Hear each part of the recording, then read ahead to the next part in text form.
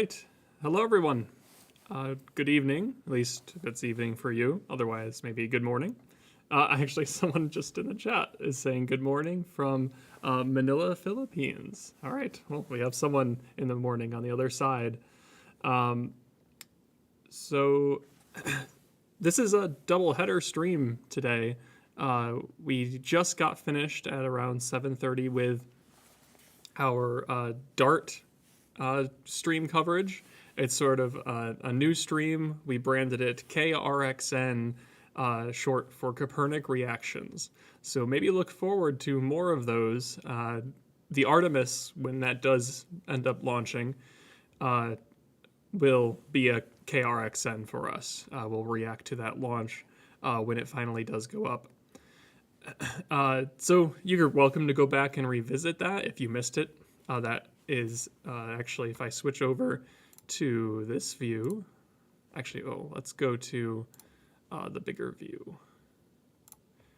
There we go. So if you go to our YouTube channel, if you're subscribed to us, you will be able to easily find this in our upload section right on the main YouTube channel page. This is the KRXN. Speaking of, we have branding for each type of video that we put out, each type of live stream. So KRXN is Kopernik reactions. If you're a chemist, you know the RXN is short for reaction. And then FNL is our classic Friday night live streams. So every Friday we try to put out one of those. This past Friday we had to miss it because there was a copyright restriction on the video content that we were going to we had in person here, so we couldn't stream it over YouTube. But instead, we decided on this double header to replace that. So FNL is Friday Night Live Stream, and then NSL is this stream here, Night Sky Live. That is our observing branding. So orange for Night Sky Live, blue for KRXN, and red for FNL. Also this week, we don't have a traditional FNL per se. It's not just one presentation, it's many, because it's Astrofest Day 1. And then we also have coverage on Saturday for Astrofest Day 2. If you can make it in person, those are fantastic events to come visit Kopernik, and we have a whole slew of presentations, including a keynote on the James Webb Space Telescope. So definitely visit us either in person or online for Astrofest. So that's a rough overview of our sort of new branding for the fall here. We have a whole slate of fall programs. The Jupiter and the KRXN were not... hang on, let me make sure I just want to make sure I'm not getting notifications that are relevant to the stream here. Okay, no, I think we're good. And double check this chat to see if the audio is okay. Yeah, we're doing all right. Okay, so yeah, we have a whole slate of fall programs. Jupiter and the KRXN were kind of added in, and we might have more of those, especially NSLs or Night Sky Lives, as we go into, as we see clearer skies, we might add some in. But the ones we definitely want to try and cover are the Orionid meteor shower and also the total lunar eclipse on November 8th. So we have those scheduled, but there may be more NSLs coming up beyond those.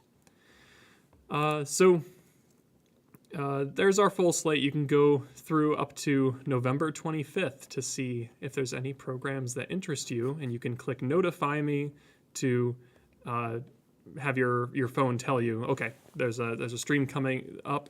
It'll remind you when it gets started, maybe an hour before or so. So today's focus, though, is on Jupiter, the close approach of Jupiter. It's at opposition tonight, meaning that if we're the Earth here, we're directly in between Jupiter and the Sun. So Incidentally, that also lines up with its close approach. It doesn't always, opposition doesn't always mean that it's going to be super close to the Earth, but in this case it does align that way. And Jupiter will be a bit brighter in the sky tonight, at least compared to when it's further away. At its farthest point, Jupiter can be 600 million miles or so. Tonight it's going to be around half that. So it'll be pretty close. And we're going to take this opportunity to observe it through our telescopes, much like we've done in past NSLs or Night Sky Lives. All right, just double checking the chat here. Looks like it's self-sustaining. You guys are having a great conversation. We have our moderator, Astronomy Web, in the chat today, so we welcome him. And let's see. And, oh, we did get a $20 donation already. Thank you so much. We did start a new fundraiser for the fall. You can see it attached to this chat. And to submit a donation, you just click on the little heart in the live chat section, right where you put a comment. There's a little heart, sort of two hands joined together that looks like a heart. And that will allow you to donate directly to Kopernik. All of those funds, 100% of them, go to Kopernik because we're a nonprofit.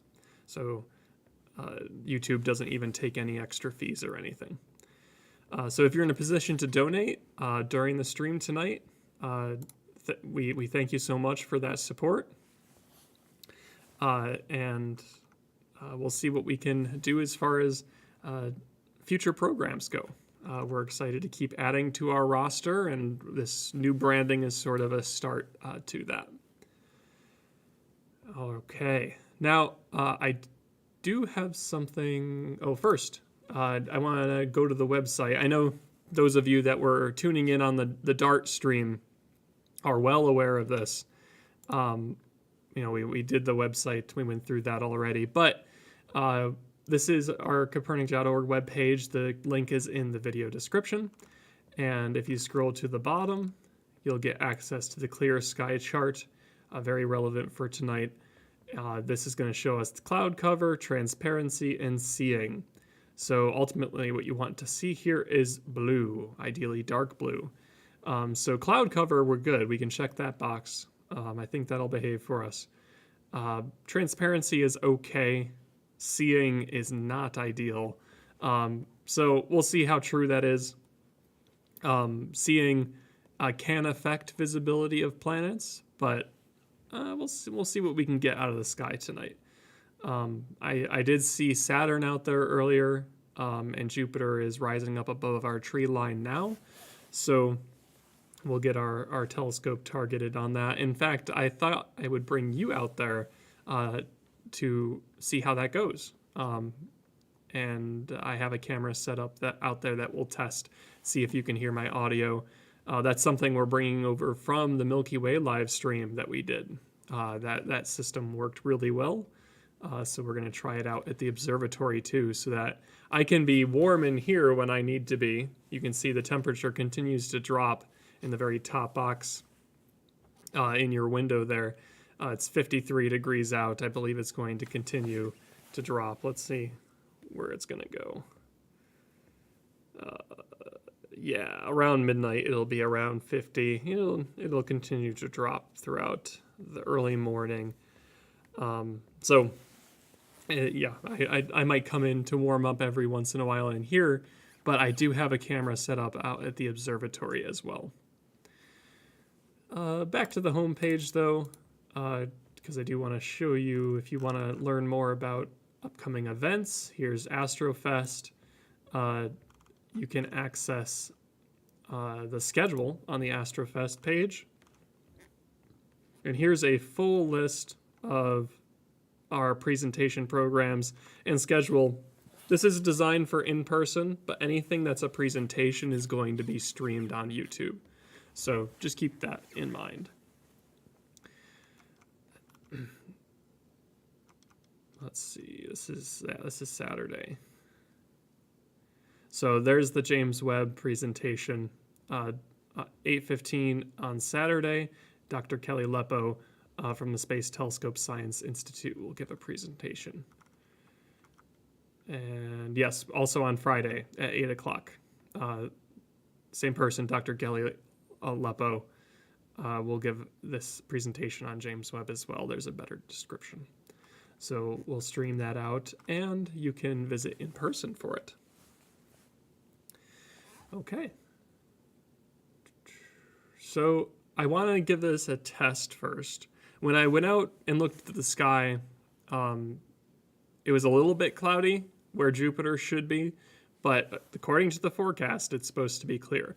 So first thing I'm going to do is check the sky conditions, and then I'm going to meet you in the observatory. So I have a kind of neat view set up here that we'll test right now. Let's see.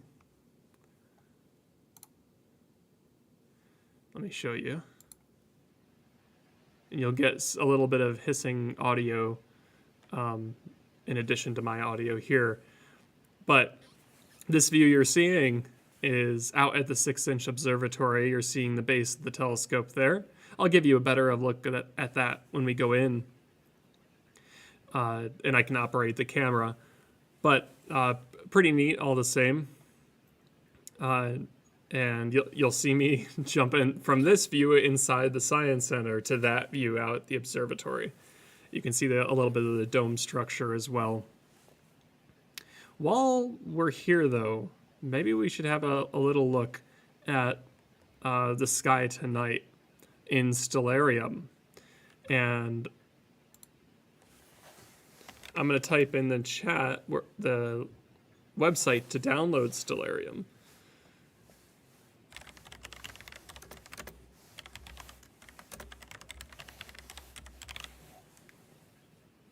So you go to stellarium.org.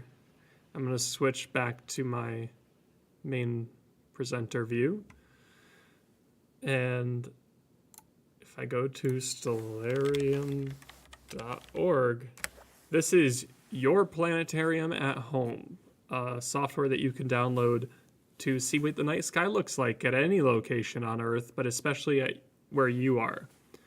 So you can download it for Linux, Mac OS, Windows, and there's a web-based version you can use on just about anything, smartphone, Chromebook, you name it. So if we go to the Stellarium web,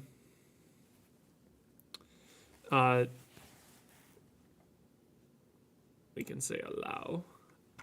Should sync us up to our location here. And if you've been to a planetarium before, it's just like operating a planetarium, or visiting one, but you get control of it. So you can pan around the sky, see what the sky looks like. You get a full 180 degree field of view. You can see the planets are out. You can see constellations. You can draw those out. The artwork, learn some mythology. You can even zoom in on objects. So if we go to Jupiter, our target for tonight, we can target it and use the scroll wheel here to zoom in. And there's Jupiter. Now it's suggesting a magnitude of negative 2.79. So that's pretty bright, and arguably the brightest it can get, or the brightest it's been since 1963 because of how close it is. So we're looking for a couple of features on Jupiter tonight when we hook up our telescope. First, we're going to see these stars around Jupiter, which are, of course, its moons. They're going to be points of light, the 4 Galilean moons, Callisto, Io, Europa, and Ganymede. Ganymede being the largest moon in the solar system. Now, on the disk of Jupiter, the face of it, the features we'll look for are the banding. So these are the equatorial gas bands. And usually you can count a few of them. The big ones, of course, the reddish ones, will be very visible. Usually you can get this dark one as well. And if we're really lucky, we'll make out some of these little storms here every once in a while. But again, the seeing is going to affect our ability to see some of those features up here in New York. One thing that should stand out, though, is the Great Red Spot. That's a massive hurricane-like system, larger than the Earth, far larger. If I recall, you can fit about 30 Earths across the diameter of Jupiter, so that gives you a perspective on size. Substantial storm system, and it does appear really red on the planet when you look at it through a telescope. So that's its location in our sky, but it might be a little bit different for you. Now, for us, Jupiter is just rising in the east, so we have a lot of time to observe it. Incidentally, Saturn is also out, so we'll target that just to show you. You can also zoom in on Saturn, the ringed planet Saturn. All right. So that's a great resource to see where Jupiter will be in your sky. And I can help you out with it throughout the stream if you have questions about where to find that. But another resource you can use, and this is something we tried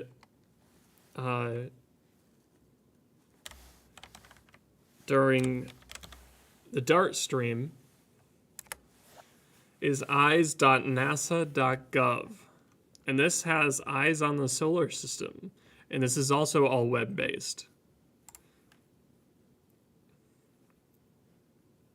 Click on eyes on the solar system. And this gives you a really nice overview of where the planets are, moons, asteroids, even spacecraft. It'll show you where they are in orbit in the solar system. So for our use case here, we want to get a look at this opposition phenomena. So here's the Earth, here's the Sun, and here's Jupiter. And you can see they're all in a line. And Earth is directly in between them. So, like I said too, this opposition lines up with the Jupiter close approach.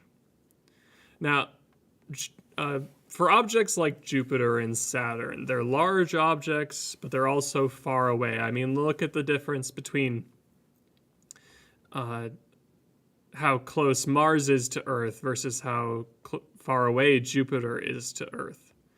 So the change in distance for Jupiter, especially being such a large planet already, doesn't have too much effect on our visibility. The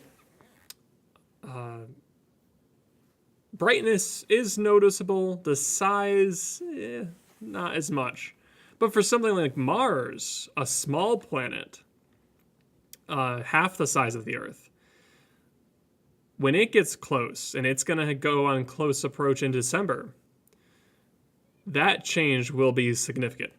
So we'll also cover the close approach of Mars in December. So this is a good resource for you to use if you want to get an overview of the solar system and what's going on. But it also helps us figure out this. And I think we can even double click on Jupiter. Yeah, there we go. And we can pan around the gas giant and travel through time.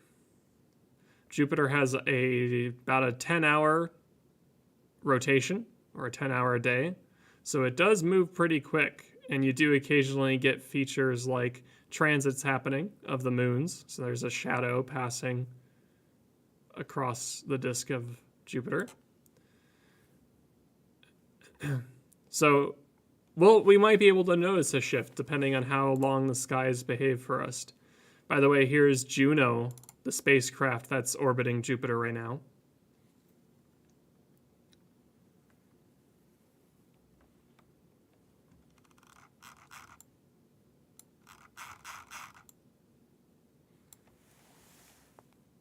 Oh, I made an error. Jupiter is actually 11 times the diameter of the Earth. My apologies. Still significant, but not as big as I originally had said. So there's Juno. Juno's sort of an intricate spacecraft. I quite enjoy its solar array design. And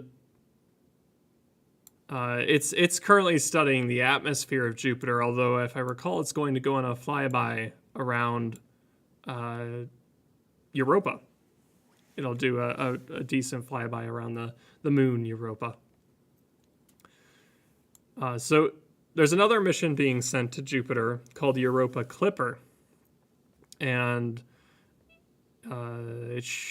it'll get there, I think launching in 2024, if I recall.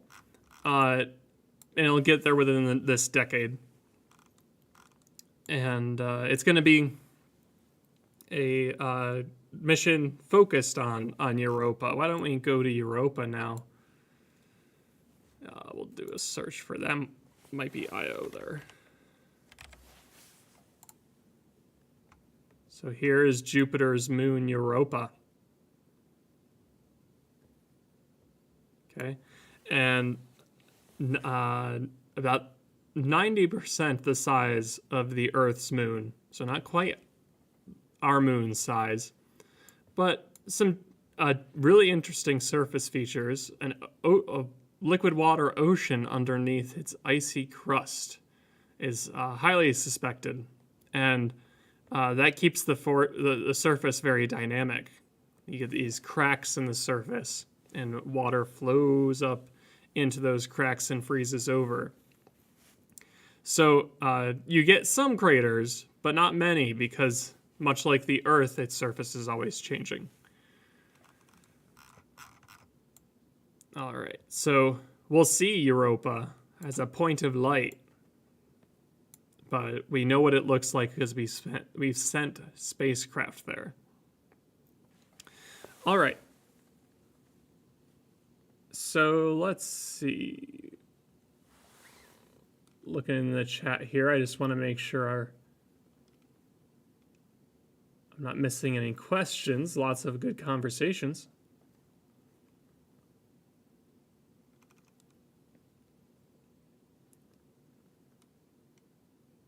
Oh, Tracy asks a good question. When will Jupiter be closest next time?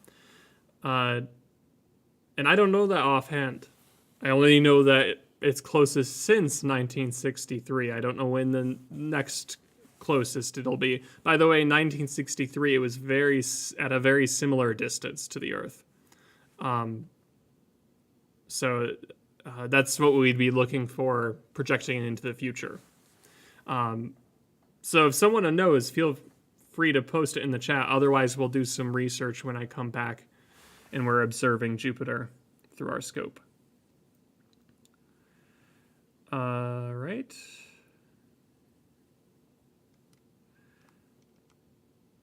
Marsha asks, is that app in the Google Play Store? There are certainly versions or similar applications like Stellarium, like this one here. In fact, I think Stellarium does have their own application. But there's also others like Starwalk and Sky Guide, Sky Safari, and there's different levels of how invested you want to get in this. Some of them are free, some of them are paid. NASA Eyes is not an application you can download in the App Store yet. I think they have derivatives of maybe simpler versions, but as of right now, it's not. The full NASA Eyes on the Solar System is not available as an app quite yet.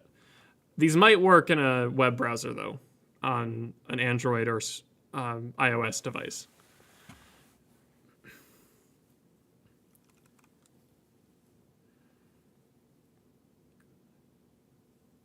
Angel asks, will you go outside to see it yourself? Yes, we are definitely going out there, hooking the camera up to a scope, and we're going to see what it looks like through our 6-inch refractor.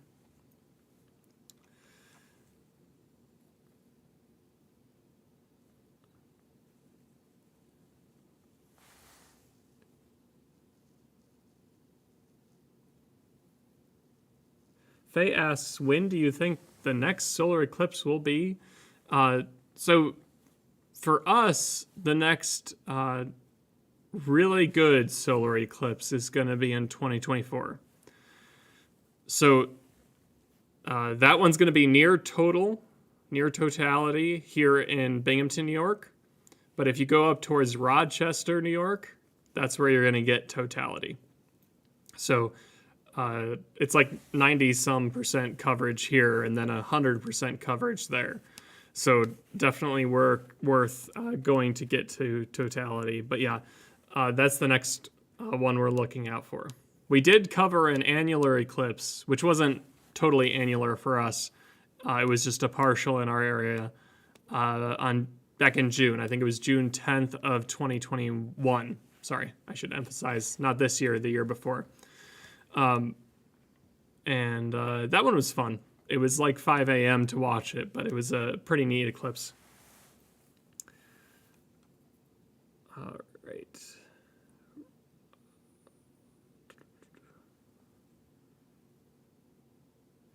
Robin says 2021-29 will be the next such occurrence. So kind of a rare sight to see Jupiter at this brightness. It is significant. Again, I think Stellarium was reporting negative 2.79. Now, a negative number doesn't sound great necessarily, but that's how magnitudes work in astronomy. It's opposite what you'd think. Negative numbers are going to be brighter. So negative 3 almost is very bright. Tracy donated $20. Thank you so much, Tracy.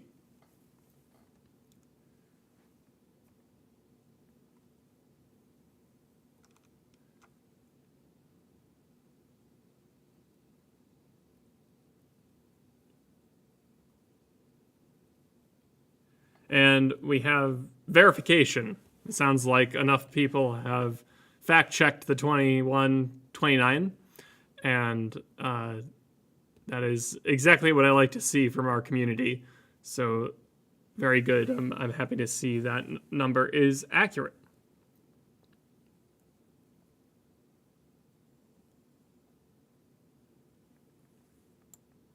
Well, thanks for tuning in, Tracy. We're happy to have you here.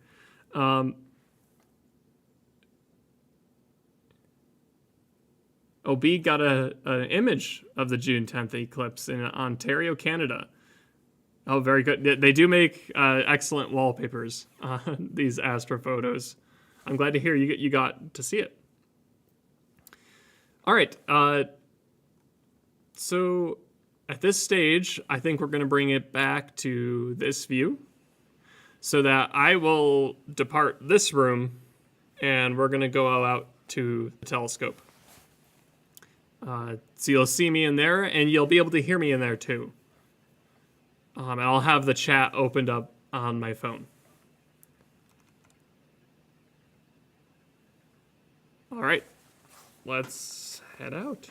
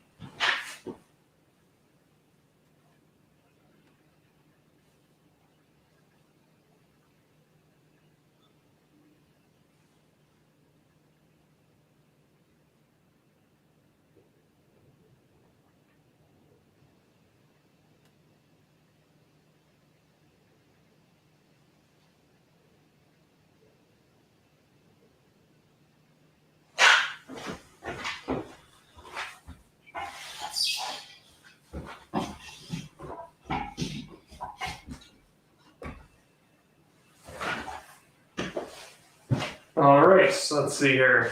Yep, that's working. All right, let me climb up on the ladder a little bit.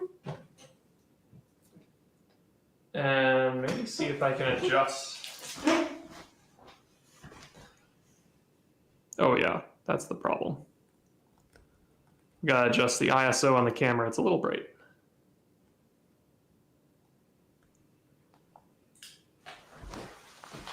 I had it set up for when I was doing astrophotos. And it's still, my face is getting a little overexposed still, but we do what we can. And that's all right. So yeah, this is our 6-inch observatory, our 6-inch refractor telescope. And I'll show you the scope in its full detail in a moment. This is only the bottom of it. It's an f12 refractor, so it has it's a very long telescope, very long focal length, and it's based and mounted on an equatorial mount here, which again I'll show you. I'll pan the camera around so you can see that. And it's not a go-to telescope. It can't find objects for you. You can't just type in on a computer, go to Jupiter, and it'll find it. You got to find it yourself. But once you do, it doesn't require much, especially for the planets. Once you get it targeted, it'll track the object. This is a polar aligned telescope on an equatorial mount. So there's a motor driving here that's matched up with the rotation of the Earth, and it will track the object as the night goes on and as Jupiter rises higher in the sky and then sets in the west much later on. So a really nice piece of kit, and we're going to set it up for astrophotography, particularly planetary imaging. And we'll hook it up into the eyepiece. The camera system will hook up back here. I'll show you the camera I have to work with, and we'll go from there. Now, if I could have you in the chat, just let me know if the audio is okay in here, because it's a completely different setup from inside, different rig, and in fact, it's a different computer. And I'm taking the video feed from the camera and streaming it out to the streaming PC we have inside. So just want to make sure it's working well for you. I'm trying to monitor it on my phone here as well, but all the same, yeah, I just want to make sure it's going okay. All right, audio sounds good. We are good to go. I'm glad the system is working out and worked well for the Milky Way live stream as well. So let's pan the camera around so I can give you a better look at the scope. I'm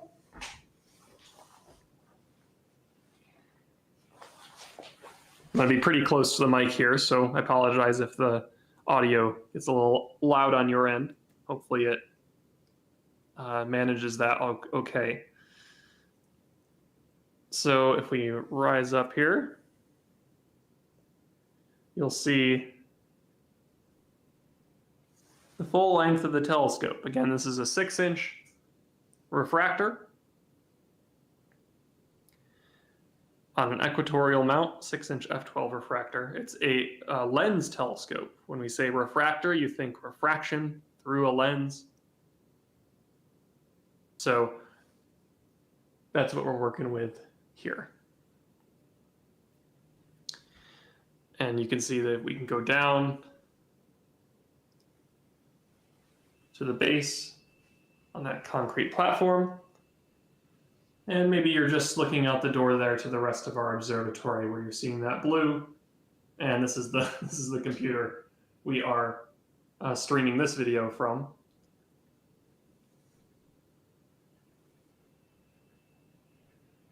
Okay, so the first thing I got to do, because it was raining earlier when we started the stream, I didn't open the dome, but now I'm pretty comfortable with where the weather's at. So I am going to open the dome at this stage, and I think we'll be able to leave it open. In fact, let me just check one more time.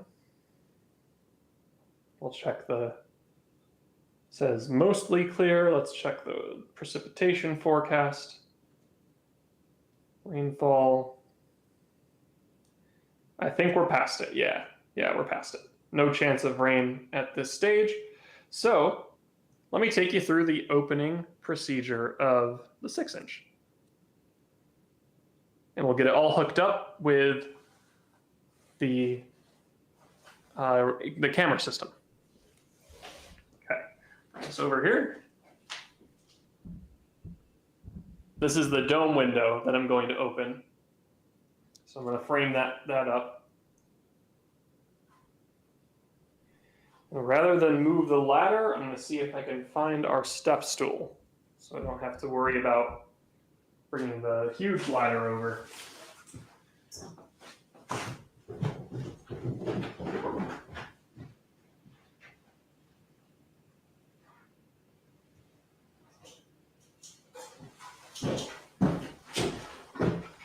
All right, we got the step stool. We'll open up the window. Yep, it's working.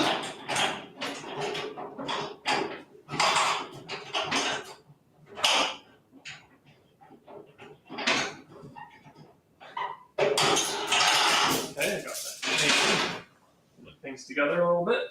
And now I'll rotate the dome so I can access the pulley system to open the windows. There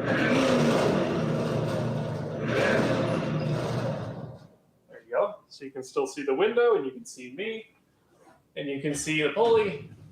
We'll crank this open. And you're not going to be able to see anything out the window, of course.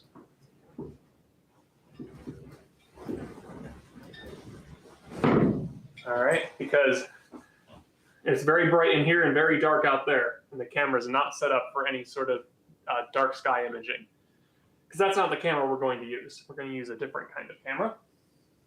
It's a much smaller sensor.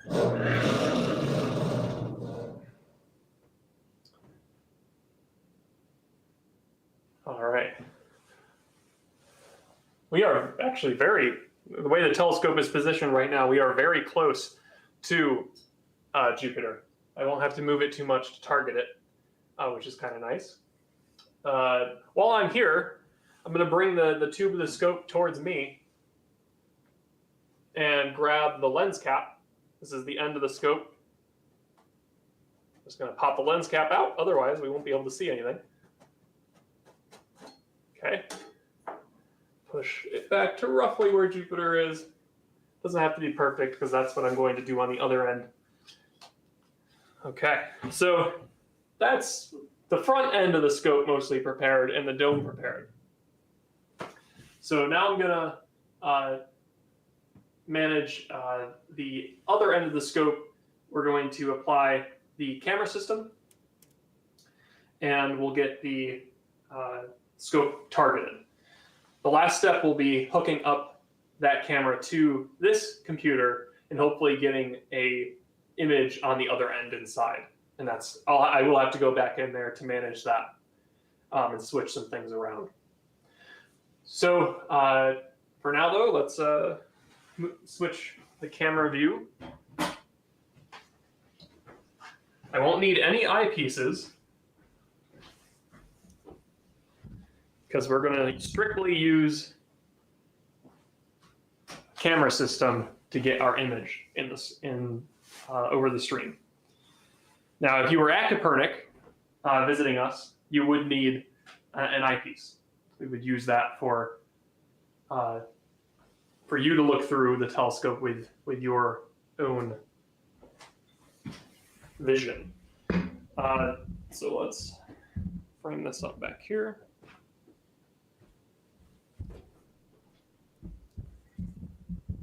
Right about there.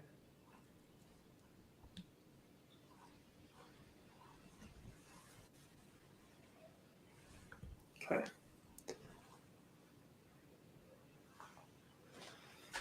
So I need to go get the camera, and I'll show you that up close.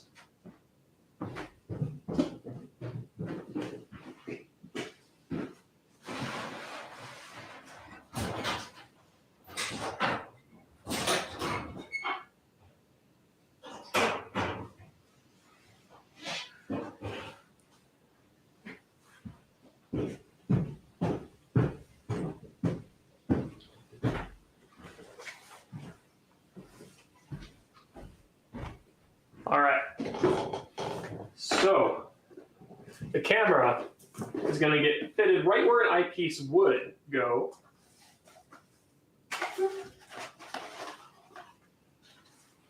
For those astrophotographers out there that might be watching, the camera we're going to use is an ASI 224MC.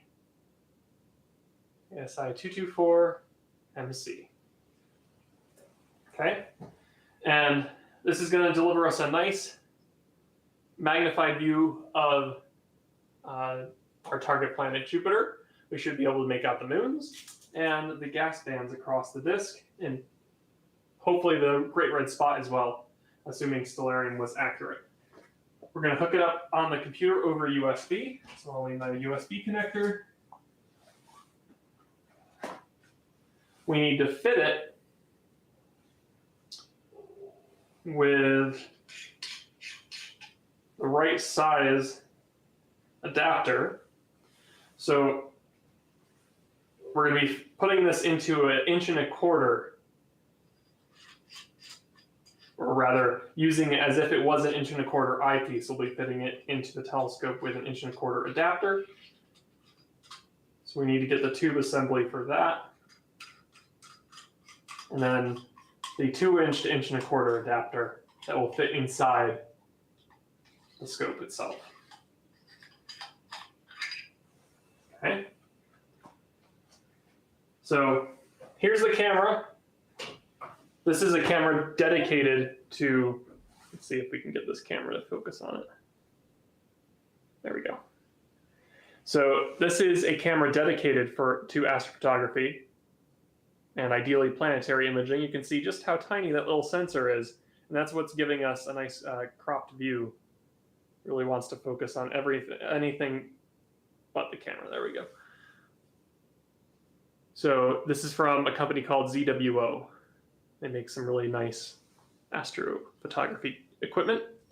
And this is going to be the 1 1/4 inch tube that will fit into, apologies, it's not staying focused for you, but the sensor's in there. This is just a 1 1/4 inch tube. There's no glass in it or anything. It goes straight to the sensor. You can see it in there. And then finally, we'll attach this adapter. This is going to, what would you say? Like translate this camera to the 2-inch holder. So this is going from 1 1/4 inch to 2 inches, and then this 2-inch tube fits into the scope. Right up here, right at the bottom, where an eyepiece would usually go. Now, if we need to, now I don't think the skies are going to behave enough for us, but we do have something called a Barlow. And if I recall, this is a 2X Barlow.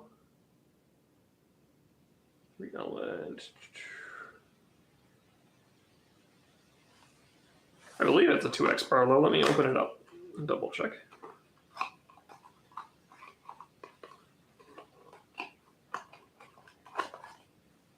Yes, 2X Barlow. So this is a 2X Barlow here. And that can fit in between the scope and the camera. And will provide some additional magnification. Now, I really wouldn't use that unless the seeing is good, and I'm not expecting it to be very nice tonight. So we might just stick with the regular setup without a Barlow. But if we find it's better conditions than we thought, we'll switch over. Okay, so we got the 2X Barlow available to us if we need it. Now at this stage, I'm not going to hook any wire up to this yet. I'm just going to hook it up to the scope itself, and we can worry about connecting it to the laptop after that fact. We're just going to use it like an eyepiece. We have some nice holders up here that I can place it in to keep the sensor protected. And we have a nice moth joining us as well. Very good. All right. Get roughly targeted with Jupiter.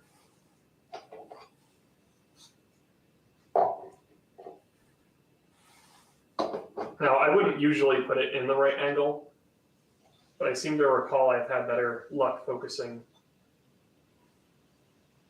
with that setup. And for streaming purposes, I think it'll work just fine. Usually you put it directly in line with the tube of the scope. But we'll try this way for now.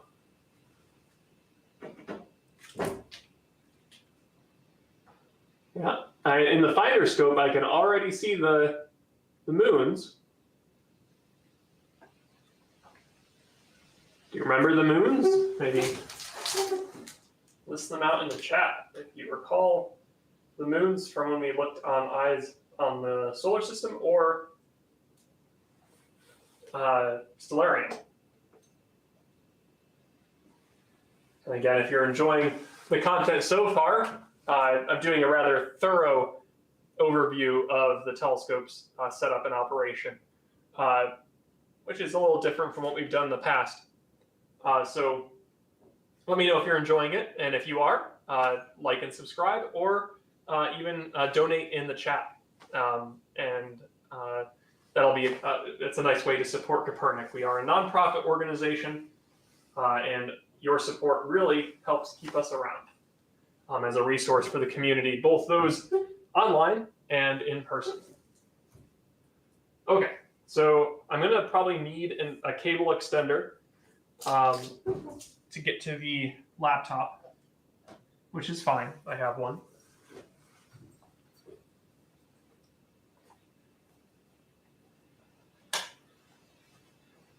And you always want to try and do your best to manage your cables a bit so they're not going to be tugging on the camera or the optical tube assembly of the scope. And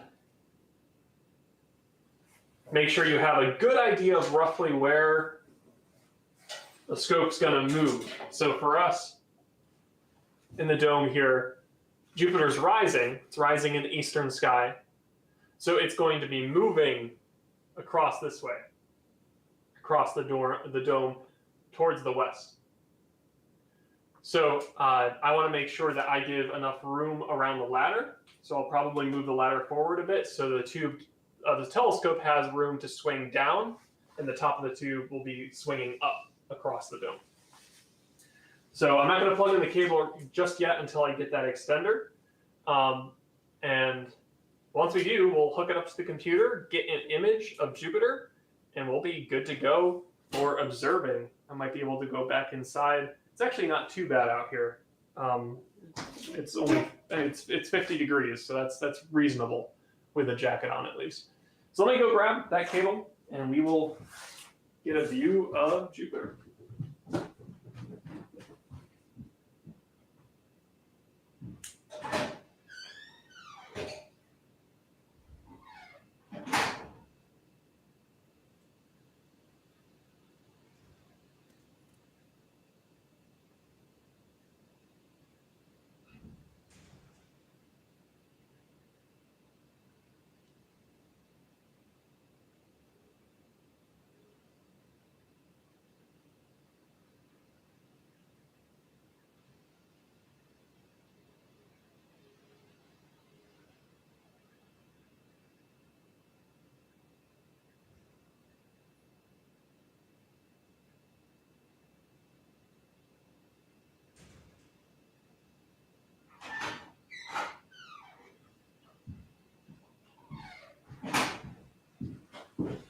All right, we are back.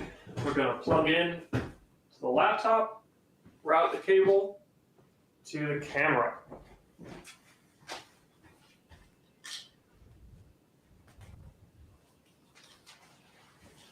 And the skies, I did double check, the skies are looking really nice, so I think it's going to hold out for us.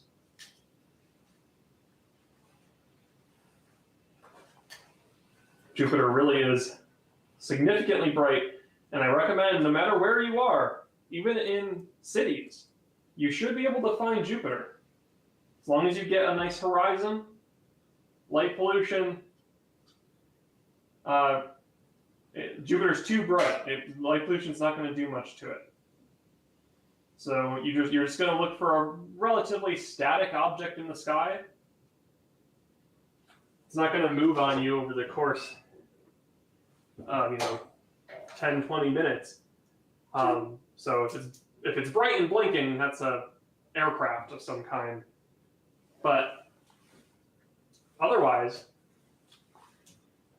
nice bright object in the sky, nice bright white object, no twinkling to it, that's going to be Jupiter. It'll be in the eastern sky if you're on this side of the US here. And the west coast, you're going to have to wait a bit for Jupiter to show up because it's probably still either twilight or daytime. But it will be rising in your eastern sky as well.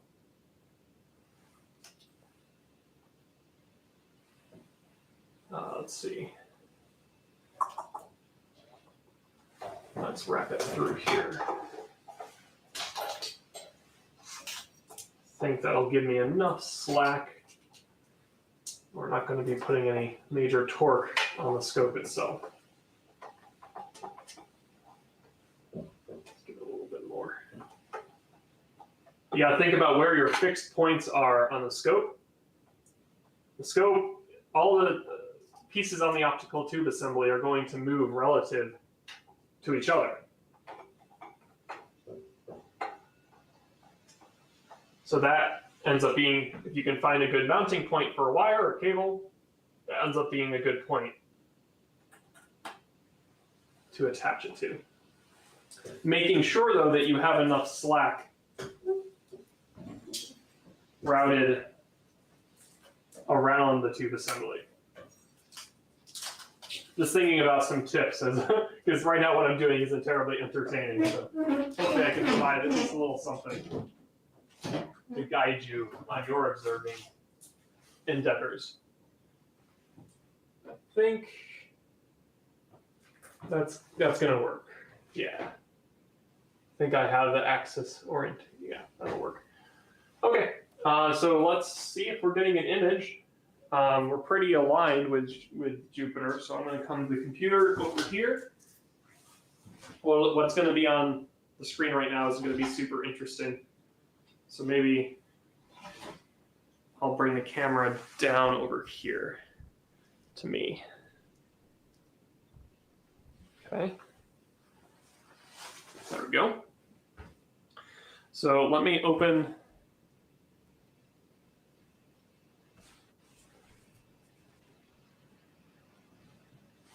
Let me open this application here.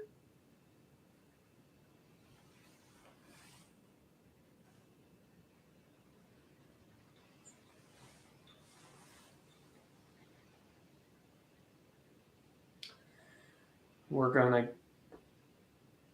get, now you won't be able to see what's on the screen just yet.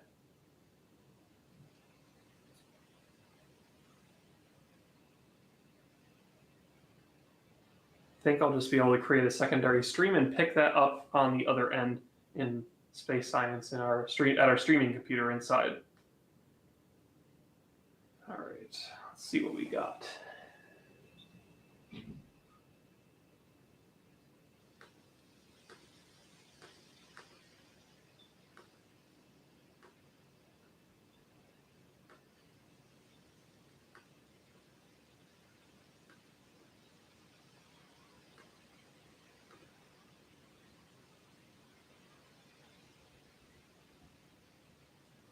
Nothing yet. So let me go to the telescope and shift it around a little bit. And get back on target.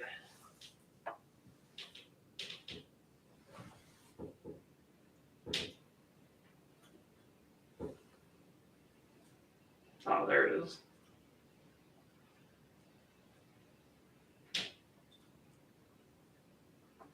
Well, there it was for a moment.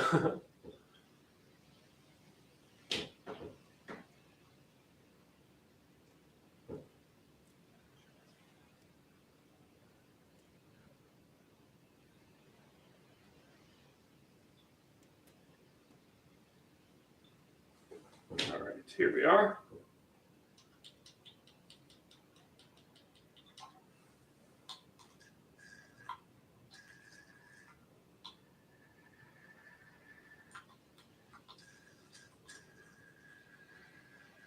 All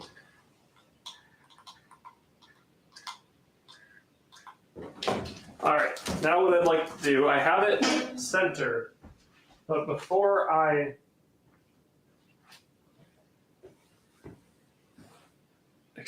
get the exposure correct, I'd like to see if I can stream the view out to you so you can kind of see this process.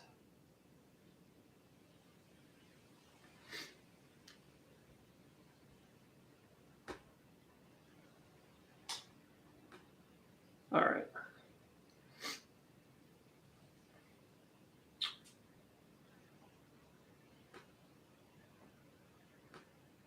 Now, I wonder what that looks like on your end, if it picked up everything. Because if it did, that would be really cool. Let's see what the stream is doing.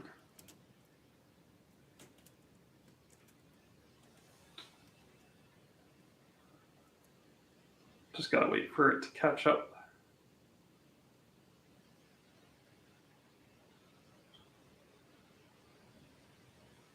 And no, it's not. All right, so it's not showing you what I'm seeing here. So I need to go inside and pick up that feed. So let's go do that. I'm going to meet you inside, and I'll be in the tiny thumbnail in the video feed. I'll be right back.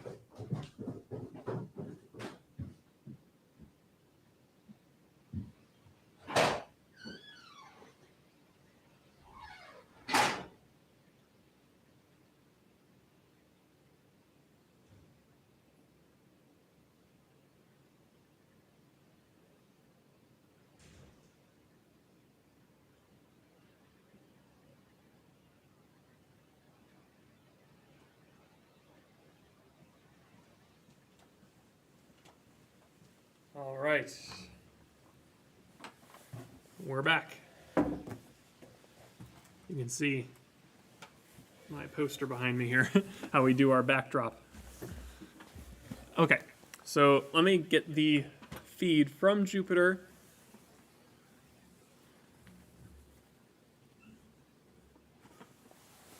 And I'll come back, go back outside to readjust everything.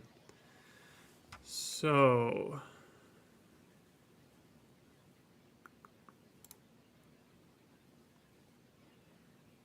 this one.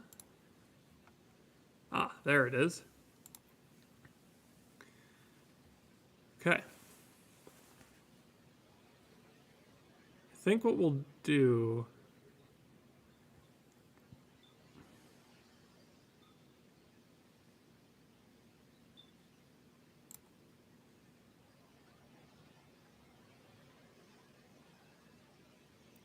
let's do this. I think I have a plan now of how I want to lay this out. Oop. This has got to go on top of everything. Bear with me while I adjust the stream here.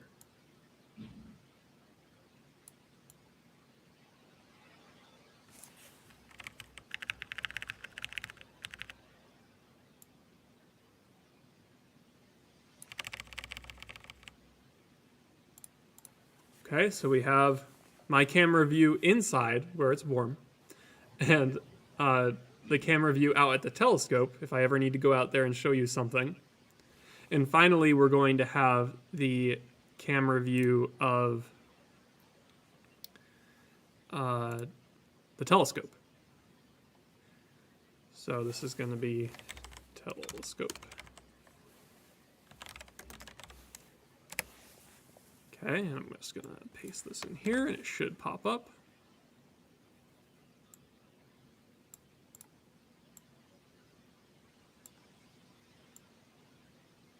There it is. Oh, cool. All right, you can see. You'll find with some of our streams, we try new things. And when they end up working, it's quite exciting. So we'll bring this down here.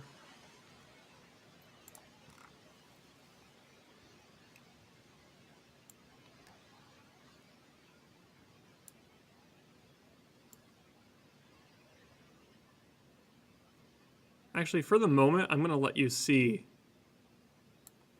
some of that stuff on the side.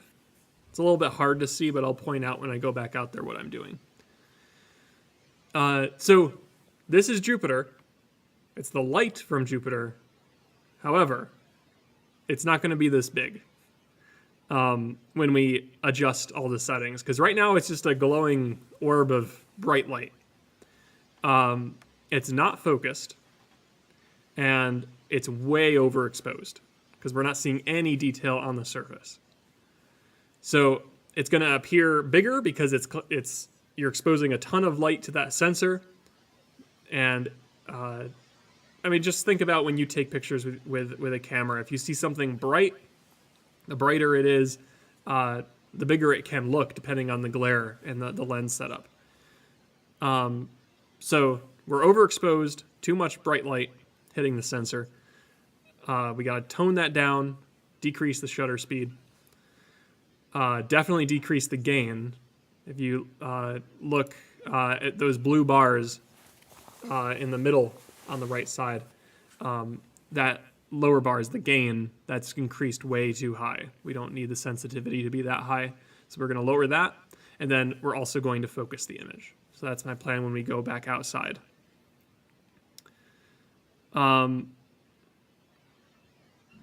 So let's go do that. Let's go try and see if we can get everything focused in. Okay, and then I think I like this setup because you'll be able to see me back in there, and when I'm in here, you can see me in here. So we'll leave this as the go-to setup for this stream tonight. The temperature continues to drop. You can see our weather forecast up in the very top window, 52 degrees right now. And I think it's going to drop below 50 in a couple hours. Okay, let's head out. I see we have 460 viewers. Thank you all. I'm going to get you a really good image of Jupiter in just a moment, so stick around. If you're liking the content so far and you liked the sort of behind-the-scenes look at how we get this image going, definitely like and subscribe to the channel. And there is a donation link in the video, the live chat. You just click on that heart and you can donate to Kopernik. We're a nonprofit, and we greatly appreciate your support. Donations are the main contribution that keeps us running. So thank you so much if you're able to do that. And maybe we'll see you on other streams too if you subscribe.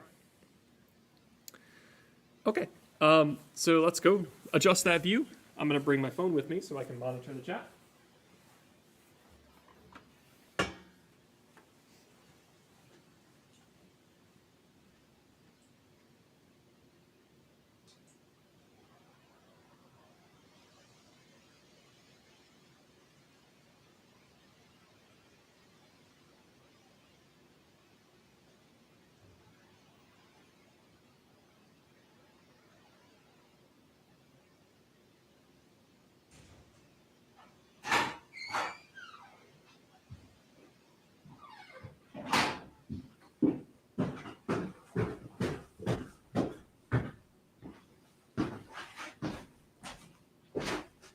All right, we are back. Telescope looks good. So let's work to adjust this view. Okay. So first, I know I do not need the gain to be that high. So this first slider I'm going to adjust as the gain. I do not need the sensitivity to be that much. We'll leave it right about there for now. This view does give you a little hint at how unstable our conditions are out in the sky a little bit, which is sort of an interesting effect. All right, I noticed a little bit some dust particles on, maybe that's on the camera. I might have to do some cleaning for our next stream.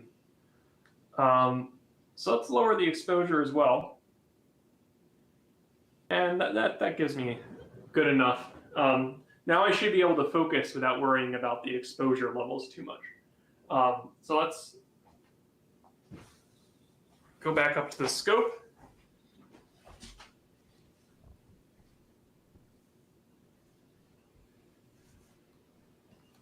Wonder why yeah, that should speak focusing there. Why does it want to Oh, there we go.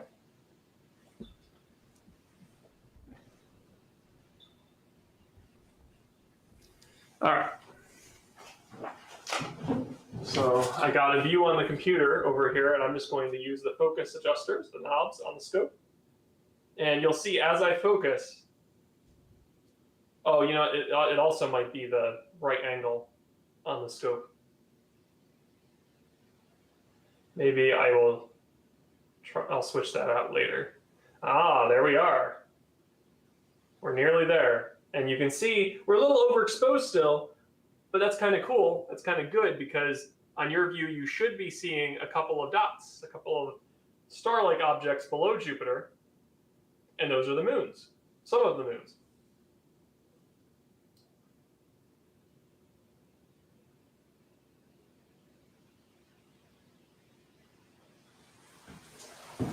I may need to aim the computer over here a little better so that I can see the screen, and I'm also going to brighten it up. There we go. Okay, let's try. While we have this exposure setting, we're not seeing any detail on Jupiter yet. I'm going to use this paddle for the telescope, almost like a D-pad, and I'm going to, it controls the motors. So I'm going to be able to pan around a little bit, see if I can find the other moons.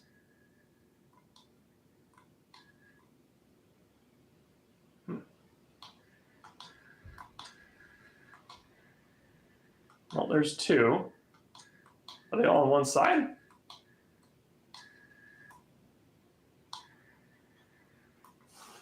All right, well, let's use our app to confirm what we're seeing here with the moons, what orientation they are in. And if you have Stellarium loaded up at home, you probably can do this yourself.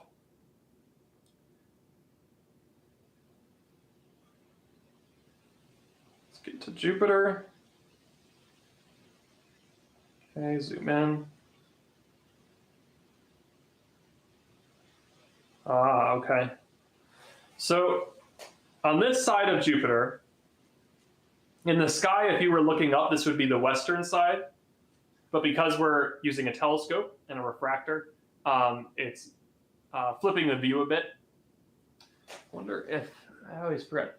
Let's see if we can flip this view in here. So let us do that. Perhaps there's a method. Usually I just do that in post, but if there was a way to do it live, that'd be nice. So anyways, the three objects we're looking at here,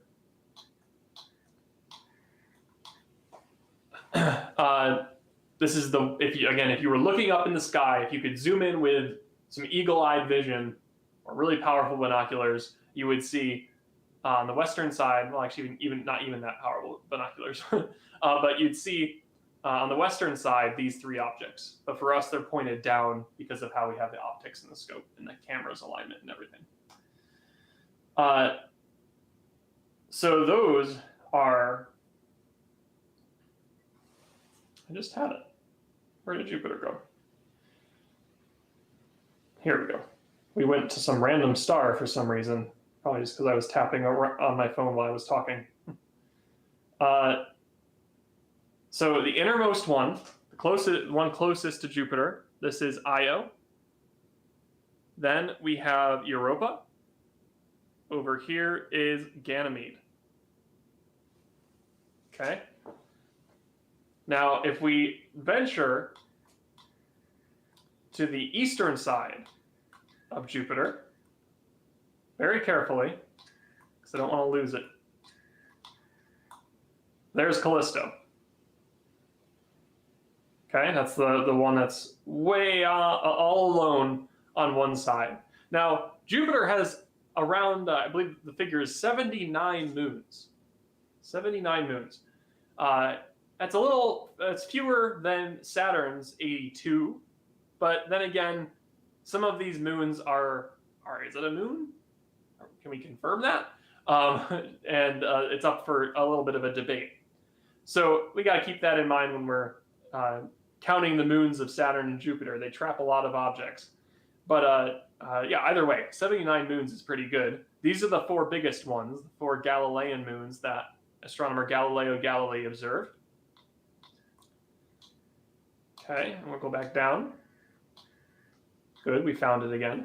So that was Callisto on the eastern side, and this is Europa, or no, sorry, Io Europa, and then Ganymede. Ganymede is that last one. And actually, you can kind of tell there is a very clear difference in brightness between Io Europa and Ganymede. And I think I mentioned earlier which one was the biggest.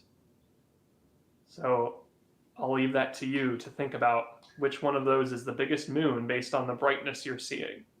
At least for me, it's apparent. I hope it's apparent for you on your end. All right, now let's get to the main attraction, Jupiter. And we gotta tone down the exposure settings a bit here again. And we might lose the moons as we do this. But unfortunately, if we're going to observe it, it's what we gotta do it. So I can bring down the gain again somewhat here.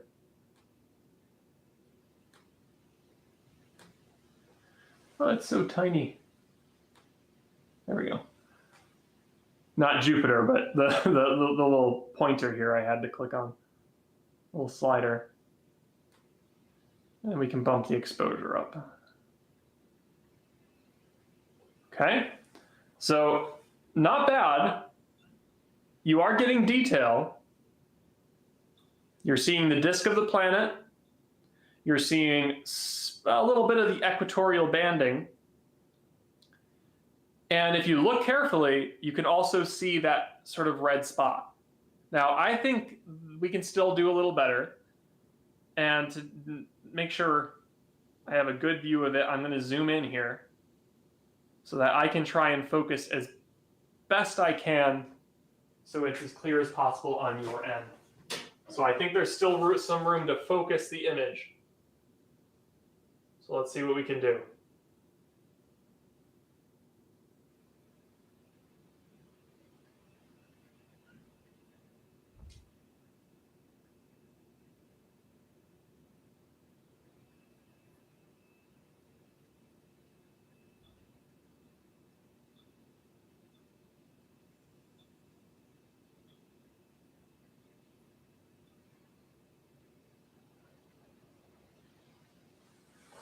All right, let's see what that looks like.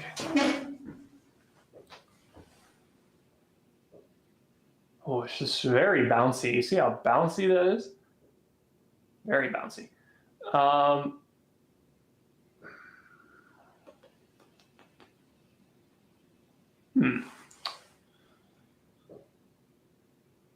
I think this is just a limitation of our seeing. And there is some wind up here too, and that's going to cause some turbulence in the image as well. Yeah, but you can see there are points where the atmosphere stabilizes. Okay, and that's when you get sort of a clear image. And this is really down to where we can do some stacking. Now, image stacking allows you, especially in astrophotography here, it allows you to take the best frames of a batch of photos. And ultimately, you do this by taking a video. So you can get a lot of frames all at once, and you can select the best ones to produce an image. So occasionally, you get some really clear views of Jupiter in our field of view here. And those are the frames that would be taken out and stacked to assemble a really high quality frame. End product. So that's another method that can be used, but I want to emphasize that this is a live view of Jupiter. This is live video. It's not a frame by frame. Well, I guess all video is frame by frame, but it is operating at a high frame rate and being sent to you. So it's as if you were looking at Jupiter through a telescope. And that's why we're getting moment-to-moment movement in Jupiter as the wind blows around and jumps the image of the planet around a little bit. Okay, but again, we have a lot of detail to explore here. I'm going to try one more time just to see if I can get this focused a little better. Maybe I'll, if I can, without damaging anything. I'm going to bring the laptop up with me up close so that I can do my best to adjust the focus. That's worse. It's like going to the eye doctor. That's worse.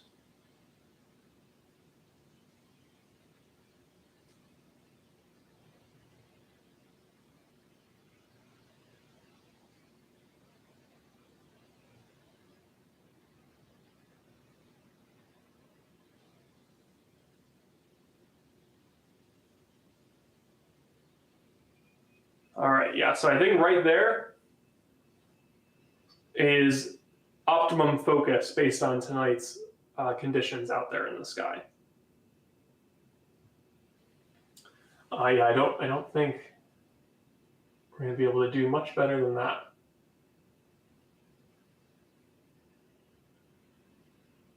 It is surprising how fuzzy that looks, but I guess that's what we have to deal with. Let's see the finder here.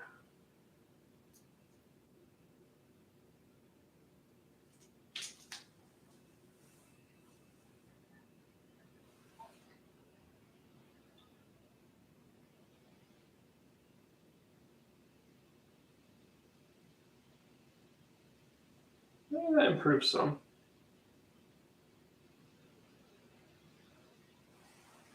All right, well, let's leave it at that. We might be able to come, well, we will come back out for some adjustments, but I'm going to meet you inside and field some questions because I'm sure we have quite a few in the chat that I want to get to, hopefully. And I think I did see that some of our moderators were fielding those questions as well. But I'm going to come back in and interact with you a little bit, and then we'll come back out and see what adjusting we can do. I'm pretty happy with that. It does come in clarity improves every once in a while. I guess I can try playing with the exposure one more time.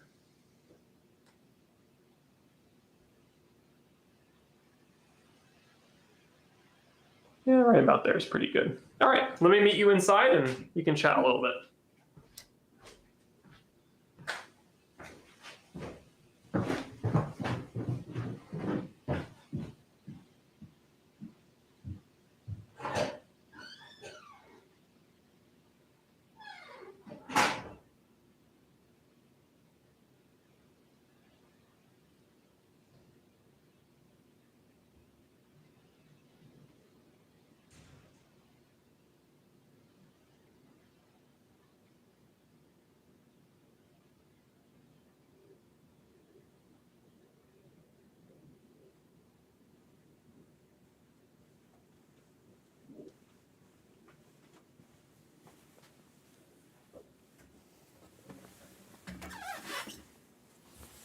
All right.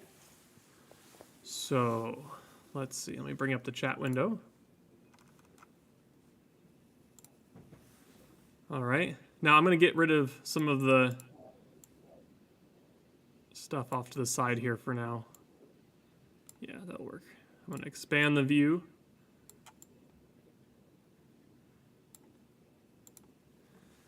There we are. Okay. So let's see what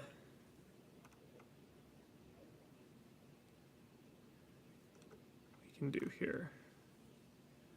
Oh boy, the chat has been firing on all cylinders here. I'm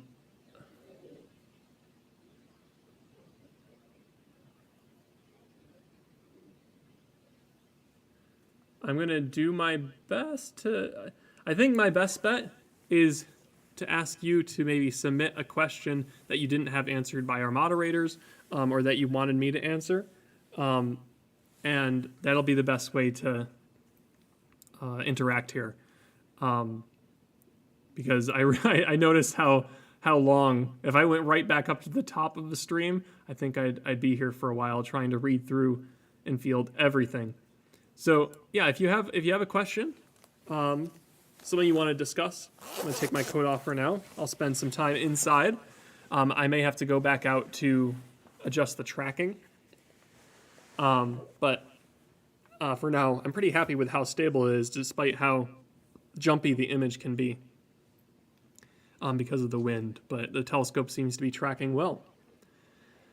Again, that tracking is because Jupiter is rising and setting just like the sun or the moon would rise and set, rising in the east, setting in the west. Planets do the same, follow the same path.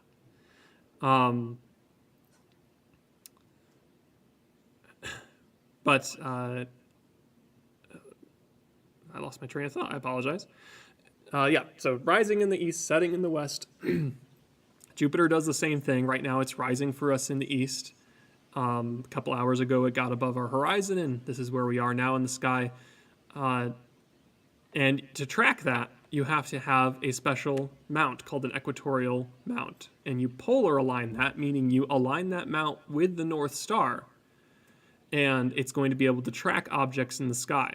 Now, of course, you need a motor drive that's going to keep pace with the Earth's rotation, and that's what the 6-inch telescope has. So that's why I can come into our space science lab here and comfortably observe Jupiter without having to worry about going out to constantly readjust. Let's see if I can get my background aligned again. There we go. So yeah, this works pretty well. And all three of our domed telescopes will track objects. So the other two, the 14-inch Edge HD Celestron reflector, a mirror telescope, that's a Schmidt-Cassegrain, that one will go to objects, meaning you have this little pad and you just punch in where you want to go. So if you want to go to Jupiter, you click on go to Jupiter and it finds it for you. Now it does require some aligning, some star alignment first, but once you got that model worked out in the telescope, it knows where to find things. Then you have the 20-inch reflector, and that one's geared for astrophotography, especially for deep sky objects. And that's a brilliant telescope. It is also go-to. In fact, its system is even more sophisticated. It operates on a Windows platform. So you got a spot for object alignment and targeting, and then you got a screen for imaging.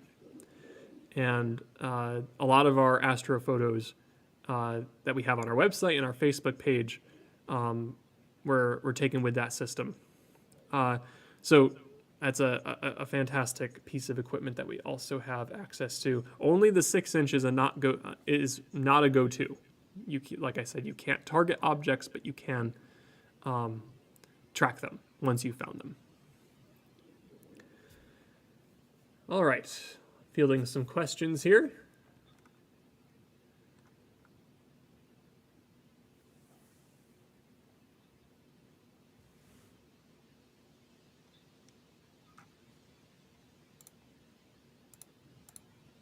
You know what? I'm going to adjust here. Because of the amount of viewers tonight, I'm realizing the time I spent talking there, we had so many more questions come through. So I'm going to activate just so I can field our subscribers' questions here. I'm going to activate subscribers mode on the chat for now. And that way, we can access, if you're subscribed to the channel, you can chat with us. Actually, you know what? I don't think it needs to be down to 5 minutes. We'll adjust it to 1 minute. This is just a way that I can, because I'm only one person. We do have Astronomy Web, our moderator, helping out in the chat too. But I want to make sure there's a good one-on-one interaction here. that I can field everyone's questions effectively, and I can also read through them. So let's see, I'll scroll up a bit and try and field some of these.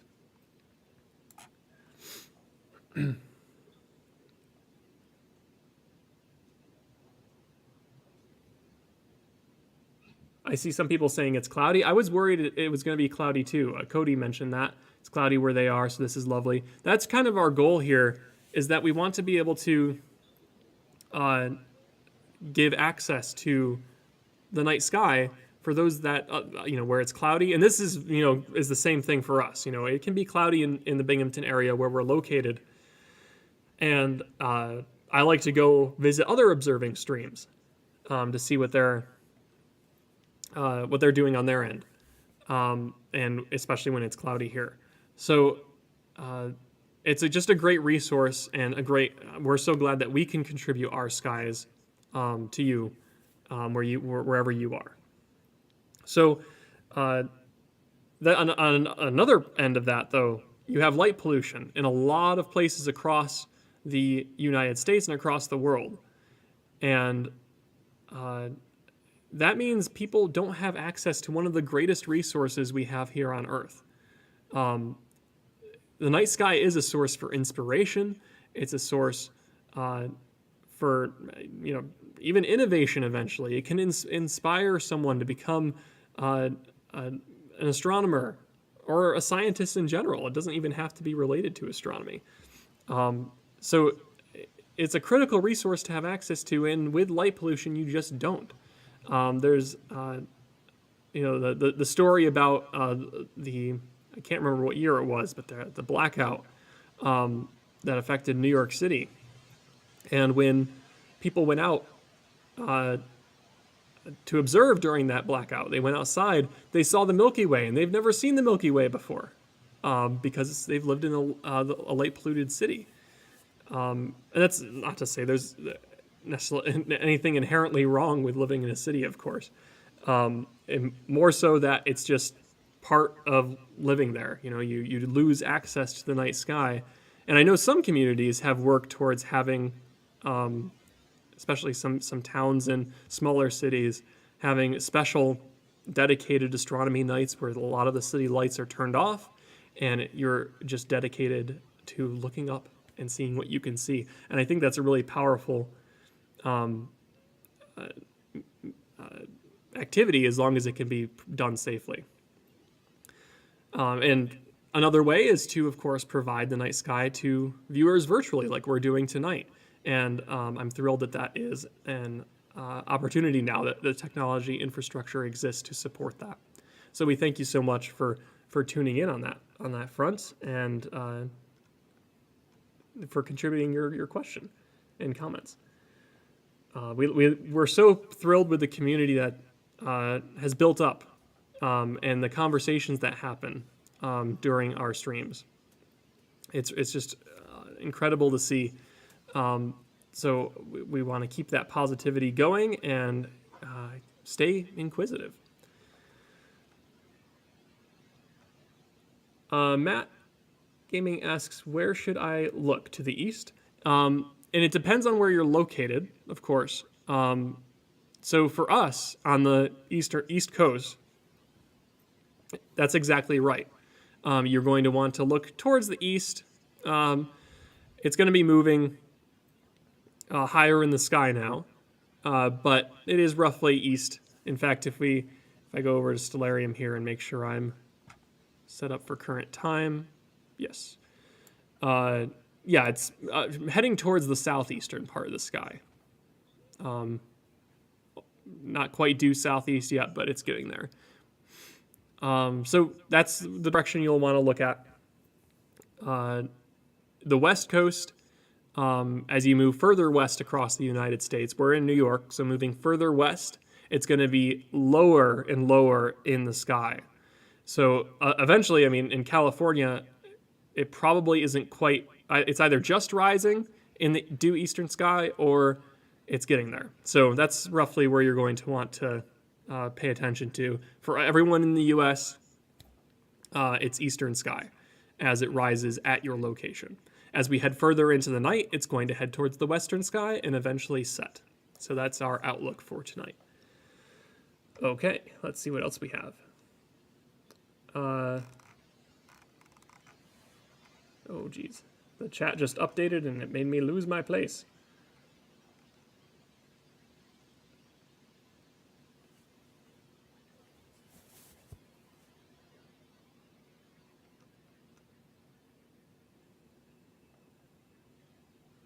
Here we go.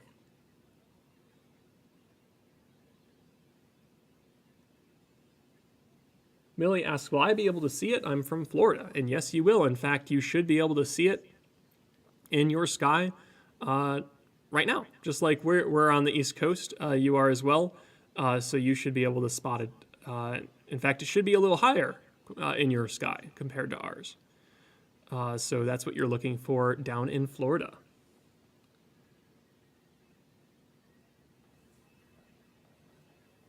And again, the chat currently is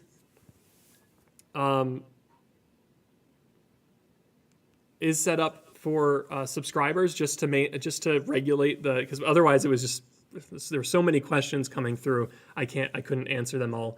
So if you do subscribe to the channel, you get access to the chat and can ask your question. And we'd love to hear from you. And of course, that also gives you access to all of our upcoming programs. You'll be alerted to upcoming streams. So that's the way to do that for tonight.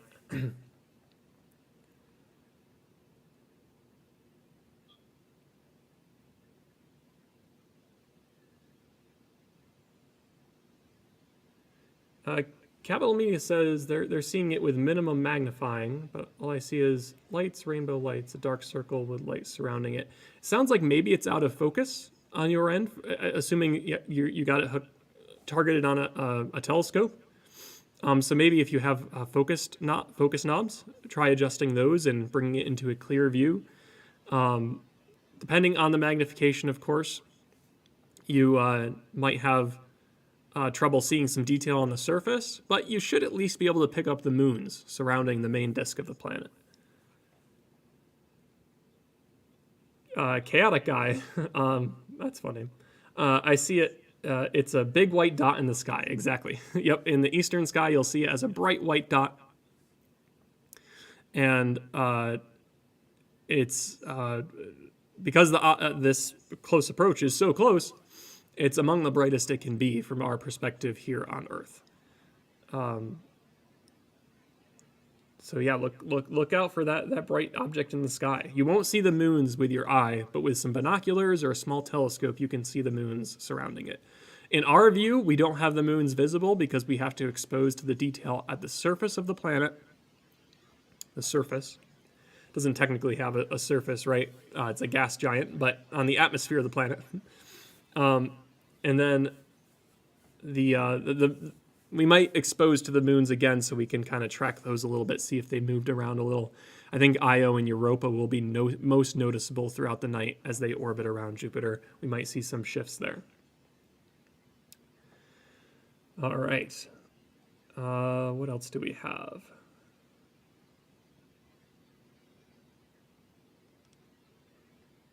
D asks, midnight for all locations.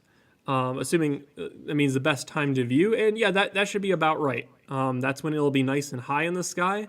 And hopefully for us too, we get some clarity there as well, because the lower an object is to the horizon, again, horizon is where the sky meets the ground, right? Where the Earth meets the sky.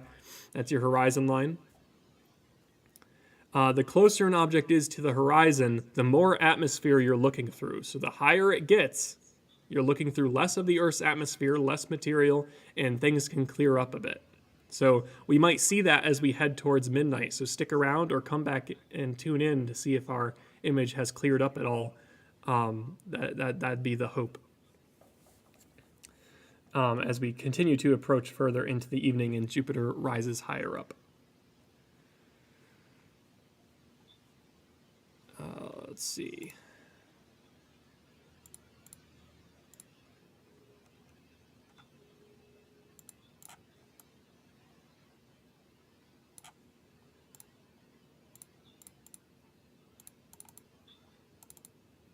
All right, let's see what other questions we have. Dark and Cold asks, what is the name of your telescope, and is that the closest it could magnify? This is a fantastic question. So our telescope is, first it's named after J. Saturn. It's the J. Saturn 6-inch refractor, and J. Saturn was one of the previous directors here at Kopernik Observatory. And the brand of it is it's an astrophysics F12 superplanetary refractor is its name. I don't believe Astrophysics makes this exact scope anymore, but Astrophysics, the company, is still around.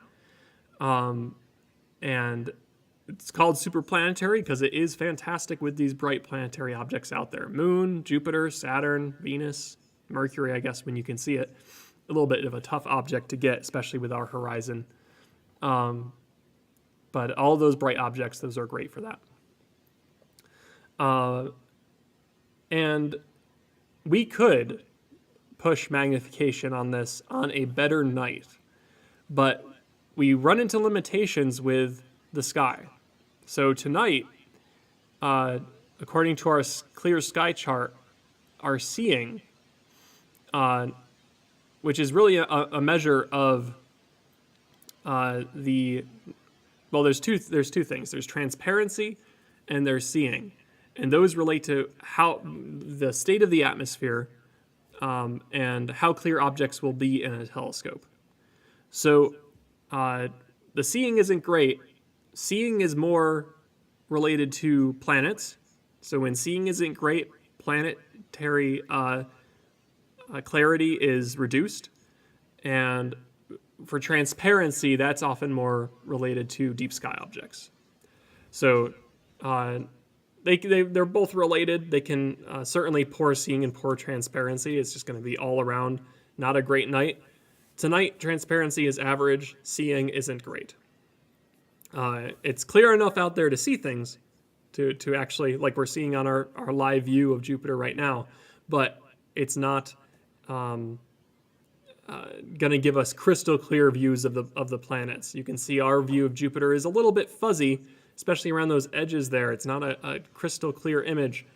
In fact, in our area, it can be difficult to find a night where you will get that almost Arizona level of dryness in the air and stillness. I don't know if I've necessarily seen that at our observatory. It's just the case of having an observatory in New York.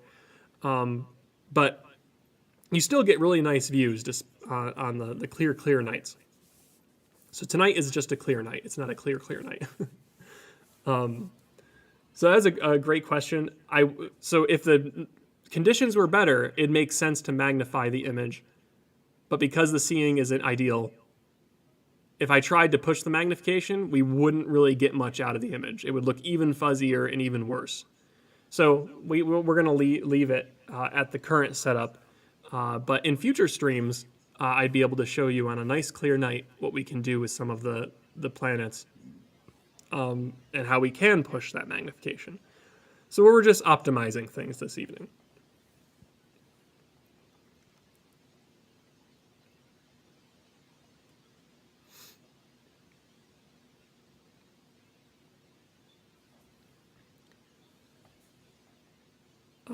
So let's see. Cody asks, how far from light pollution do you have to go to view the Milky Way? Is that a known distance for observatories? So I can give you some perspective on this. So our city is Binghamton, and the town we live in is Vestal. So if you were in the city of Binghamton, you're really not going to see much. You'll see Jupiter and you'll see Saturn, maybe the brighter objects out there. You'd see the moon, but you'd have no chance of seeing the Milky Way, and many of the even medium brightness stars will be lost to you. Only the brightest stars will show up. But we're only like 25 minutes, half an hour away from Binghamton, and about 15 minutes away really 10 minutes away from Vestal. And that does get us far enough away to see the Milky Way. Now, in the northern sky, sort of northwestern sky, that's where our light pollution hangs about. So we do have some up at the observatory, don't get me wrong, but that is where the light pollution will hang around. And that's coming from Binghamton and Vestal. So our northern sky isn't ideal, but our southern sky is really nice because the southern part of the sky is right into rural Pennsylvania. And that's really dark in that direction. So we don't have much in the way of light pollution over there. And thankfully, that's where you see the brightest part of the Milky Way. So by, traveling half an hour or so outside of a city, that allows you to see dark enough skies to see the Milky Way. So you don't have to go far. The trouble is with larger cities, like New York City, going back to that example, you have a lot of suburban areas around, a lot of town areas around New York City, a lot of even cities around New York City. So you're going to have to travel away from all of those as well. So you might be looking at more like an hour to get somewhere dark, depending. So you got to keep that in mind. But either way, it's worth venturing out if you can to go see if you can find the Milky Way. The best time to view it is in the summer because that's when, at least at our latitude, because that's when the core of the Milky Way is above our horizon. And you can use apps like Stellarium, like Starwalk. Those are all valuable resources for you to see what you can see in the sky at a given time at your location. So thank you for the question, Cody. Very good.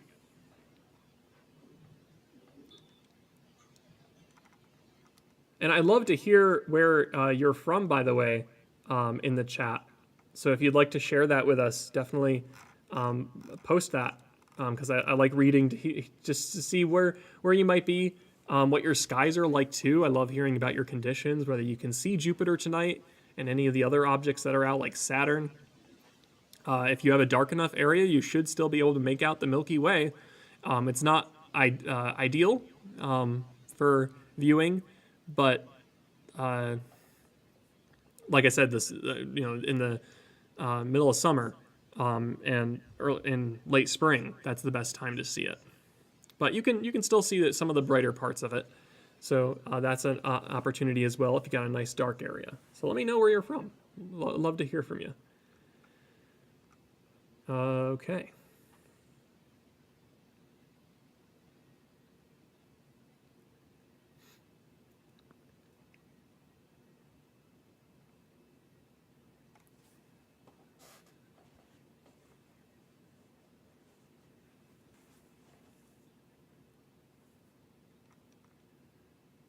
Let's see. I wish the chat wouldn't refresh because it makes it difficult to stay on top of everyone's questions. Oh, here's an interesting one. Joseph Will asks, can I use my iPhone camera to zoom in to see Jupiter? And maybe you're asking Jupiter and its moons. And that's a good question. And unfortunately, the answer is not really, at least with the base equipment that comes with it. If you have a small telescope, you can certainly sort of align your phone's camera and get a snapshot.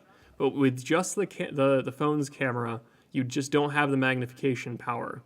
Because, remember that when...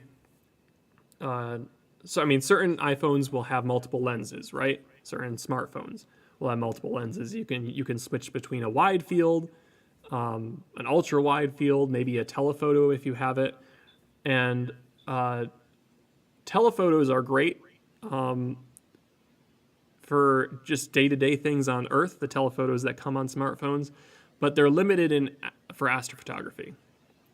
So you're going to struggle to even get a good image of the moon with some of those telephoto lenses.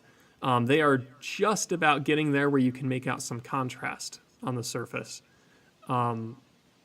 And maybe a crater or two, a larger crater or two. But otherwise, it's going to be a challenge to get much else. Now, you can take a picture of Jupiter and the surrounding stars. If your skies are dark enough, you can set up, even if they're somewhat light polluted, this can work. You can use night mode on either an Android or iOS smartphone, and usually that will automatically activate. It'll detect, okay, this is really dark right now. I need to bump up all of my settings to see if I can capture a clear view of whatever's out there. And it's going to do its best to focus the image, and it'll handle a lot for you. And you can take a decent exposure. Now, keep in mind it's going to ask you to hold your phone still so that it can capture a good amount of light. And you should be able to capture Jupiter amongst a field of stars. So that's one way. You can't get detail like this. You need a telescope for that.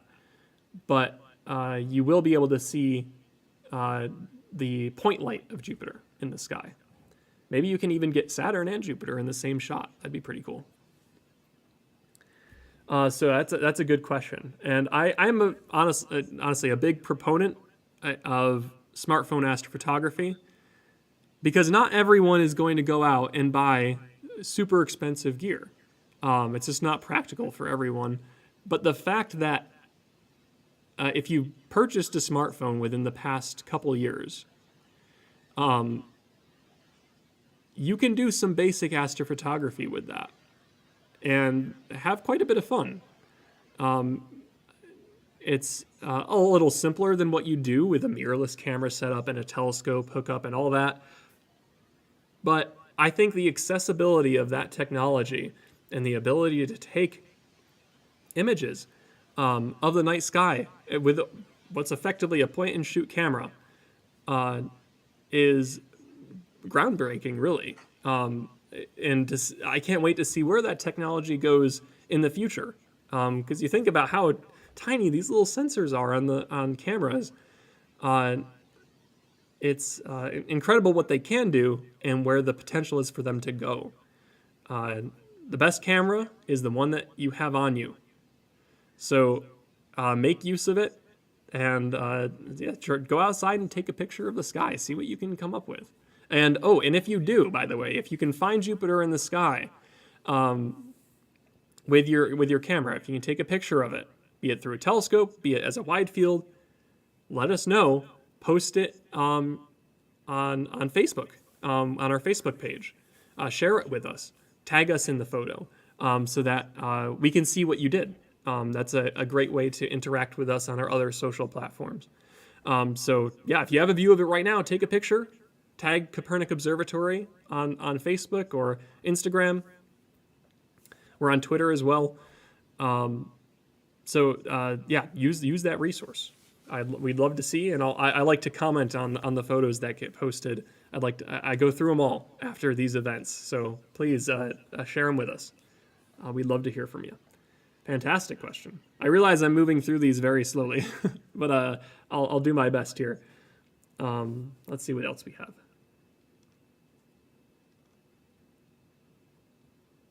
Yeah, I do want to clarify. We have lots of questions coming in about where can we see this? Can I see it from where I'm located and so forth? As long as it's above your horizon, you should be able to spot it. And as long as your skies are behaving and it's not cloudy. And it will be rising in the eastern sky. Okay? It rises in the east and it will set in the west. So that's the direction you're going to want to look for it. So right now, here in New York, it's about due southeast, climbing in the sky. When it gets towards the south, it's going to be at its highest point around midnight and 1 a.m.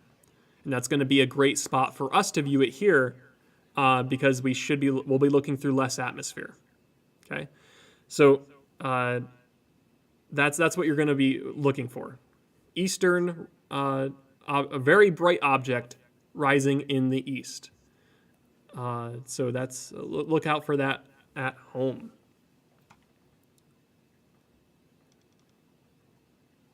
Oh, this is a fantastic question from Nan. How do you really get into astronomy? I'm eager to learn, but don't have many ways to initiate it.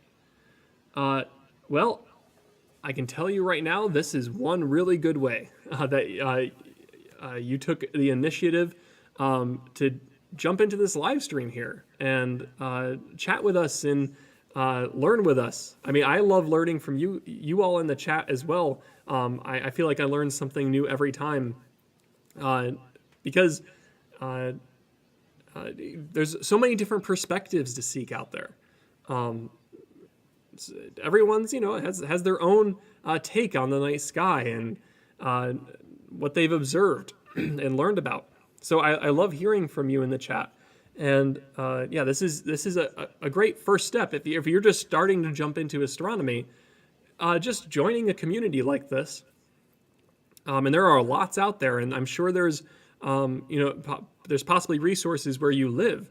Maybe some astronomy clubs that you can join. We have an astronomy club here at Kopernik Observatory called the Kopernik Astronomical Society, and that's available to join up here at our observatory, but you might have one nearby. Even if you don't have an observatory nearby, you might have an astronomy club.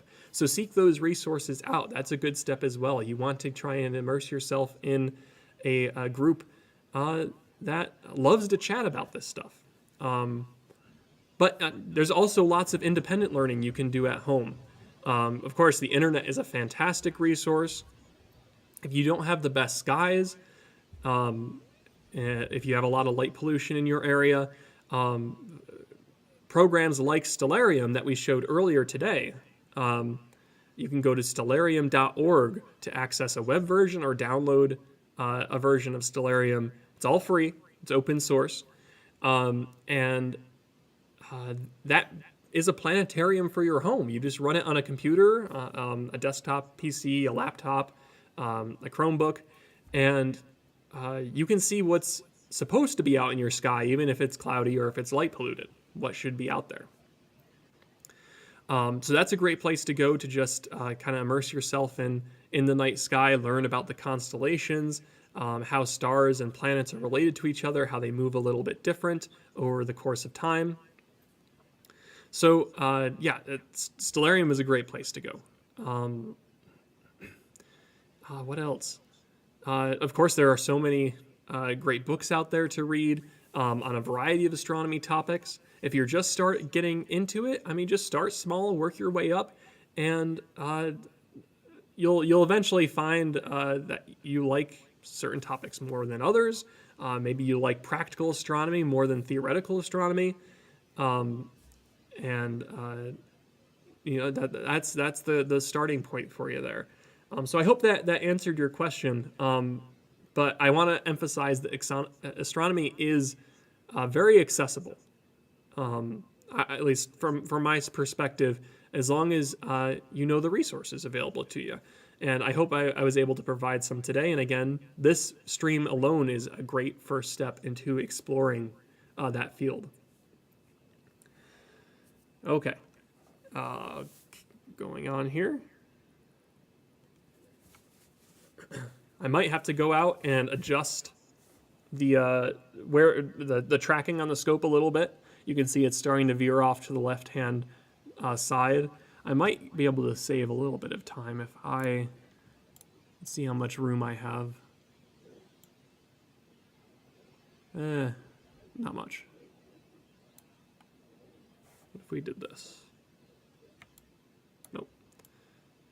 Yeah, we're nearing the edge of the field of view. So I'll take that opportunity when I go out, though, to play with the focus a little bit more, see if I can get a crisper image. And maybe I'll show you the moons again. If you haven't seen the moons yet, I'll show you the moons. We don't see them in this image, but I do have a way to show you them. So stick around for that if you haven't seen them. What else do we have here?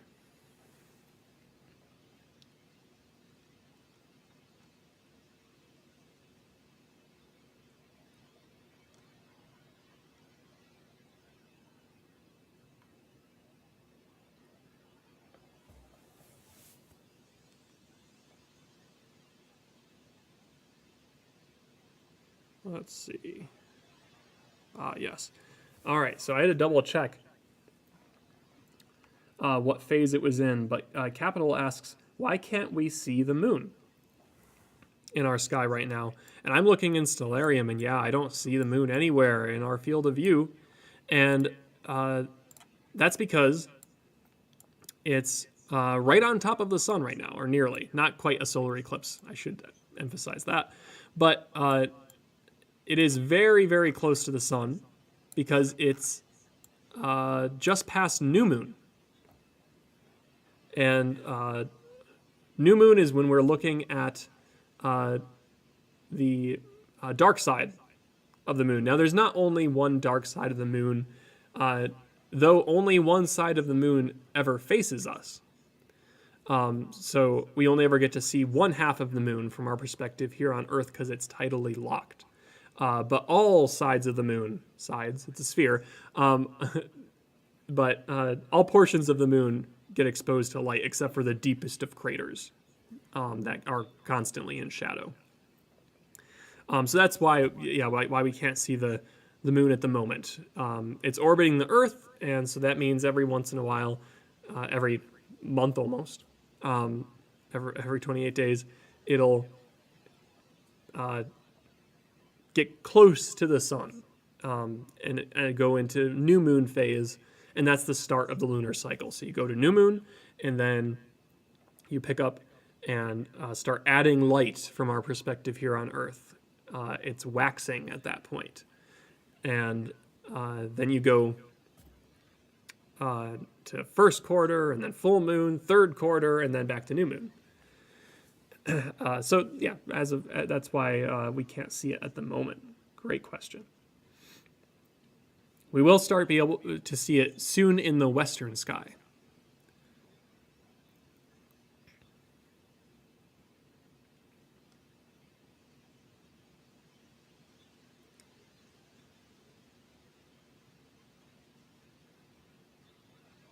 Yashak asks, do you need a telescope to see Jupiter?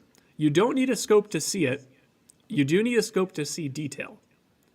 So if you want to see a view like we're getting here, where you're seeing some of the equatorial banding and even the red spot at one point we saw, that's where you're going to need a telescope. But if you want to just see the moons, some binoculars will do the trick. If you want to just see the planet itself in the sky, no detail, but just a bright point of light, you just look right up with your eyes. So if you look to the eastern sky, you'll see it high up. Well, actually, that depends on where you are, but it'll be rising in the east for you. For us here in New York, it's in the southeast. It's starting to continue to climb in the sky.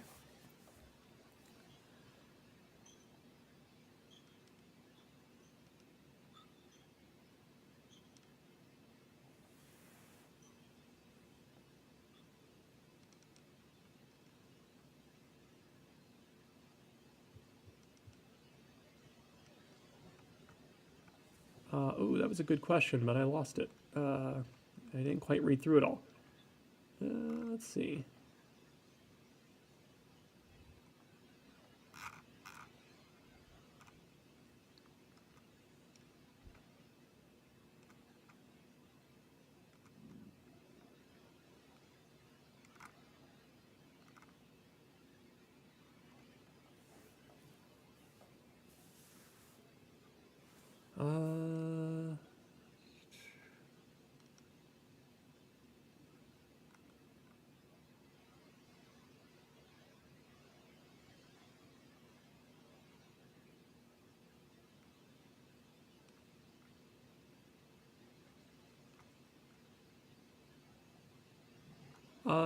D asks a good question here.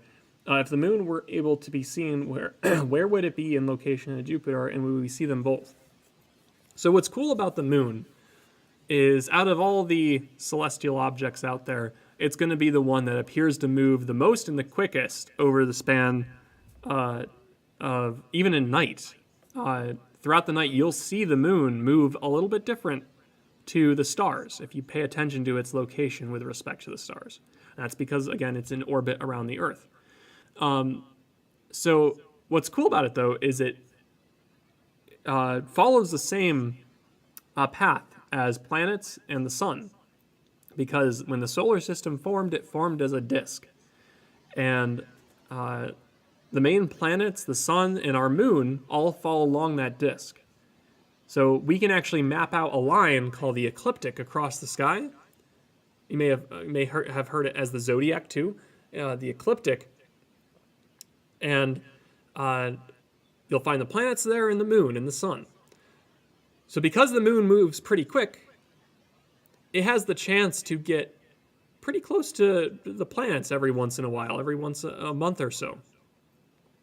So as the moon continues to wax, add light to the surface, it's gonna, it's going to approach Saturn and then Jupiter, and they'll get pretty close together in sort of conjunctions. Now, some conjunctions are closer than others. Sometimes if you're in the right spot, you'll even get a planet behind the moon. So you'll actually see, I saw a recent video of Saturn almost like it was rising above the disk of the moon because the moon was passing in front of it. So that's another cool astronomical phenomena that we can watch from Earth. So yeah, the moon will change its perspective to the planets, its position relative to the planets, its position relative to the stars. And we'll see how that changes throughout the month. So keep an eye on where the moon ends up. It'll get closer to Jupiter over the course of the next month.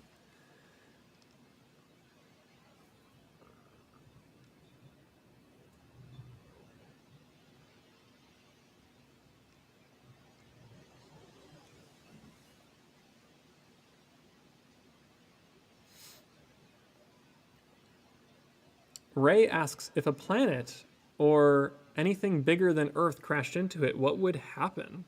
I think you're speaking about Jupiter, right? If some big object crashed into Jupiter, what would happen? And I gotta double check the name here. Yes, there we go. And I wonder if I can show you this image here, because this is very relevant.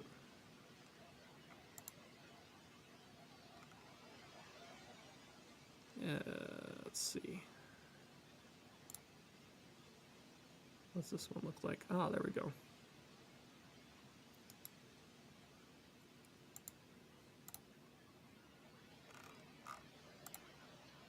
All right, let me switch views just for a moment here, and I'll show you a really nice image of Jupiter.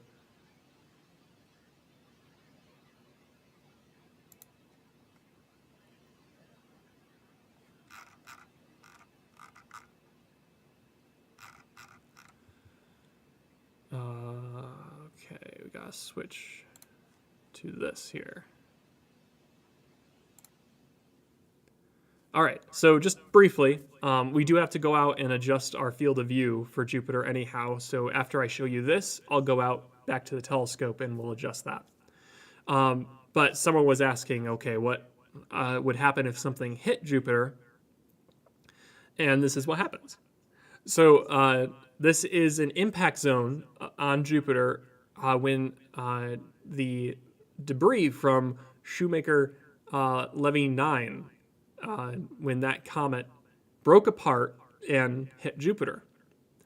So it does really, I mean, it looks like a crater, right? But of course, Jupiter is an atmosphere. It's a gas giant. So this is basically the impact zone when that comet exploded in the atmosphere. And you can see there's multiple parts, there's multiple spots. Now this was repaired pretty quickly by Jupiter's very dynamic atmosphere. So it's not a feature that you can see anymore. But this was an event observed in telescopes, and somewhat of a worrying event as well. Because when this comet ventured towards Jupiter, Jupiter broke it into a bunch of pieces and fragmented it. Most of those pieces went to Jupiter, but whereas most of the time Jupiter does help with protecting the Earth from comets venturing into the solar system, there is a possibility that it could cause some pretty rough times for us here on Earth. If any of those fragments were actually to reach escape velocity and they were targeted towards the Earth. Comets can be pretty big, and when you break them apart like that, it's like almost like a shotgun blasting out into the solar system. So that's a concern. And again, relating back to our previous stream tonight that we held covering the DART spacecraft, the double asteroid redirection test. That spacecraft just crashed into an asteroid today in an attempt to see, okay, can we divert the trajectory of an asteroid if needed? And they're going to study the data on that. Now, that asteroid had no possibility of ever hitting the Earth. That's why it was chosen. But it was a test to see, can we save the Earth from a catastrophic impact? So this is sort of maybe this isn't the right phrase, but I'm thinking canary in the coal mine. We want to avoid impacts like this. Jupiter helps a little, but it can also cause damage to the Earth if the conditions are just right. So that's what happens when something hits Jupiter. Now, let's see. Let's go back to observing cam, and Jupiter's gone. So I'm going to go back outside to the observatory so that we can adjust the view. Make sure you, maybe if you have some questions, we put them in the chat, and our moderators can certainly help answer those. But of course, I will be back in here to answer some of them. So if you want me to answer a question, I'll get back to it in just a bit. But yeah, let me go outside to the scope, and we will readjust the view so that we can see Jupiter again. And you'll see me in the video above for anyone that's new to the stream tonight. I'm in our space science lab now, which is nice and warm and climate controlled. When I go out to the observatory, I'm going to have a jacket on because that is exposed to the elements. And it's also, I'm realizing this is good that I can see the telescope because it's a good way to monitor the conditions of the setup. So I'll talk to you a little bit when I go back out there about what I'm doing, and we'll get Jupiter focused in again. All right? All right, let's head out.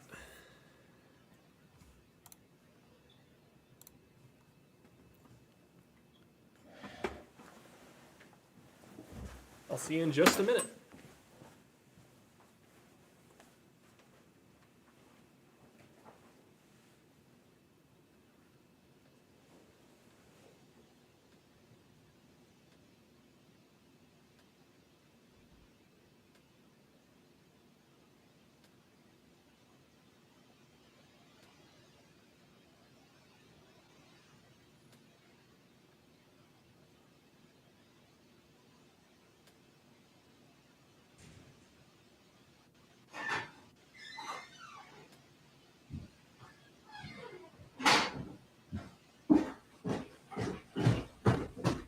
All right, I am back. Well, I am somewhere new in the other camera view.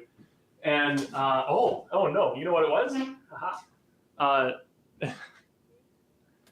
I'll show you.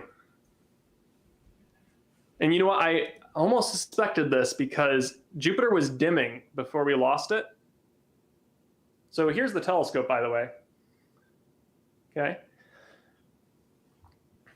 And this is a 6-inch f12 super planetary refractor. F12 is the focal ratio.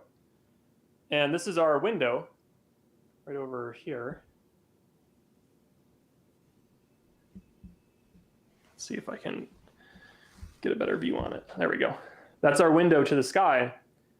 And while it looks like the telescope is pointed appropriately out the window, it's actually pointed into the wall of the dome.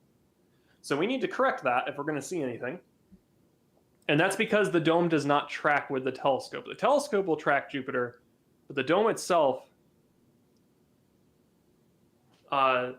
stays put. I have to rotate it with the switch. Now that may have brought it back into the field of view, and it did. Very good. But I'm still going to go through some effort to recenter it. Let's see. Oh, and I promised, since we have some new viewers tonight, and we thank you all for joining us, I wanted to show the moons while I'm out here. And to do that, I have to overexpose Jupiter itself so that we can see the dimmer moons that are surrounding Jupiter. Okay, so I'm going to bump up the exposure here.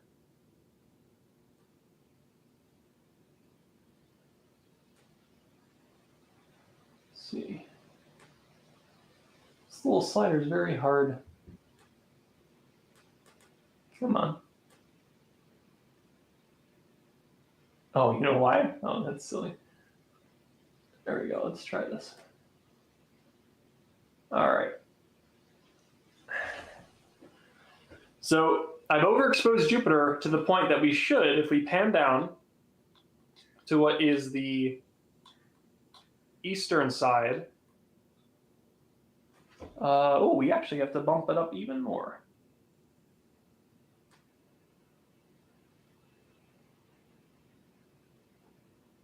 There we go.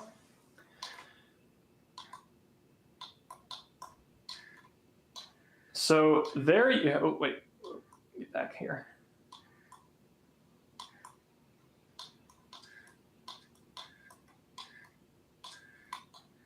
And down, there we go. All right, we can zoom out a little bit for now. So this is the eastern side.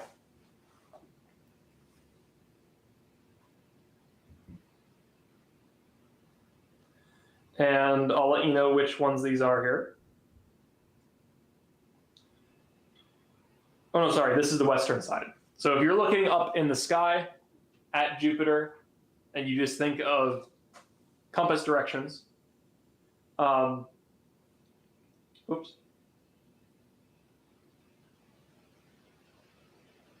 Well, yeah, I guess you could say this is towards our east in the sky. But if you're thinking of a map, north, south, east, west, this is the western side of Jupiter, but it's our eastern sky. I know that's kind of confusing, but anyways, left side of Jupiter, if you were to view it looking right up into the sky with binoculars, you'd see these moons in a row. And in order from closest, let's get Jupiter in frame so you can tell.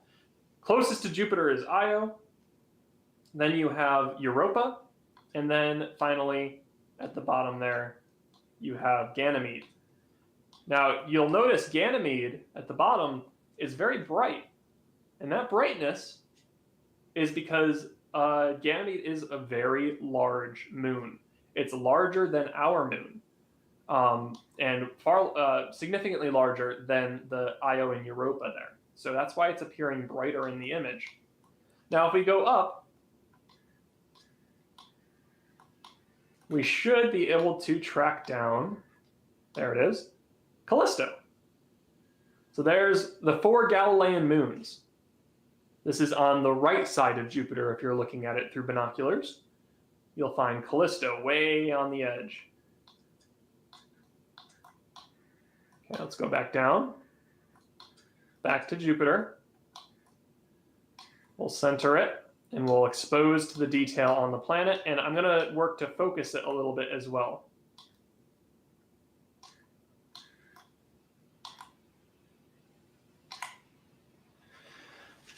So we got to get more detail again. I think we have lost the red spot at this point. I don't think it's visible to us any longer. At least I didn't see it last I looked at the detail. Let's see what we can do as we bring the exposure back down, bring the gain back down.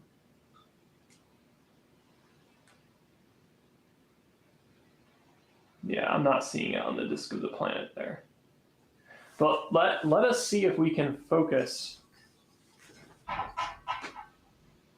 Let's see what's going on here. A little bit tangled up there. Okay, all right. So let's see if we can focus the image a little better. Since it's higher in the sky, we might have some luck.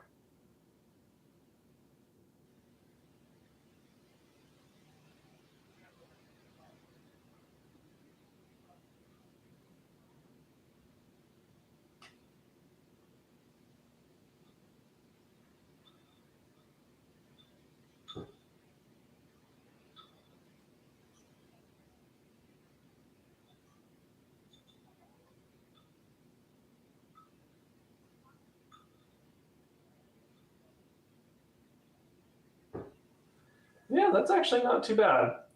When the conditions calm down just enough in the atmosphere, you get some clarity there. So we can talk more about, for anyone new that's in the stream, why it looks the way it does when we go back inside. But for now, I think we have a good setup again.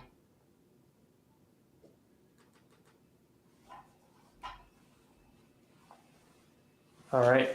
We'll have enough time. I have the dome situated correctly. We'll have some good time to observe Jupiter. So I'll go in and answer some more questions in the space science lab. So I'm going to go from the top view here back down to the bottom view. All right. I'll meet you inside.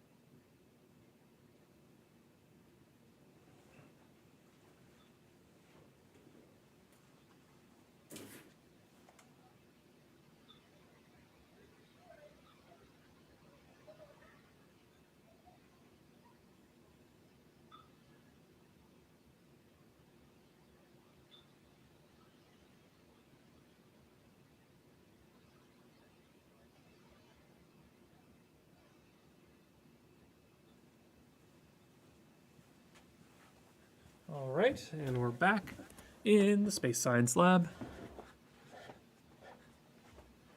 And we'll situate this here. All right, and we're back to monitoring Jupiter. Looks like I had it framed up just right, so I think we're in good spot. Let's see here. Oh, I see someone donated $20. Thank you so much for your support. Again, Kopernik is a nonprofit organization. We are supported by viewers and attendees like you. I can't express enough how important your support has been for these live streams. We're able to keep doing them because you're here supporting us. If you're in a position to do so, there's a donation option in the chat. That's the heart-shaped button in the chat. You can donate there. 100% of those donations go to Kopernik. So YouTube doesn't even take any fees or anything. They have a really good nonprofit support program on YouTube. And more than that, if you want to just stay connected with us, the best way to do that is to subscribe to the channel. Tonight, that also gives you access to answering questions, or sorry, well, you could answer questions in the chat if you want, but also asking questions in the chat so that I can interact with you there. I do my best to answer and field as many questions as I can as they come through. Yeah, and so subscribe to the channel if you are enjoying tonight's content. Click on the like button. That definitely helps support Kopernik on YouTube, and it lets us know what you're enjoying the most, what content you're enjoying the most, and how we can continue to improve. I always like to hear suggestions too on what we can do to improve our viewing and the experience here on during our Night Sky Live programs. We have 3 types of programs at Kopernik on YouTube. Of course, we have a variety of in-person events as well, but 3 major types on YouTube that we stream out. We have Night Sky Live, which is this. You'll see the little logo in the lower left-hand corner of this video's thumbnail for Night Sky Live. We have FNL, and that stands for Friday Night Live Stream. And those, are, of course, happen on Fridays that cover a wide range of STEM topics: science, technology, engineering, and math. For example, this Friday and Saturday, we have Astrofest. So this is sort of a dual event, substituting our Friday night live stream. We have a day 1 and day 2. There's lots of presentations. We have a keynote speaker, Dr. Kelly Leppo, from Education and Outreach from the Space Telescope Science Institute, and she's going to discuss the James Webb Space Telescope both on Friday and Saturday. And we have a variety of other presentations as well, so I definitely check those out. All the upcoming events for the fall, at least the ones we could schedule so far, are available to look at. The stream links are available on the YouTube page, so check those out if you see what program might interest you most. And yeah, we look forward to seeing you again on those streams and maybe in person at the observatory. We're located in Vestal, New York. So hopefully not too far from where you are, and you can come visit us sometime. All right, but now back to some questions. Okay.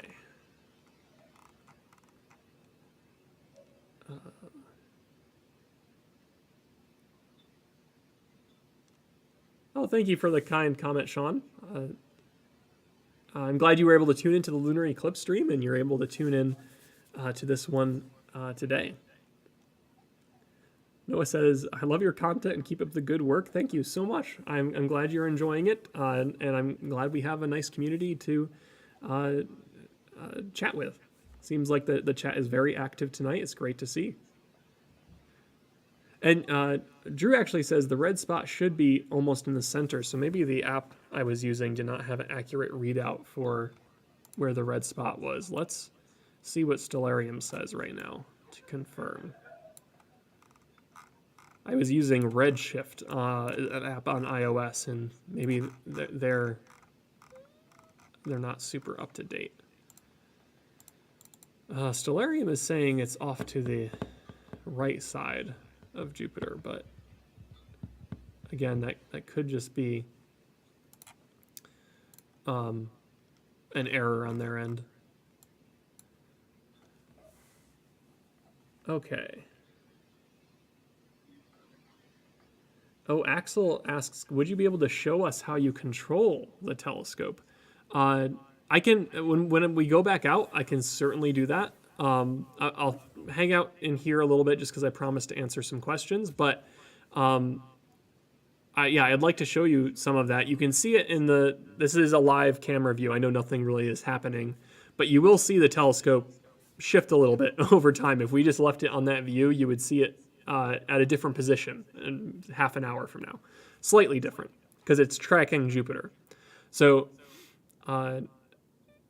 more or less, this telescope is like an aim in, almost point and shoot, right? You're holding onto the telescope. It's big, but it's balanced, so it's pretty easy to move around. And you got a finder scope that you can use to target it. Uh-oh, did we just lose our camera? We did. Okay, maybe I will be going out there with a new battery, because I bet that's what happened. So let me go replace that quick.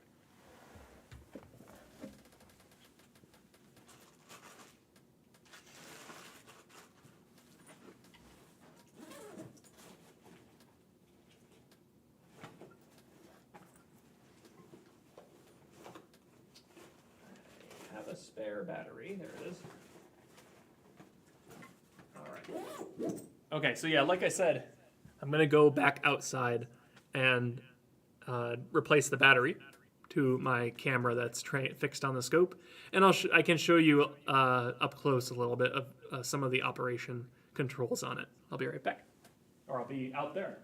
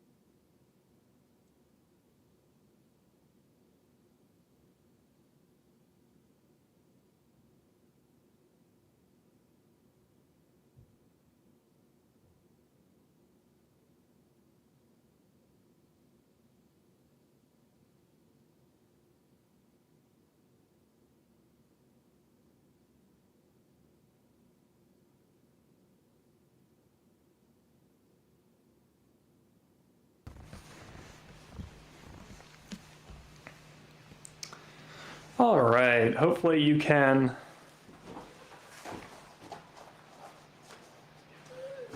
see me now. I think you can. I see it streaming out on the video feed, so I think we're in good shape. I might turn the fan on for a moment on the computer because I think it's getting a little bit toasty. Okay, sorry if you hear a little bit of a hum. But here we are in the 6-inch refractor, and we're fixed on Jupiter. So I'm going to lower the camera a little bit.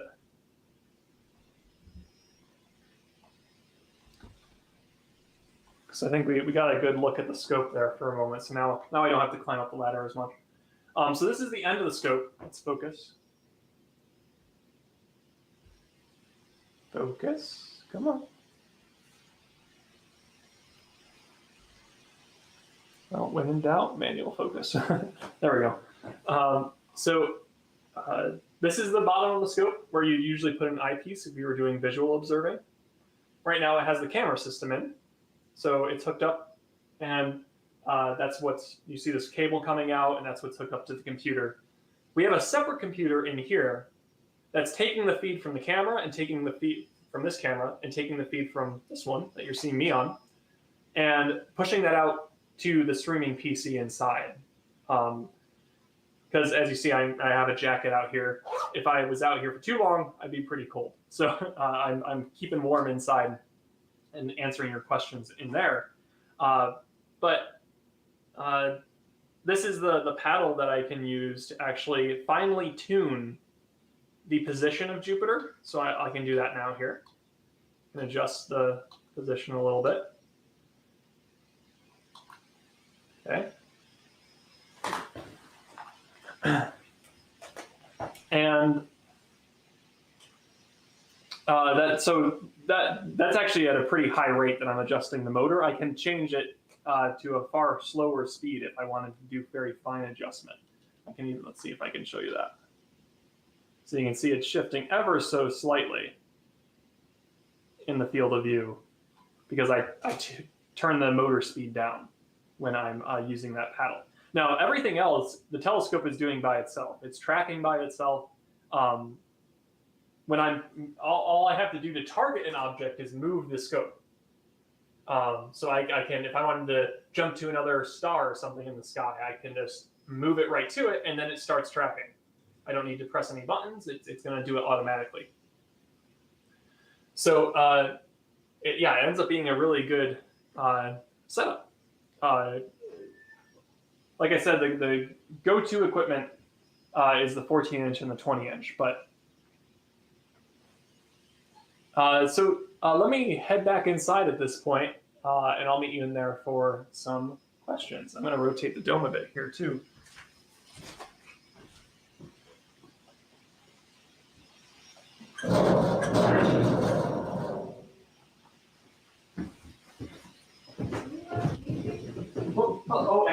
We are technically open. We're actually doing a live stream right now. So if you want to see what the scope's doing, you can tune in on YouTube, and that's well, so, yeah, Friday nights are the best time to come up for intro. And you should stick around in the check things out, but yeah, this.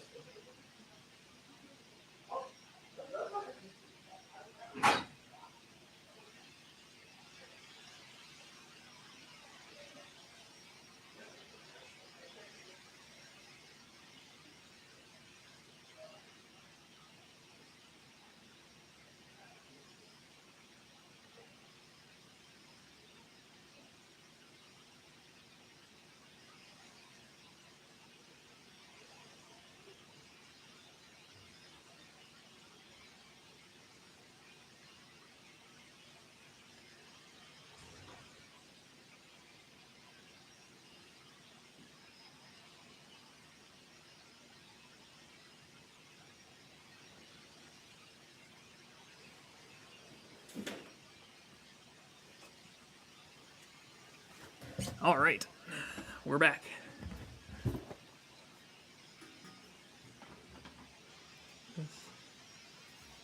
Here. Okay. So I hope that gave a little bit of insight, Axel, on how we operate the scope.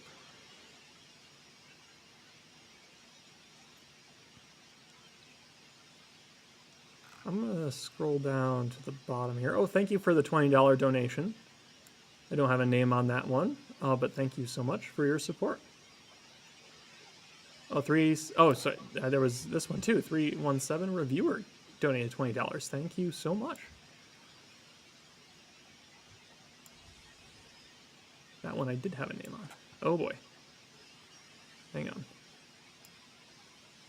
There we go. All right, I think we're at the bottom of the list here. Oh, did some of you hear me chatting with people out there? There's just a couple of public outside the observatory that were here to see what Jupiter looked like from our skies.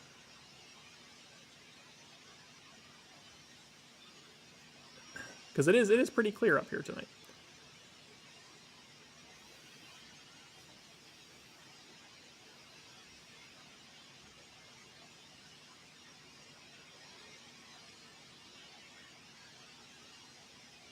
Sean asks, so is the dome fully mechanical or not hooked up to the same rig as the scope? Sounds like mechanical. Right, it's not automated. The window you do have to crank. You have to hand crank, full human power there. The dome rotation operates on a motor. So that, at least, we just operate on a switch and move it counterclockwise or clockwise. But you're right, it's not automated, it won't move with the telescope, and that's the problem we had earlier where we lost Jupiter. It was actually because the telescope was pointing into the dome. Now, some observatories definitely do have, what would you call automated domes that track with the scopes. It's an upgrade that we would definitely like to implement someday. Especially on the 20-inch dome, that's where it would be the most valuable, because that's a dedicated astrophotography telescope.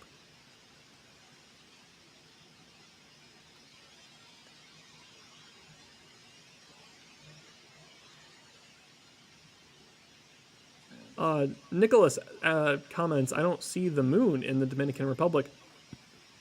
So in fact, no one on Earth tonight can see the moon. Because it's very close to the sun. It's just past new moon.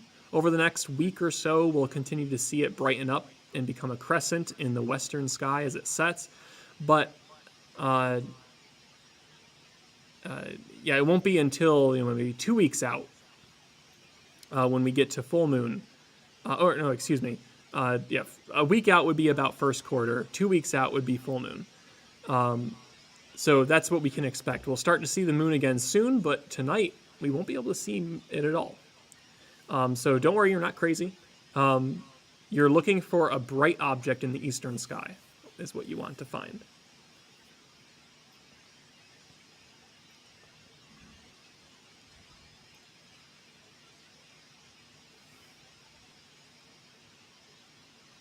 Gianna asked, where can I see this from Reno, Nevada? So it's going to be in, like right now for us, in New York, in Vestal, New York. Right, it's in the southeastern sky. For you, it's going to be closer to the horizon and more east.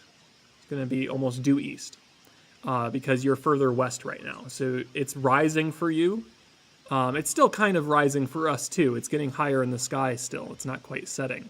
But yeah, it's going to be lower in the sky for you, and it's going to be more to the east. Great question. Yeah, and that goes for just about everyone. You're looking to the eastern sky, roughly. Especially if you're on, as you move to the west coast here, if we're talking about the United States, it'll be more to the east. Around midnight, 1 o'clock, it's going to be due south for us here in Vestal, New York. A great place to go, though, to see exactly where it is stellarium.org. And that allows you to figure out what your skies are like at your location. So I recommend going to that website and seeing. You can download it, or you can try Stellarium Web, and that will show you exactly where it is in the sky at your spot.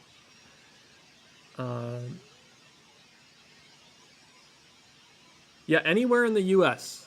Tonight, as long as it's anywhere in the world, really, as long as it's dark and as long as it's clear, no clouds in the sky, you can see Jupiter. So yeah, definitely go out there and see what you can see. Yeah, you're looking, Evelyn has a great suggestion. Look for the brightest star in the sky. That brightest object is not a star, it is Jupiter. Tallulah says, hi from Canada. Hello, welcome. I love hearing where people, Gate is also, oh no, sorry. Gate says, I love Canada. Good. I love hearing where people are from and what your skies are like tonight. So definitely share that.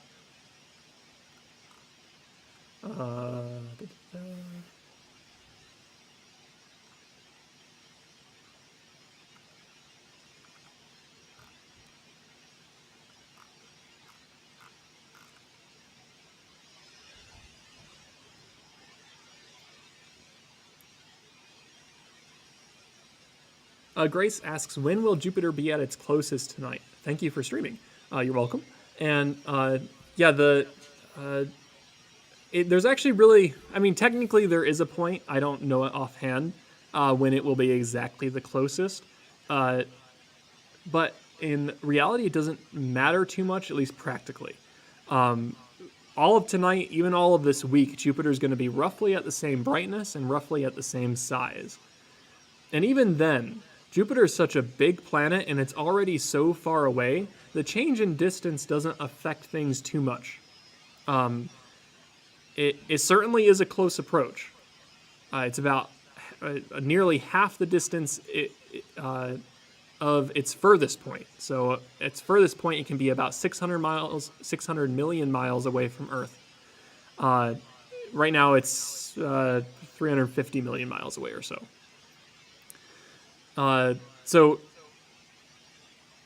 That's a big difference. You know, you'd notice that if you could see the two side by side, you'd notice it. You notice the brightness change.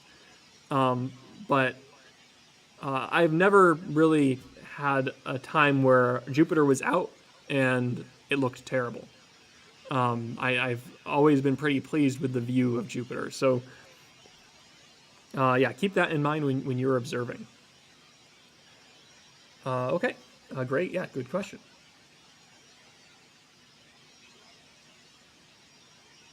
Jacques says, I'm going to look through binoculars when I get home. I'm in a parking lot and at the moment looking at it. Yeah, definitely. Check it out through binoculars. At the very least, you will see the Galilean moons of Jupiter, the 4 bright moons surrounding the big disk.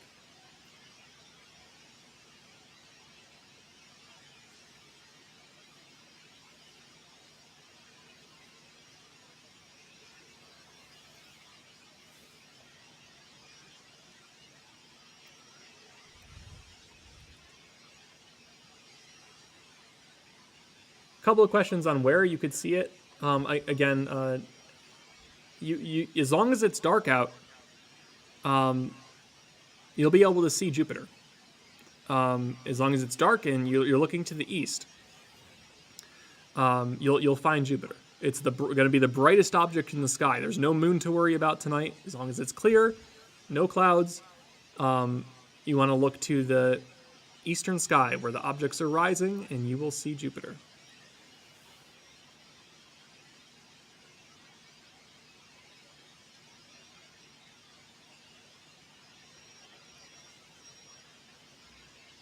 Jack asks, how old is the observatory? So we were founded in 1973.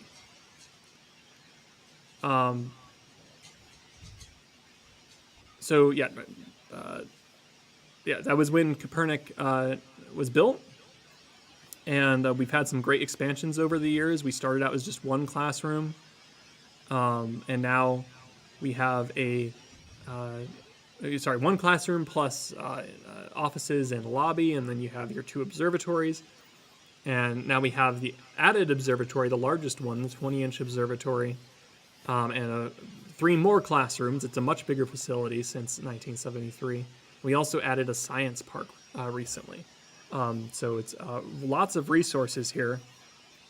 And yeah, we've been around in the area for a good while now.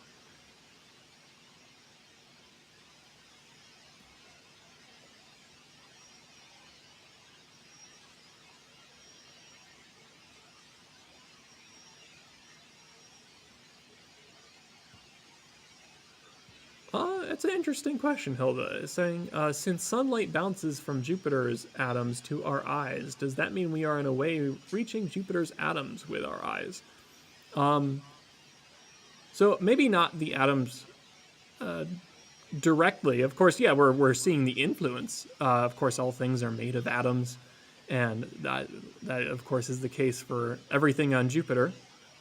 And yeah, we're seeing sunlight interact with that matter in Jupiter's atmosphere and reflect back to us. And of course, that light has changed a little as it interacts with the planet. So yeah, we're kind of seeing the influence of that light. But yeah, it's the photons from the sun reflecting off of Jupiter and coming back to Earth. And that really is kind of fascinating to think about. It's just really indirect sunlight, right? In fact, I bet Jupiter is so bright tonight that in the right conditions, you might be able to catch a shadow from it. I've seen it done with Venus before, and Venus gets brighter than Jupiter, but it might be an interesting experiment to see if someone's done. I don't have the capacity to do that. I can't even quite remember the procedure that they performed to get a Venus shadow, but it might be possible with Jupiter tonight, which is kind of fun to think about. a shadow produced by the light of another planet.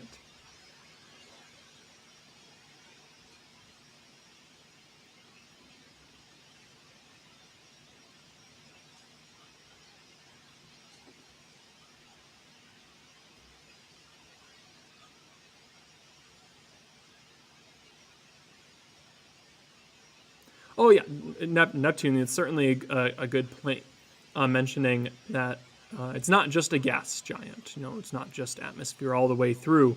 There is a core, a more solidified core at the center.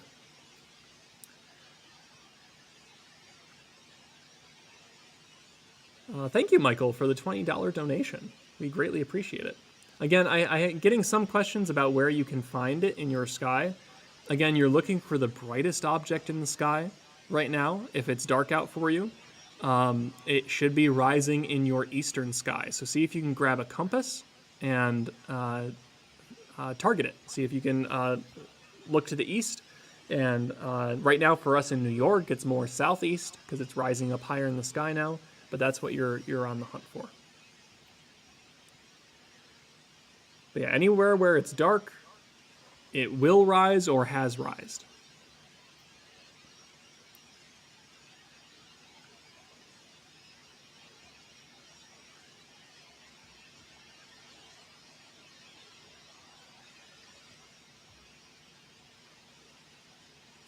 Future Master saying that they can see Jupiter with their eyes, but they can also see Jupiter's colors with binoculars. So if you have a powerful enough pair of binoculars, you should be able to notice some of that banding that we're seeing in the field of view right now.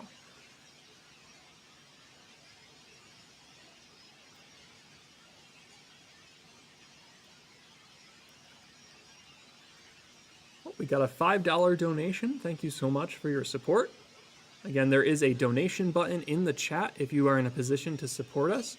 We are a nonprofit organization, and we get contributions like those that come through the stream really help keep Kopernik around, keep programming, and offering live stream events like this one. So we have a brand new fall virtual fundraiser that you can see in this chat window here, and that's where those funds go. So we're trying to run a fundraiser every season to support our virtual campaign, so that we can continue to interact with our viewers on these live streams. And it's just been great to have this community. Everyone has so many wonderful questions, and it's a great space to talk about astronomy and science, STEM topics in general. So thank you again. Of course, you can also subscribe to the channel.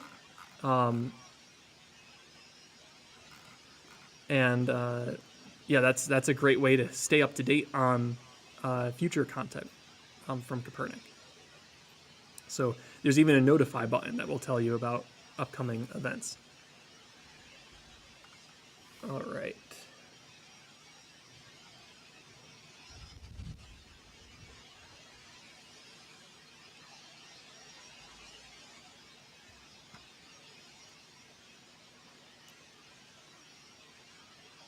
Anna asks, what should I be searching for? What will it look like? To your eye, it will look like a bright star in the sky.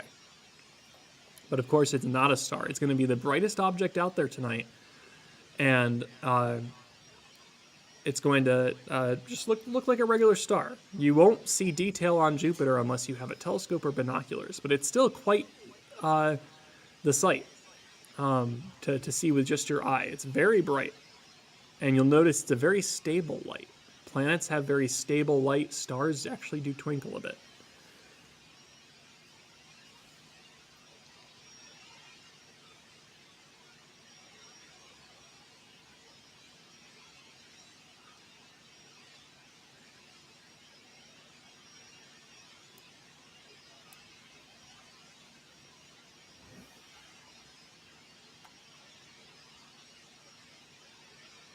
Oh, the chat skipped again. All right, I will start here. Let's see.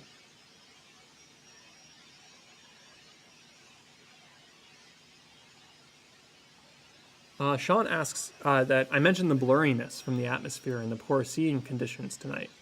That's causing some of that fuzziness. On very clear nights at Kopernik, we can get really good views of the planets.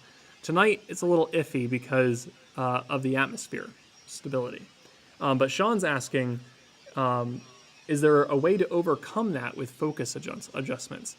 And with the telescope I have available tonight, the 6-inch refractor that you can see in the image above me, I'm about as focused as I can get with the equipment that's available to me. Everything else is just, it's up to the atmosphere and if it behaves or not. And when we go out there, I adjust the focus just to see if I can clear things up a little bit better based on where it is in the sky at that point. But yeah, you're really at the dependence of the atmosphere. There are some telescopes that have corrective optics. That gets very expensive, but there are some that allow you to adjust to atmospheric conditions. And I would guess that those are going to work better at where atmospheric conditions are more reliable. Here in Binghamton, New York, it's not always, it's hard to expect, what the skies will be like. Sometimes we get really good seeing and transparency, and we can, there's a lot to see up there. Other times, not so much. So,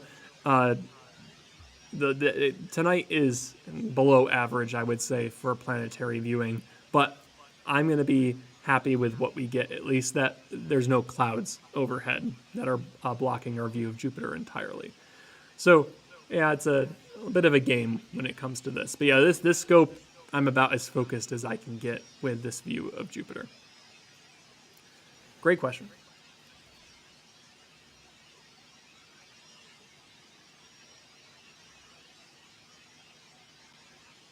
Dakota asks, are all of Jupiter's moons visible or just the Galilean class ones? Another fantastic question. Jupiter has 79 moons. That's a lot. But there are only 4 big ones, and that's Ganymede, Io, Europa, and Callisto. Those are the ones that we were looking at tonight when we bumped up the exposure. And again, I can do that again for anyone that didn't see it when I go back outside to adjust the telescope. Yeah, the Galilean ones, I don't think I've ever seen any beyond the Galilean. Some of our astronomy club members might have in the past, but as far as my observing experience has gone, I've only been able to see those 4. Similar with Saturn. Saturn, of course, is further out to begin with, but I've only ever seen the big ones, like Titan and Tethys around Saturn. So yeah, that's the basic story. There are a lot of moons around Jupiter, but only the big ones can be seen through a scope.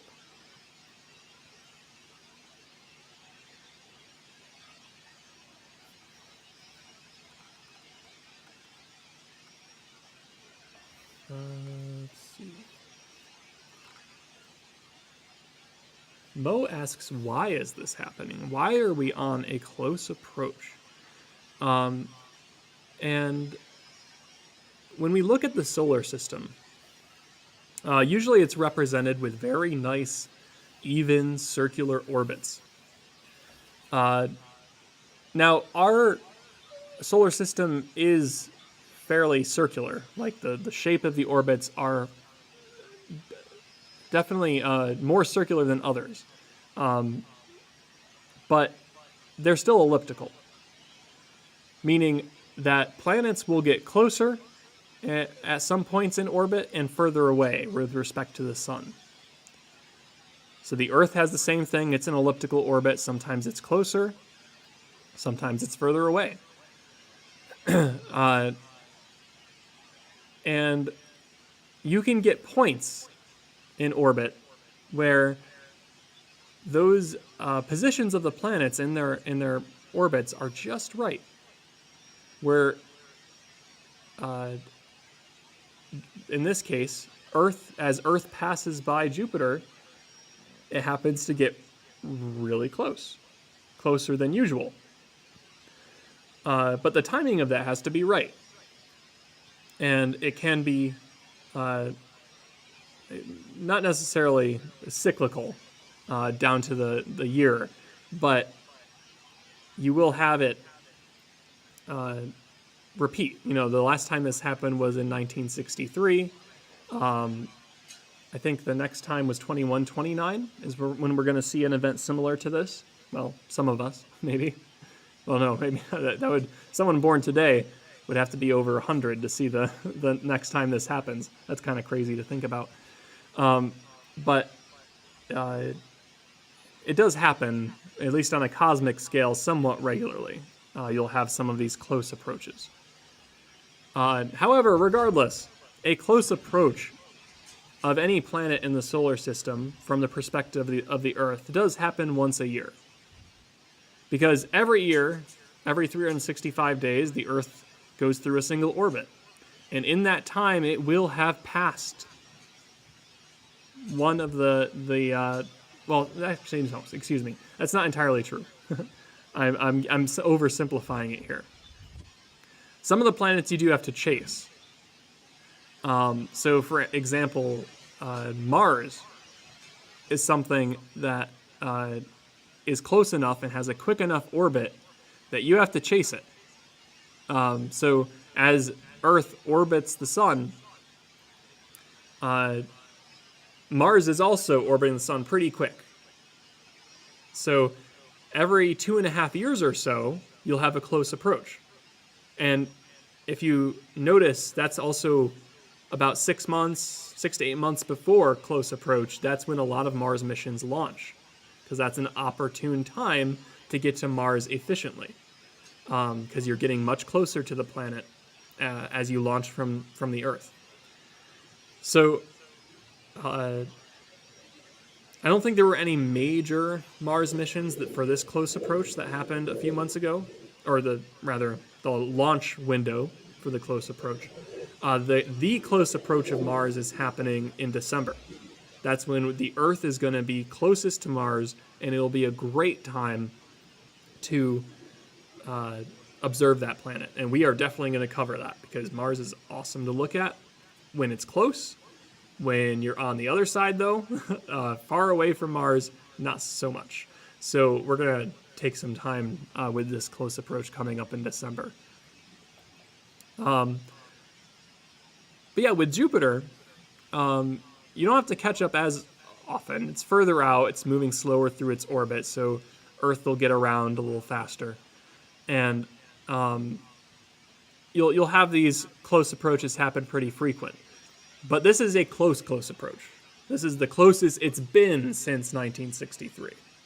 And that's, again, because of the slight differences in eccentricity in the orbits of the planets. So yeah, that's really what it comes down to. That was kind of a long explanation, but yeah, we covered some good discussions there. And sometimes the why is all we have to ask, right?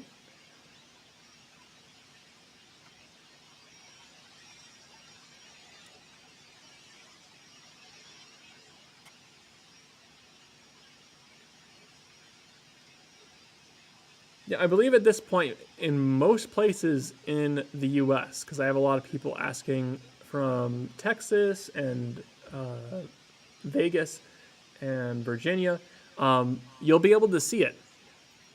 It'll be in a little bit different position in the sky depending on whether you're on the East Coast or the West Coast or in the middle. Right now for us on the East Coast, it's in the southeast.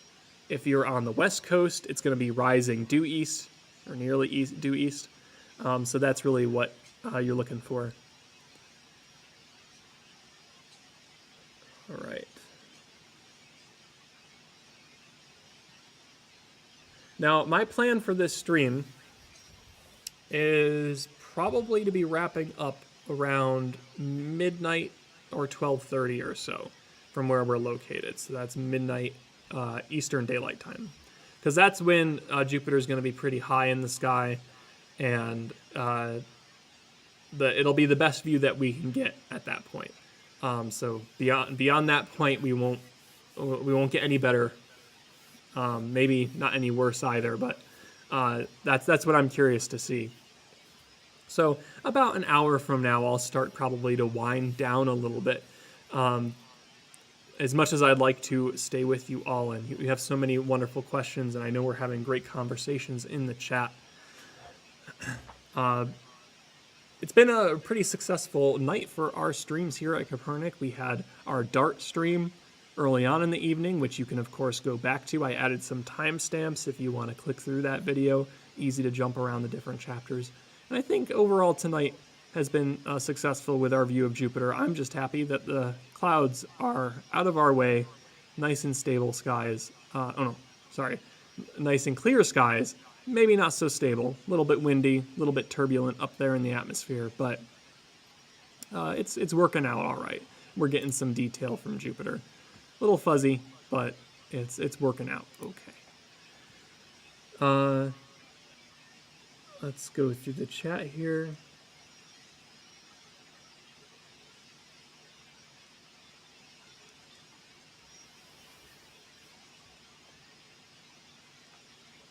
Emmanuel says, I wish I could send the pic here for you guys to see.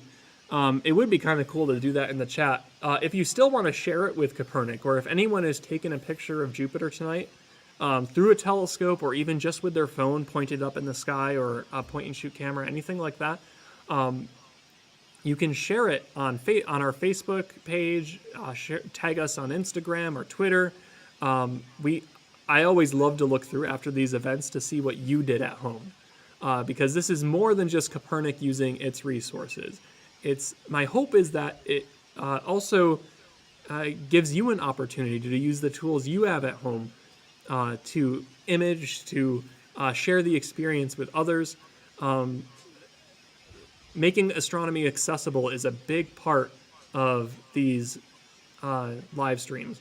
So yeah, that's what I really aim for when I run these. So yeah, keep that in mind. If you have something to share with us, tag us on any of those social platforms. The link for those are in the video description.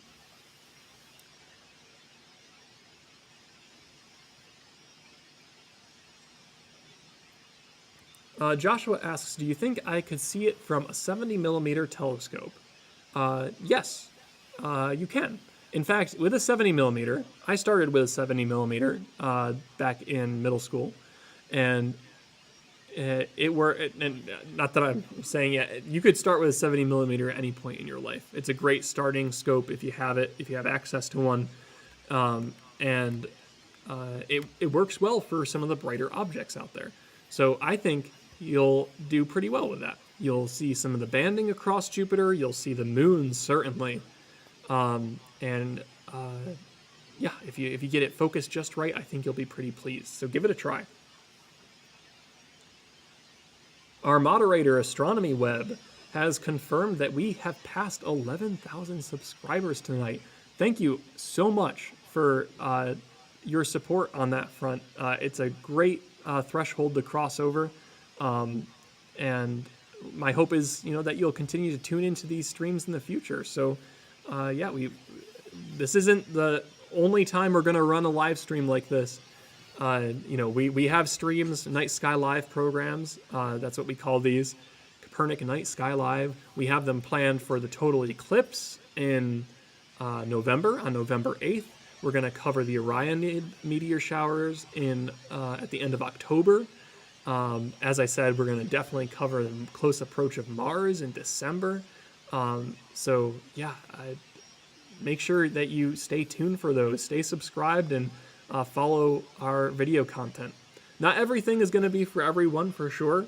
We cover a wide range of topics for our Friday night live streams, but there's always something for everyone throughout the year at Kopernik. So we hope to see you there and continuing to join our community and our chat and keep this conversation going.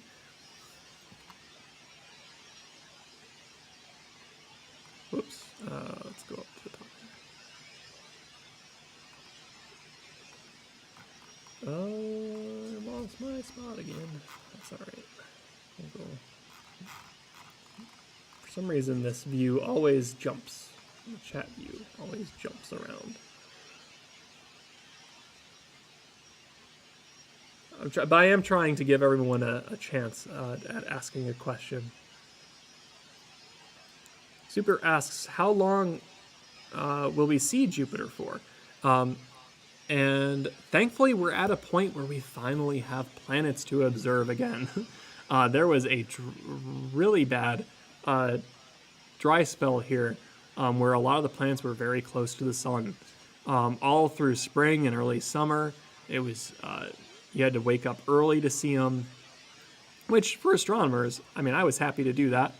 But it's not great for everyone, especially our Friday night programs where we have people come up and look through our telescopes. There's no planets to see, and that we're not going to stay up until 4 a.m. necessarily on those nights, or we don't expect people to stay up with us that long. So we're back to a point where Jupiter will be visible throughout the evening. Same with Saturn and Mars as well. Jupiter, Saturn, and Mars will be visible over the next several months to view. So, yeah, no worries there. As long as it's dark out, you will see those planets.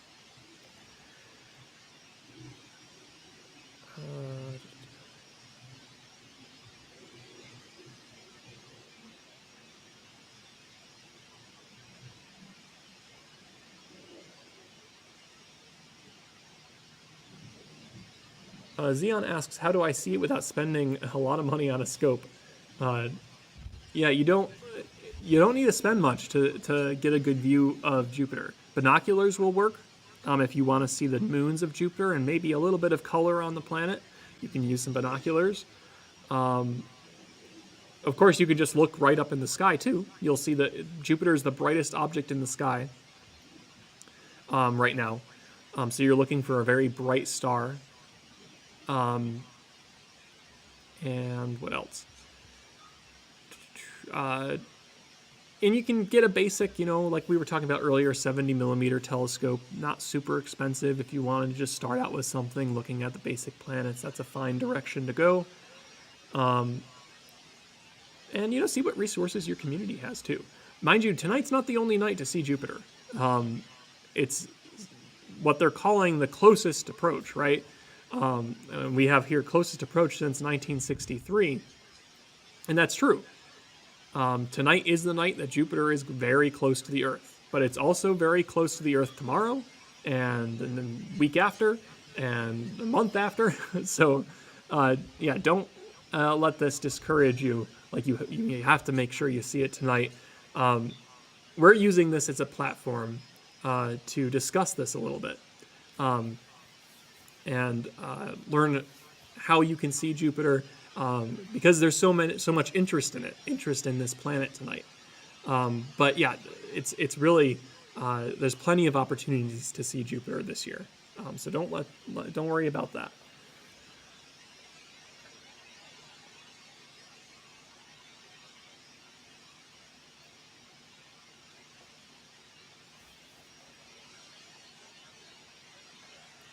Abigail says Costa Rica is super cloudy. I am very sorry to hear that. I remember going to Costa Rica. That was probably, how long ago was that? 20, no, not that old. 15 years ago, I think it was. And that was just quite the trip. What a beautiful place Costa Rica is. Lots of good memories from that. Zip lining and traveling through the rainforest. Beautiful place. So I'm sorry to hear tonight is cloudy, but I hope the skies clear up for you soon, either tonight or within this week, so that you can see the planets. Not that that's the only opportunity either. You've got lots of time. Okay.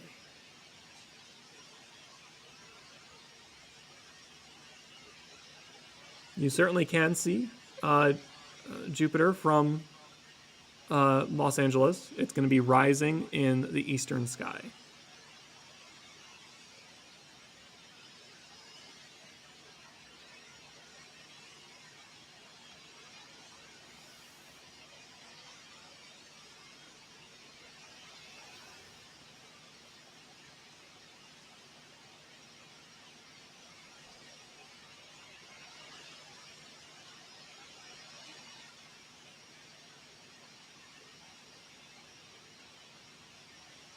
Alexia asks, any facts about Jupiter? Sure. It has the largest moon, Ganymede, largest moon in the solar system, larger than our moon. The second largest moon in the solar system is Titan. That's orbiting Saturn. So Ganymede is the largest. Of course, it is the largest planet in the solar system. It's often referred to as a failed star. Not quite massive enough to ignite under nuclear fusion, which is how stars form, right? You're fusing the hydrogen atoms into helium. So it's not massive enough to do that. So it's kind of a failed star in that way, but the materials, the composition of Jupiter is exactly right for a star. It just doesn't have enough mass. But it would be interesting, right? A little bit more mass, we'd have 2 stars in the solar system, and that probably would not have been good for Earth, at least. Earth probably would not have developed into the planet it is today with a binary star system like that. Instead, Jupiter serves as somewhat of a protector in the solar system from objects in the Kuiper belt, like comets, and the asteroid belt, protecting the Earth from impacts, and other planets in the inner solar system as well. So we have a relatively stable inner solar system, not too many impacts happening because of Jupiter taking the brunt of that and kind of controlling those objects. So there's a few interesting facts about it.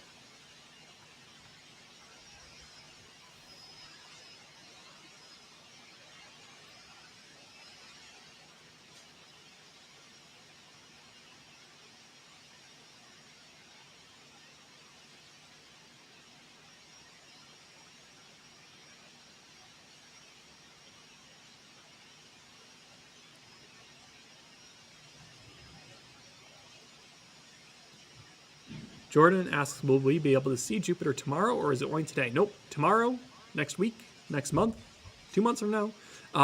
You'll have plenty of time to see it. Don't worry about that. Lots of opportunities.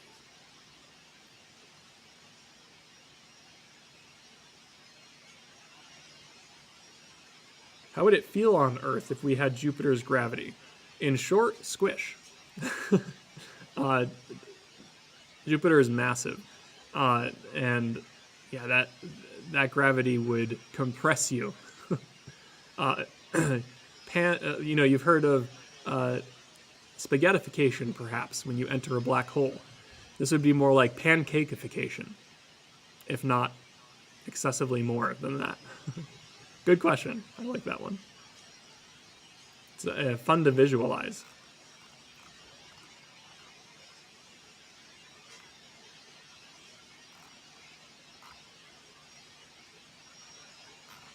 All right.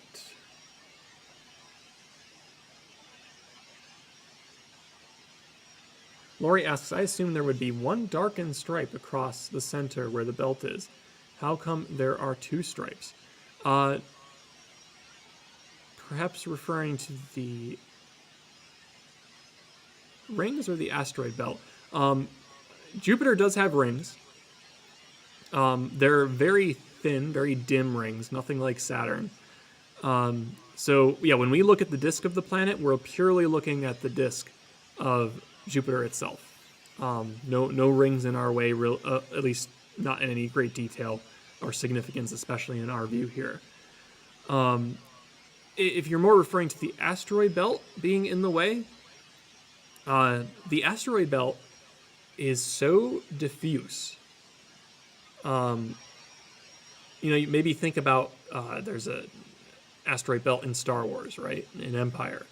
And they're flying through it and they're dodging and weaving, and that's not the case for our asteroid belt, and assumedly for most asteroid belts.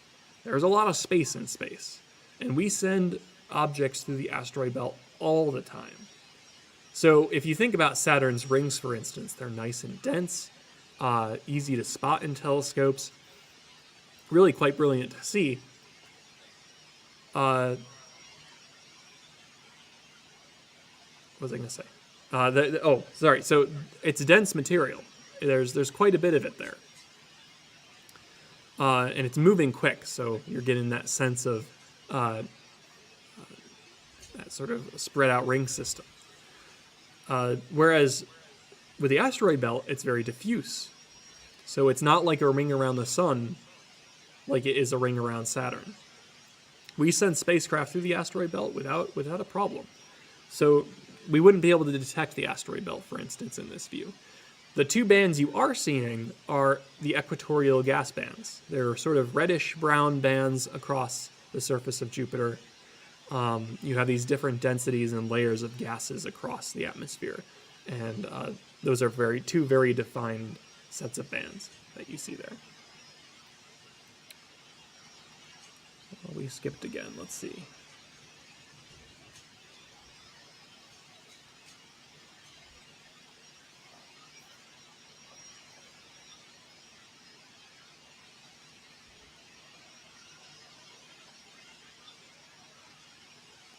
CT's wondering if the bright object they're looking at is Jupiter, and if it's east, north, south, or west. It's going to be east. You're going to be looking for this object rising in the east. It should be, at least. For us, it's more southeast in that range. We're in New York. We have Roy viewing from Jamaica. Welcome, Roy. Very happy to have you here.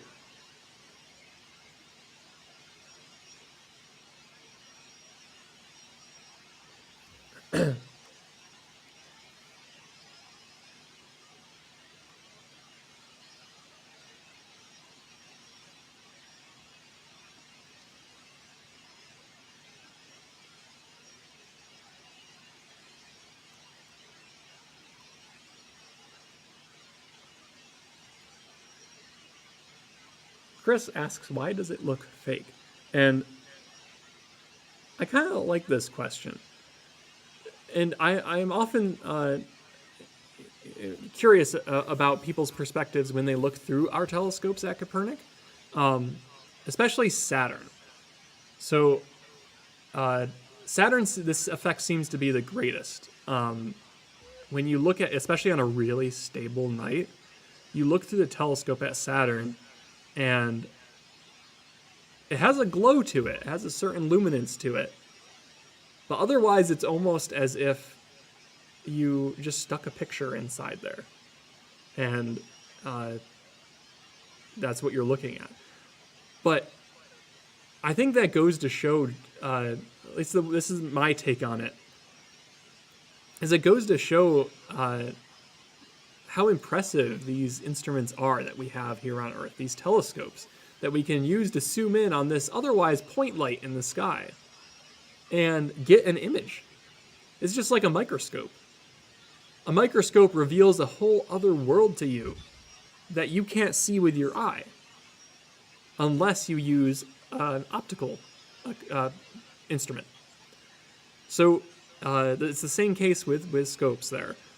You're zooming in on an object that's otherwise beyond the realm of human experience without technology.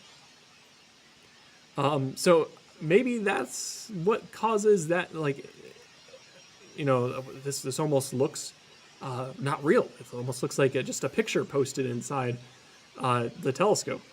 But yeah, this is a live view of Jupiter here, and there are some clear indicators for that too, of course. One being, it's kind of fuzzy tonight because our atmosphere is not super stable. It's not great seeing tonight, so we can only focus to Jupiter so much. Whereas on our clear nights at Kopernik, and you can go back in the streams, or previous streams where we had a similar setup and viewed Jupiter, where we got to see some of the features of Jupiter in greater detail. But tonight, yeah, it's just the skies aren't behaving quite enough. And you can also see this slight shifting going on too, right? And that's because it's a little windy outside, and it's bumping the scope around ever so slightly. The scope's pretty stable, but some wind comes into the dome, it's going to knock it around a little bit. So it's kind of impressive alone that how secure the image is. I will have to go out and update the view. Yeah.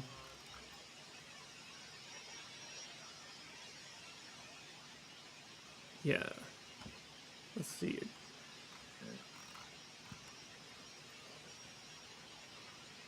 I do want to mention again, well, we have almost had 50,000 views tonight on this video, which is just incredible. Thank you all for sticking with us and tuning in, asking questions. I hope you've been able to see Jupiter where you are. Let's see here. I'm just bringing up live chat on my phone here in preparation for going outside, because I will do that in a moment. But yeah, thank you for your support tonight. Again, if you want to see more of this content, stay up to date on astronomy events like this one, visit us on our YouTube channel and subscribe. I mean, even click the subscribe button on this video for new content. We have a whole slate of fall programs, including Orion and Meteor Shower at the end of October. We're going to cover that in a Night Sky Live. Night Sky Live is our brand for these observing programs that we do at the observatory. We have another Night Sky Live on November 8th covering the lunar eclipse. And then we'll also cover the Mars close approach in December. Similar to this event, we're going to be able to see Mars up close. Great time to view Mars. Arguably even better than this event for Jupiter, because Mars is much closer. So on close approach for Mars, the effect is a little more dramatic. When Mars is far away, when we're on the other side of the sun, not so much fun to observe Mars. It's just a little red dot, even in a telescope sometimes. But when you're closer to Mars on these close approaches that happen every 2.5 years, it's pretty impressive what you can see. And what else? Oh yeah, and if so, you can subscribe to support us. You can like this video. We're heading towards 1,000 likes, which is great to see. So if you'd like, if you're enjoying the content, hit the thumbs up button on the video, and that shows you're enjoying this style of content. I like to hear your ideas about what we might be able to do better. I like that feedback. Also, if you have an image of Jupiter that you took tonight that you'd like to share with us, if you took it with a phone just up in the sky, that's fine. If you took it through a telescope or binoculars, you could try that too. We'd love to see your perspective of Jupiter this evening, and you can share those with us on our social media, Facebook, Instagram, Twitter. Those links are in the video description if you want to tag us in those photos.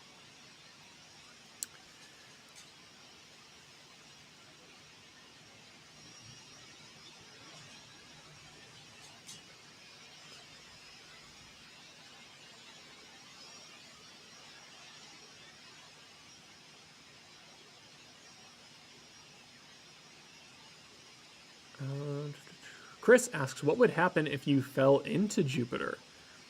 That's a good question. And it's similar to, I guess you have to think about, are you thinking gravity or are you thinking atmospheric pressure? The atmospheric pressure of Jupiter is really intense too. So between the mix of gravity and atmospheric pressure, it also depends on how fast are you going into Jupiter. When the Cassini spacecraft flew into Saturn, it burned up pretty quickly. Because you think about objects burning up in our atmosphere, imagine flying that into a gas giant, the amount of energy that's generated in that process. That's the case for if you were flying into Jupiter, if you flew into the atmosphere. Yeah, you unfortunately would not last long.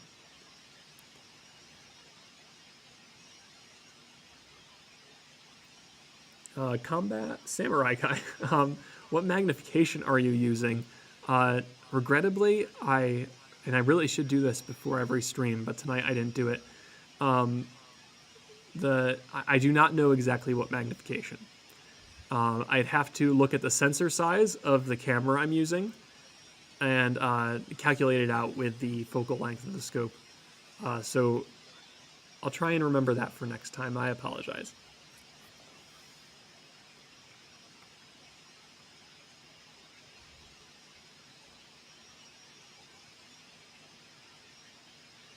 Trippy asks, what other events are coming soon?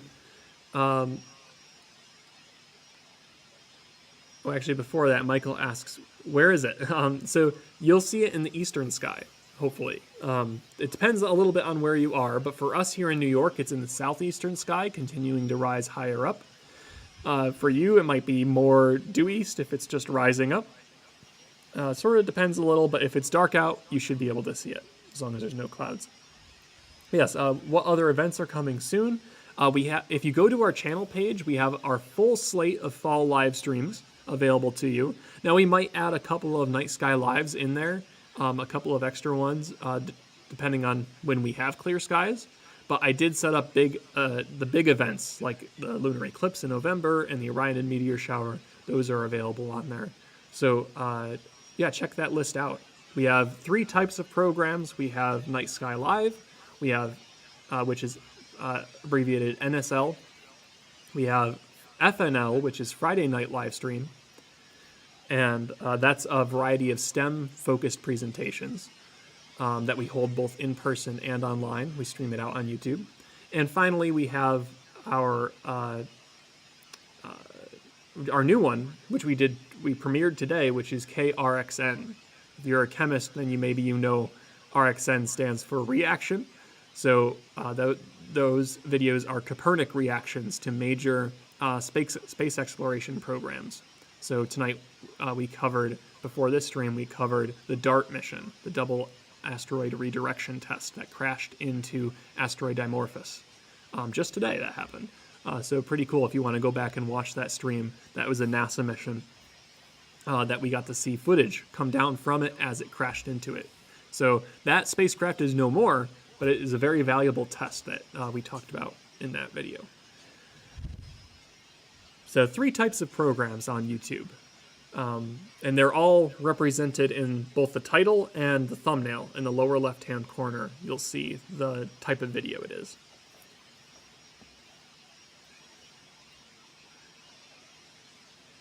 Maraka asks, what model is that telescope and how much is it?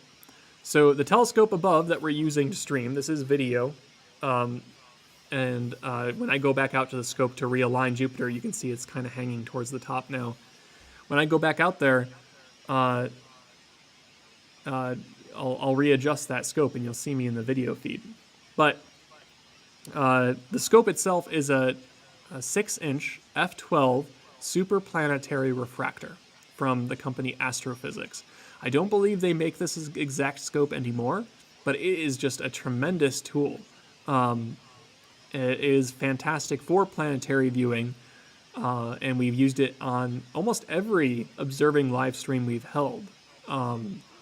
We have 2 other telescopes, the C14, which is a 14-inch Edge HD Celestron reflector. It's a Schmidt-Cassegrain type reflector. And then we have, I know this is a lot of verbiage and words being thrown at you, but just so, yeah, if you know what types of scopes we have. And then the 20-inch Ritchie-Kreischen reflector. And that's the largest scope we have, which we're hoping to introduce into live streaming sooner than later. We shall see.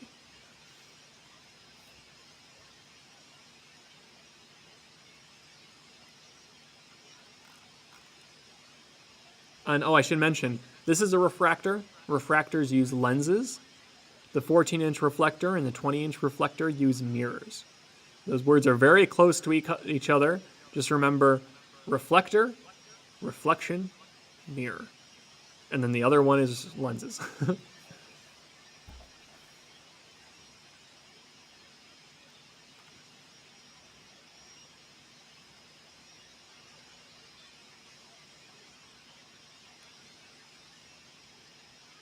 Khadijah says, I remember seeing a YouTube short about Jupiter falling on us, and I want to know if it was true.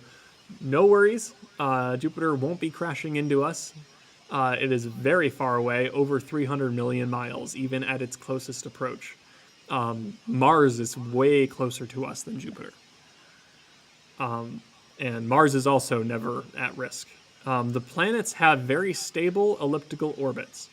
The only planet, well, it's not even technically a planet anymore, or at least a main planet, but the only objects that have intersecting orbits, big objects, are Neptune and Pluto. And that's in part why Pluto isn't considered a main planet anymore. That's part of the reason. Because it actually comes into Neptune's orbit. So yeah, no worries there. We're all good.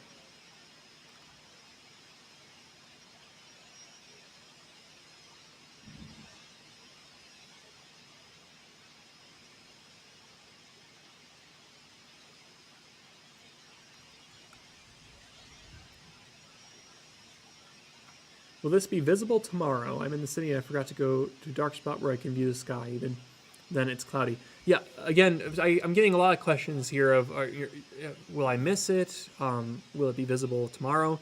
Yeah, this will be visible tomorrow, next week, a month from now, 2 months from now. Jupiter is at its closest point in its orbit, in the Earth's orbit. It's at opposition tonight. But it's still going to be very visible. It's a very big planet, and the change in distance doesn't really affect its visibility all that much. It's still a great planet to observe almost at any point it's in the sky. Great question.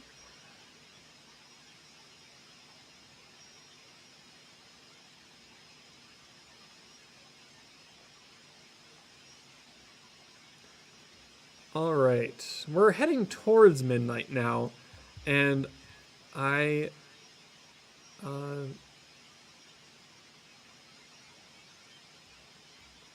think I'm going to offer something to you. It's a little bit different. We're going to try a little bit of a fundraising promotion here. So we've had we see, you can see in this live chat, we have our Fall Virtual Programs Fund, and this helps support Kopernik. We're a nonprofit organization, and we really do stick around because of contributions from our community, both online and in person. This is a great way to support us and continue to see programming come from us. So there is a donation button in the chat that you can use to just submit a very quick donation. They give you some options, or you can select other, I believe. And all of those proceeds go to Kopernik. There's no fees taken out by YouTube. They're pretty supportive of nonprofits, so that's very nice of them. That funding goes into supporting our virtual events so that we can continue speaking with you. Now, tonight we've raised over $200, and this fall fundraiser just started out. It will conclude at just after the stream in November, I think, is our plan, because then we're going to focus on our year-end fundraising. But so we've got lots of time for this fundraiser. However, if we reach $300 in donations tonight, I will give you a look at Saturn, because Saturn is out as well this evening. And we can adjust the scope to that. We can use the same camera to give you a look at the main planet and its rings. So if you'd like to see Saturn, maybe consider that. If we can reach $300 in donations before we start wrapping up the Jupiter live stream, we can take a look at Saturn.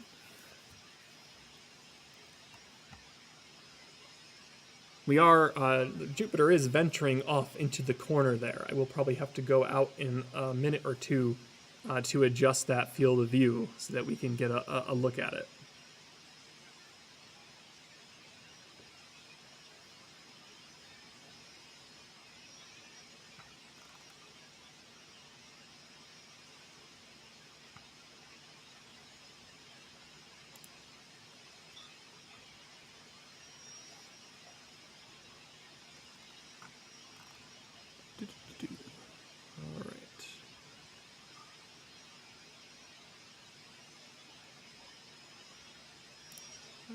refresh this page here.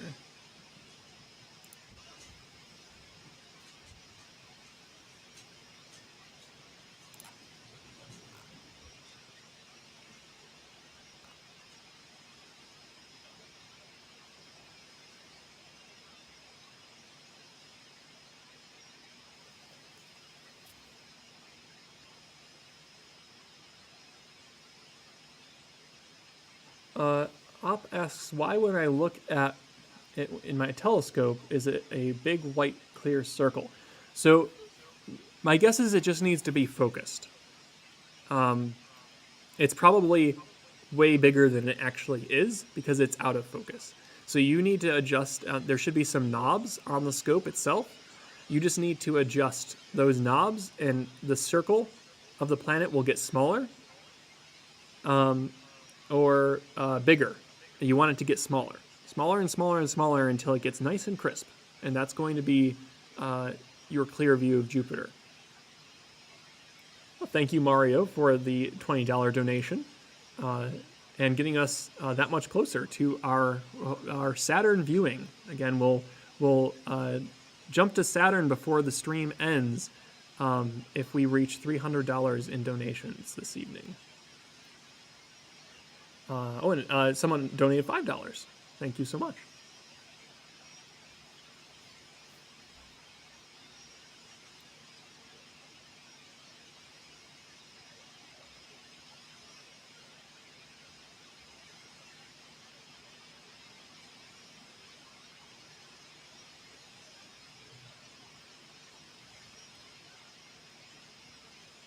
Let's see. Chris asks, "What's the ultimate goal of space exploration? If the common theoretical concept is no life exists."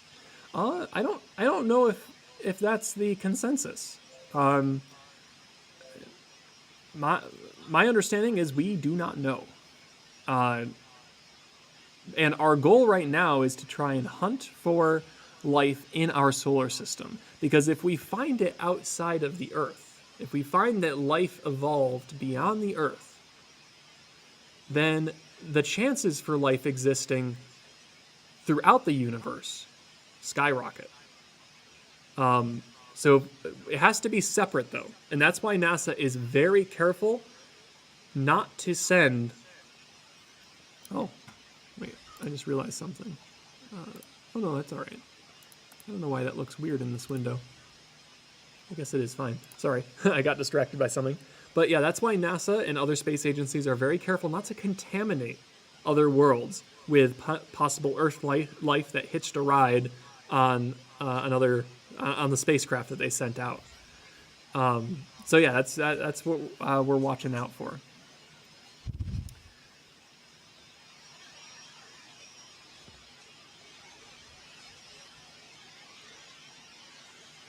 Michael asks, when is it going to be the closest approach?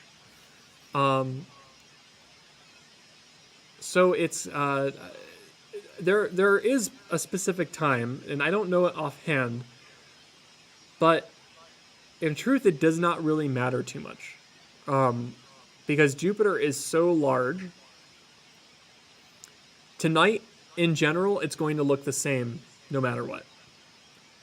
So we're seeing it in the sky here, and it's nice and bright. Its brightness won't change over the course of 24 hours. Even in the course of the week, it's not going to change very much. So that's really what why this close approach, to some degree, over the course of a month or so, kind of inconsequential. But there's a lot of interest in Jupiter right now. And our goal here at Kopernik is to kind of discuss what this event is versus other close approaches like Mars, where it is kind of significant. Mars is smaller and it's closer, so that change in distance plays a larger role in its visibility. But for an object like Jupiter that's bigger and further away, not so much.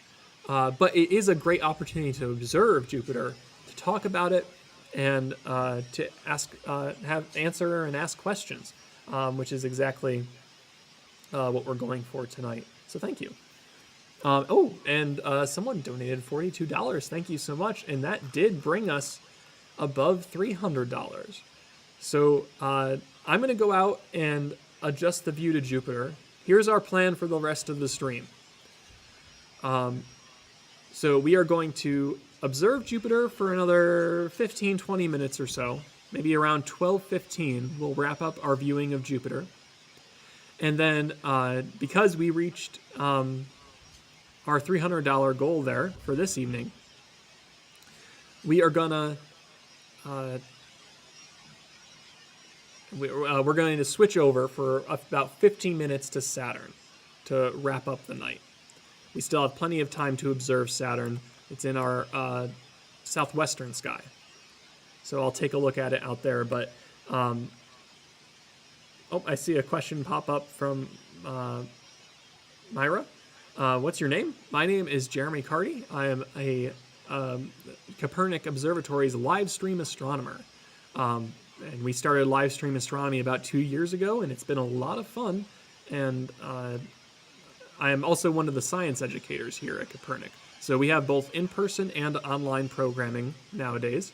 And this is an example of our online astronomy. We call it our Night Sky Live. Thank you for the question.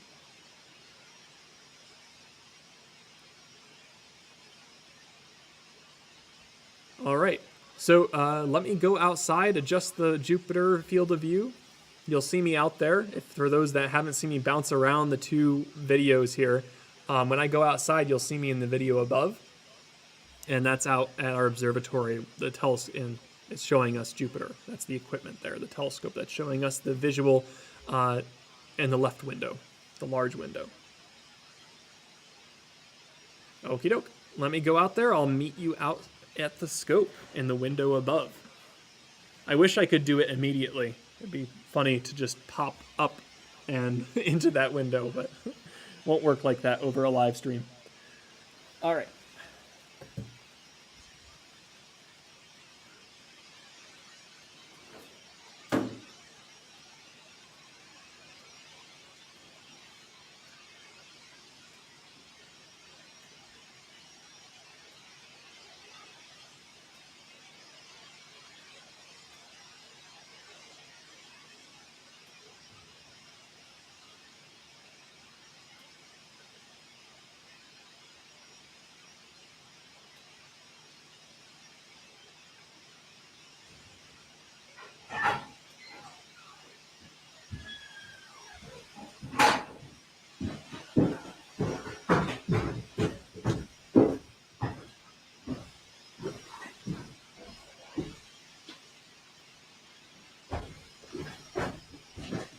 All right, hello.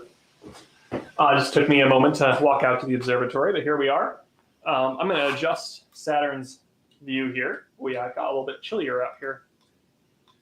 I think it's 50 degrees now exactly. Going to drop below 50 not too long from now. And while I'm out here, and for our last view of Jupiter before we wrap up on Jupiter in 15 minutes and move to Saturn as a last object for the night, I'm going to take a moment to try and adjust the focus to see if we can get a little bit of a crisper image. Oh, but actually it's almost pointing into the dome. So before I do that, let me show you the window for anyone that's new to the stream tonight. Oh, that's not the right one. This one. So here's the window the telescope is pointing out of. You really can't see much out it because it's very bright in here and dark out there. But that's our window into the sky. And actually, if I keep pointing up there, I'll show you how the dome rotates a little bit. I got to rotate it so the telescope has a clearer view. Right about there should do it. And now the telescope has a much cleaner view outside the window. And bring this back over here. That little red object in the eyepiece holder, that is the camera that we're using tonight. And now we'll see if we can get a better look on this here.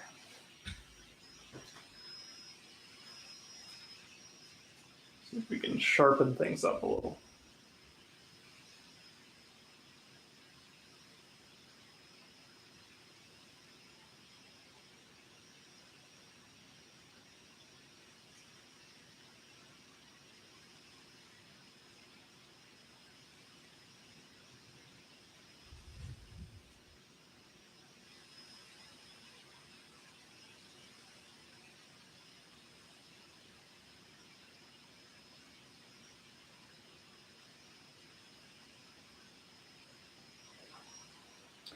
All right, that might be a little bit crisper. So we'll work with that for now.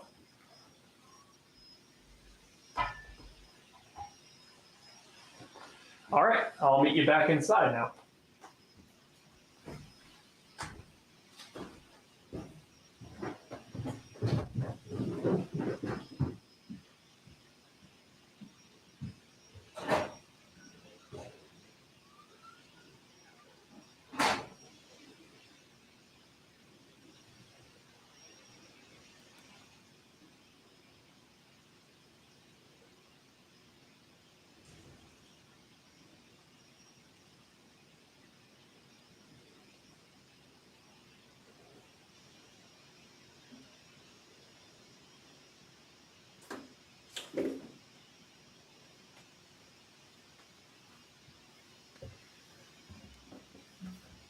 Alrighty.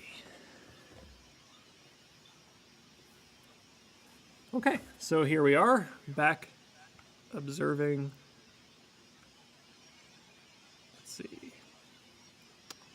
And we adjusted our view a little bit. Jupiter's more centered, and we'll spend maybe 15 or 20 minutes on Jupiter before finishing out the stream with Saturn.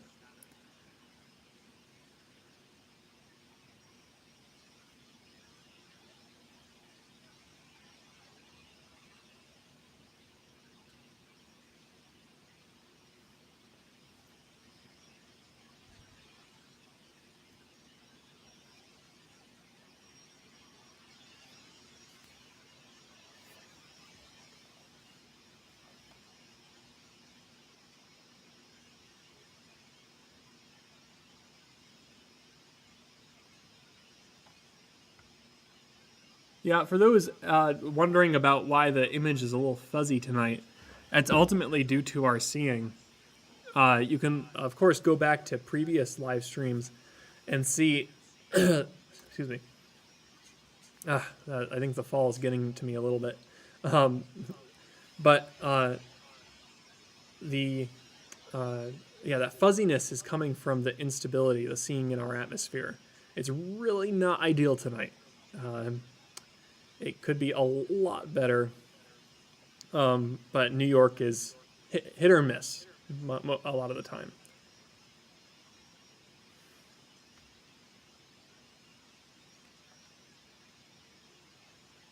Matthew asks, has anyone discovered life on a planet? Not on another planet so far. Some interesting evidence for maybe past habitability on places like Mars, but no evidence as of yet for life. I mean, of course, the gold mine would be to find a fossil, or of course, actual, even if it's just microbiology, if it's just bacterium, that would be significant. But yeah, as of right now, nothing to speak of on that front.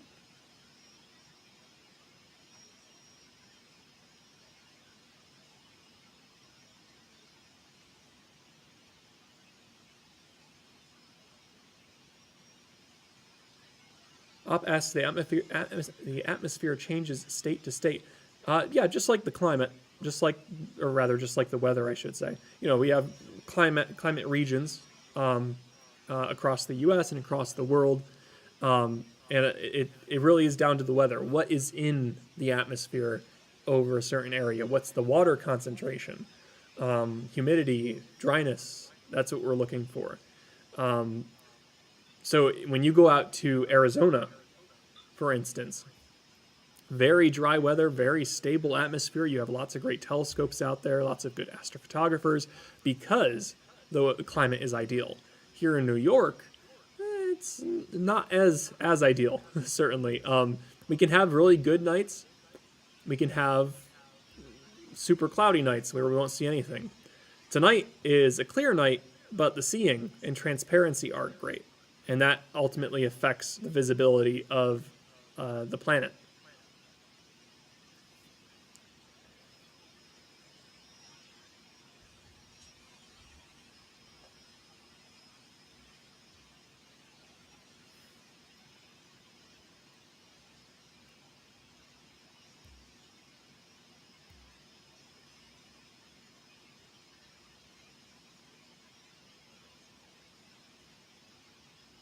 Yeah, it has a slight. Someone's asking what color it might be. It has a slight orange hue, kind of like a tan hue to it. Not nearly as distinguishable as Mars. Mars is noticeably red. But yeah, Jupiter is a little bit duller. You can see in our view, this is a true color view of Jupiter, but it's pretty dull. The banding of Jupiter is reddish brown. A good majority of the planet though is like an off-white or a tan.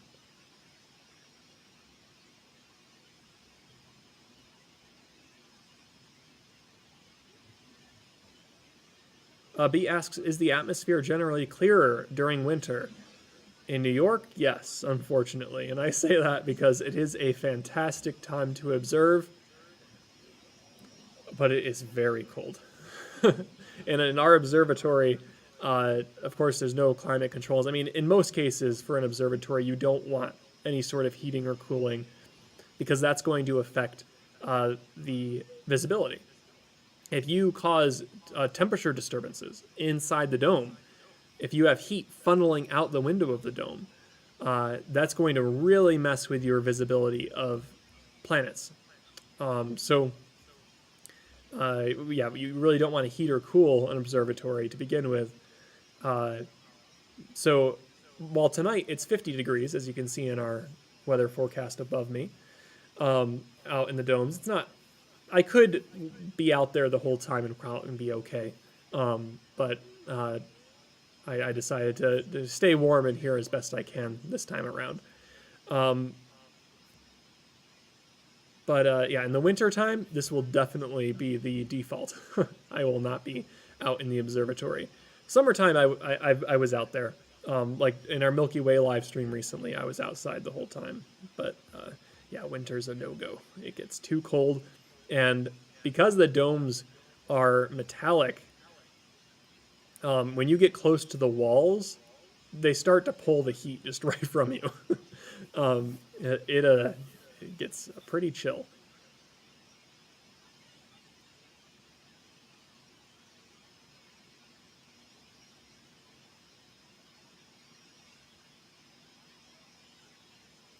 Miles asks, how long will this last for? It's arguably the moment of closest approach is a moment. It's an instance. But really, is practically for visual astronomy, Jupiter will be bright, nice and bright, and nice and big in telescopes for a long while. It already, even at its farthest point, Jupiter is a nice object to look at. So, yeah, tonight there's some significance to it, certainly.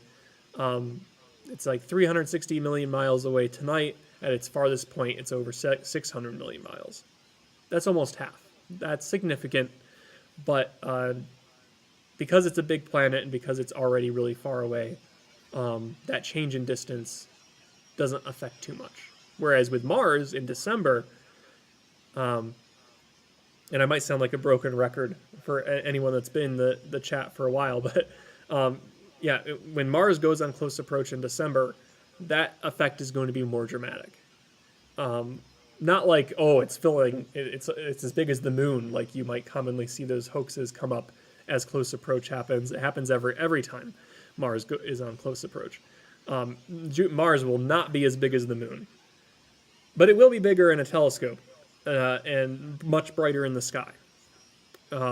So that's a nice feature of it.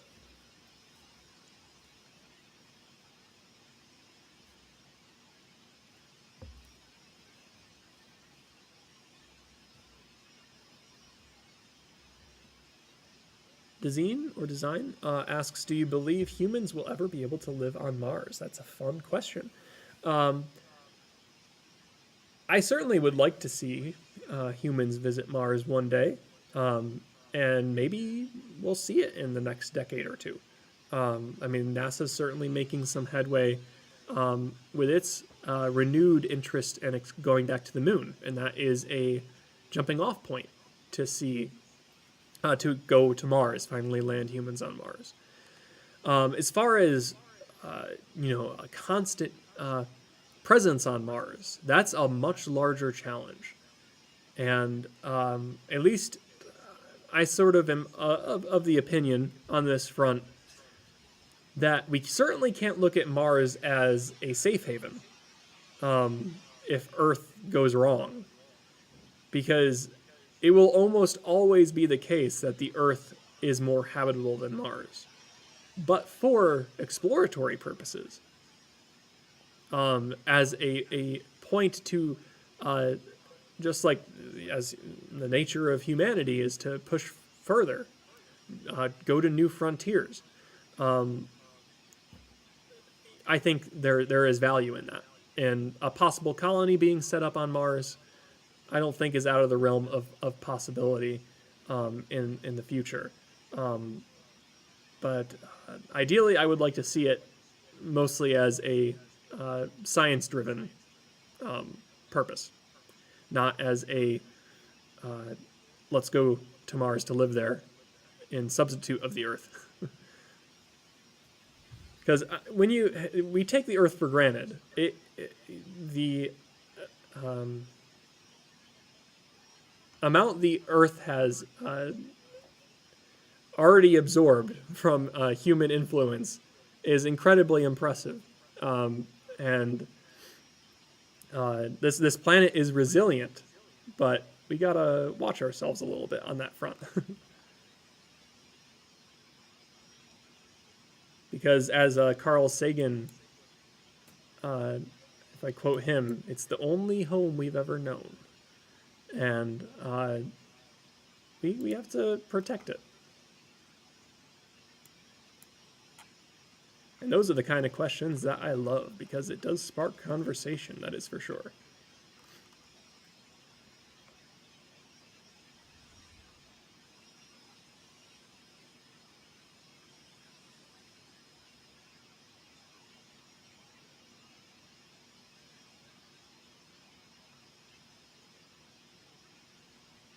I see some people in the chat that they're saying they see it in the sky, nice and bright. Again, if you're seeing it in the sky, and you have ability to take a picture with your phone, or take a picture through a telescope or pair of binoculars, share your experience with this event. Share your experience with the Jupiter close approach. We would love to see your images. We have links to our social media in the video description.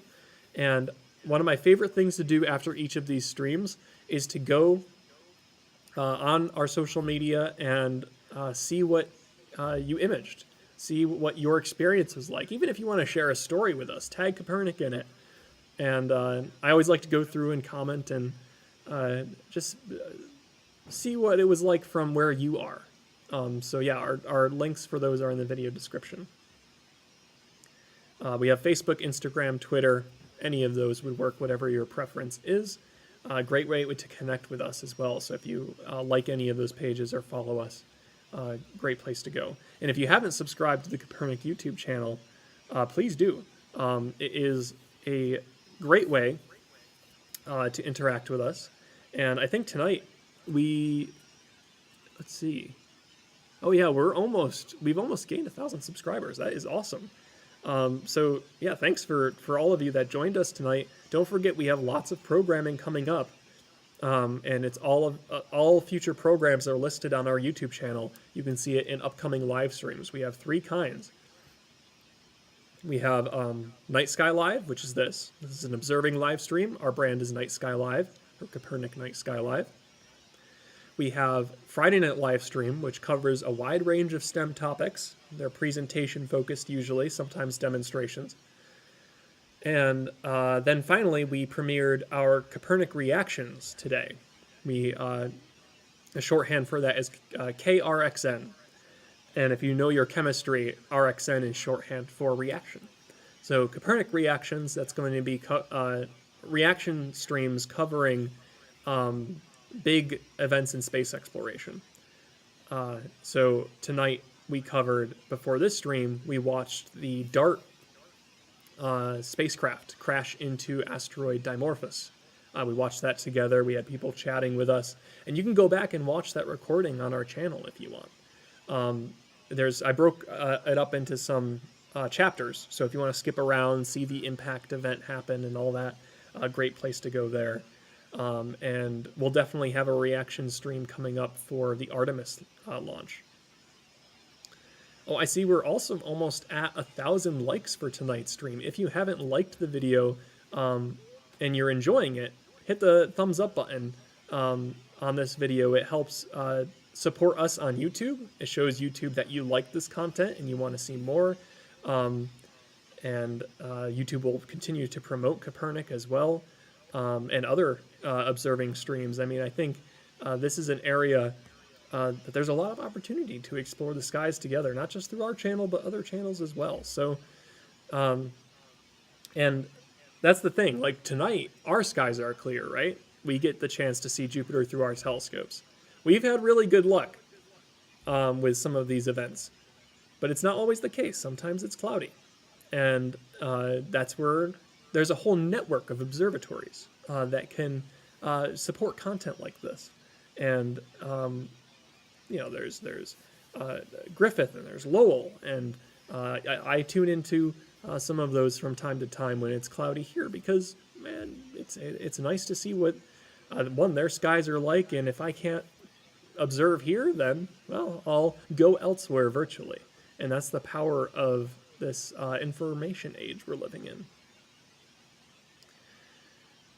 So yeah, like the video. We'll see if we can get to 1,000 likes tonight. That would be just brilliant. And we have so many new viewers coming in too. And make sure, introduce yourself in the live chat if you want to kind of be part of this community.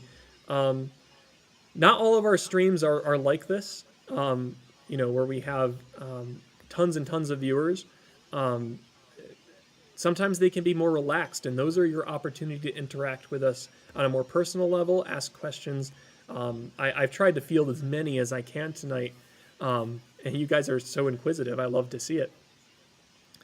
But on some of those quieter streams, that can be a great place for you to come and visit us and chat with us more directly, and those in the chat log too.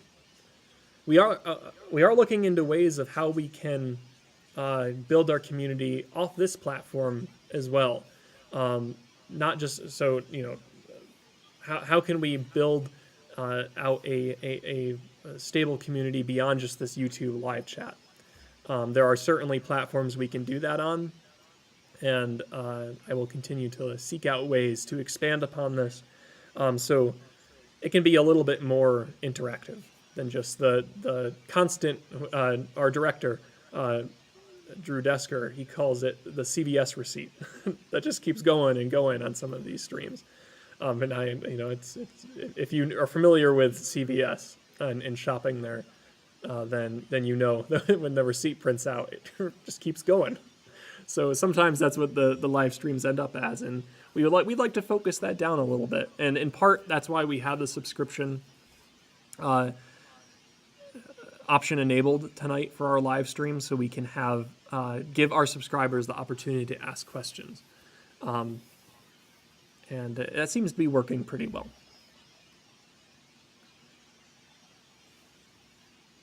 David asks, why is Jupiter so small in Seattle? So the size of Jupiter to your eye in the sky will be the same. So it really won't be any change much at all depending on where you are on the Earth. So the reason it looks big here, of course, is because we're looking at it through a telescope. This one above my head here. That's actually live video from the telescope outside. I'm using it in part to monitor it, but also so you can see me when I go out there. What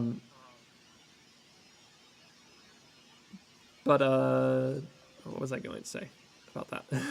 You'll find I lose my train of thought from time to time, but that's okay. This is the part of being on a live stream. Sometimes you're going to lose your train of thought.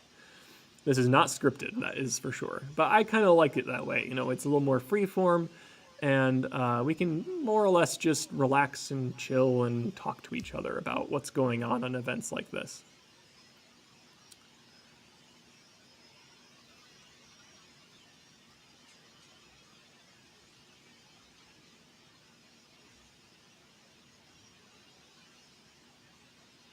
We got some new viewers tuning in, coming through. That's very good. Now, don't forget, those that donated, I promise that you will see Saturn tonight, and you will. I think we went a little bit above. Now we're at 12:21 here in New York. Let's see how high it is in the sky. 24 degrees. Yeah, I probably shouldn't let it go for too much longer, otherwise it's going to go behind our tree line. So, I promised that I would, if we got above the $300 donation mark for tonight's stream, that we would switch and end the stream with Saturn. So, for any new viewers, this is certainly going to be a little bit confusing. But maybe I'll ask the chat, if anyone asks, wait, isn't this Saturn? While I'm out there targeting Saturn, maybe try and inform them that, okay, we're going to wrap up the stream with Saturn instead, so that they know that Jupiter and Saturn are not the same thing.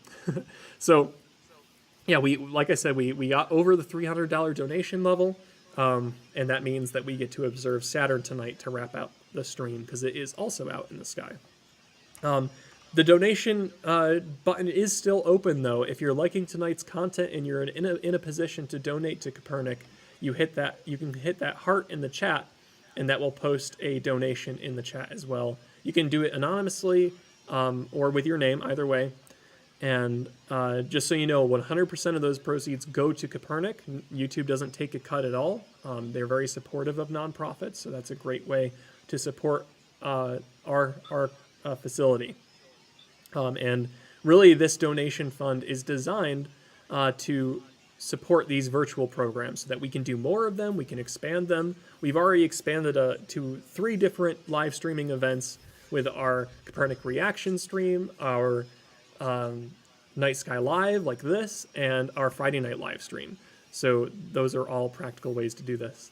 At this point, though, I'm going to go out to the scope and move from Jupiter to Saturn.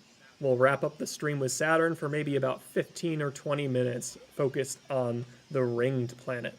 I know this isn't the focus of tonight's event, but I think we can change pace a little bit and see what Saturn looks like through our telescopes. We are almost at 1,000 likes as well, so if you haven't liked this video and you're enjoying the content, let's see if we can get above 1,000 likes. That would be just brilliant to see. And also tonight, I want to say we have almost 60,000 viewers, which is just incredible. I'm so happy that we had you, so many of you tuning in tonight, and we still have about 600 viewers now. So thank you. Let's go visit Saturn. Those of you that haven't been in the stream for a while, I'm actually going to go from this video here to this video above me. And it's all live. This telescope video is live above me, and that's where I'm going to switch the view. Oh, Angela says I want to sleep. So yes, let's go get Saturn.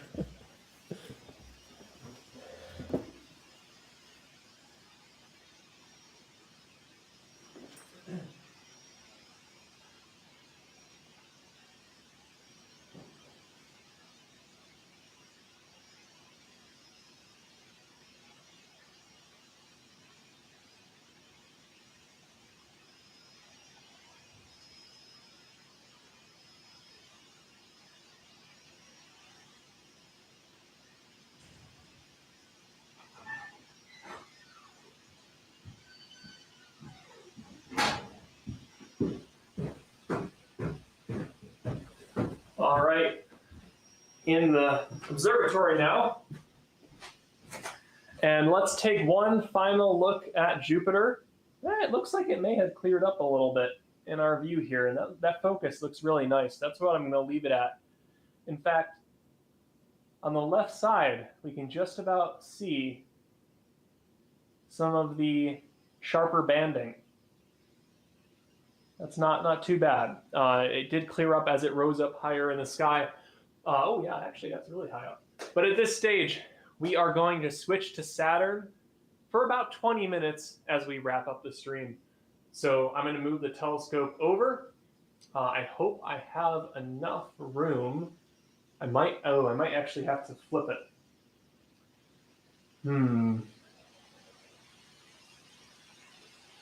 Yeah, it's on the other side of the sky, so I might have to flip the telescope. Let's see how we can do this quick here.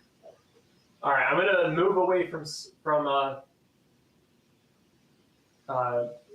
Jupiter now. So wave goodbye to Jupiter.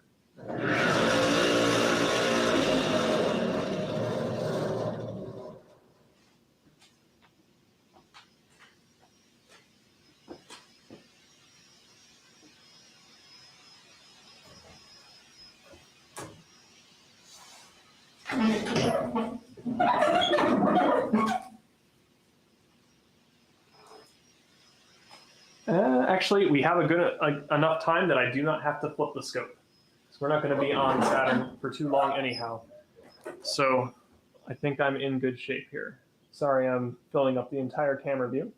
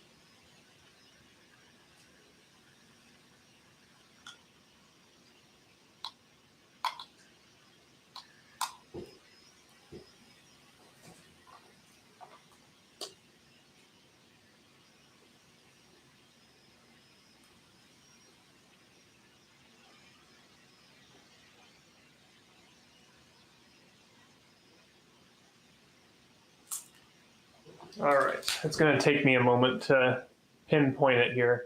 This is not a go-to telescope, so it's going to require me to align it just right, which is fine. We'll be able to do that. But I am going to expand the view here so I have a full frame, and then we can zoom in after. Let's see here.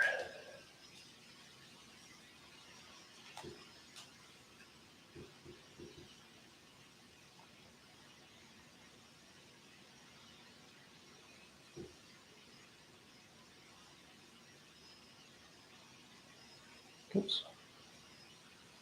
Right in there.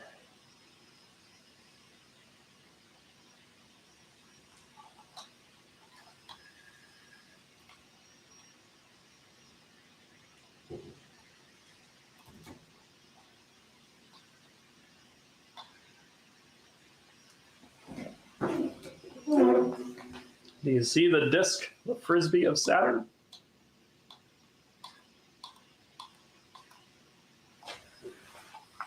Again, for those just tuning in, we are wrapping up our live stream tonight with a view of Saturn, just because it's out, and we also reached our $300 goal for tonight for fundraising. So now we're going to take a look at the ringed planet.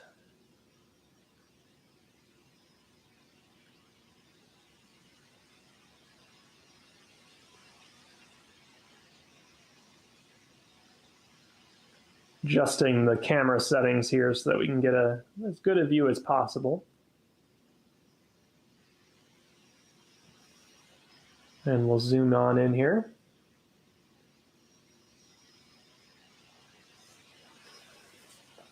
And try and focus.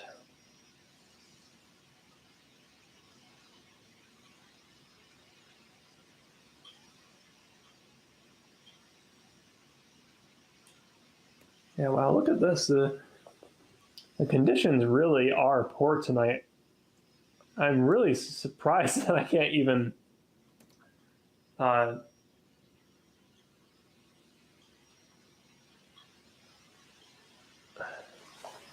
see, maybe if I pick up the computer and have a closer look at it, I can try and crisp the image up a little more.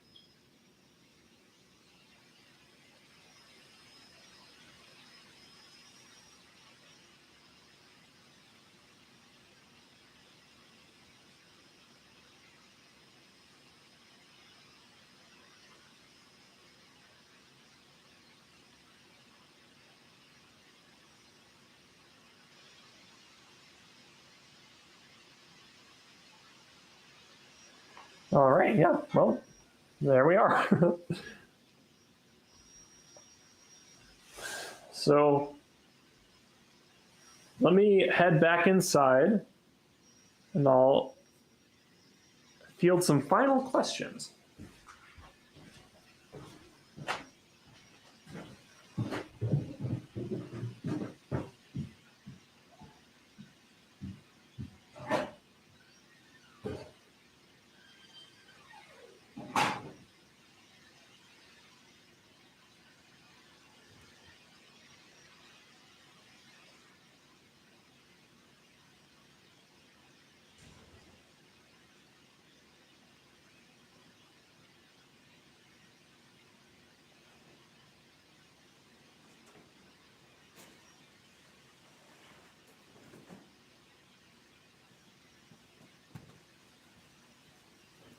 Okay.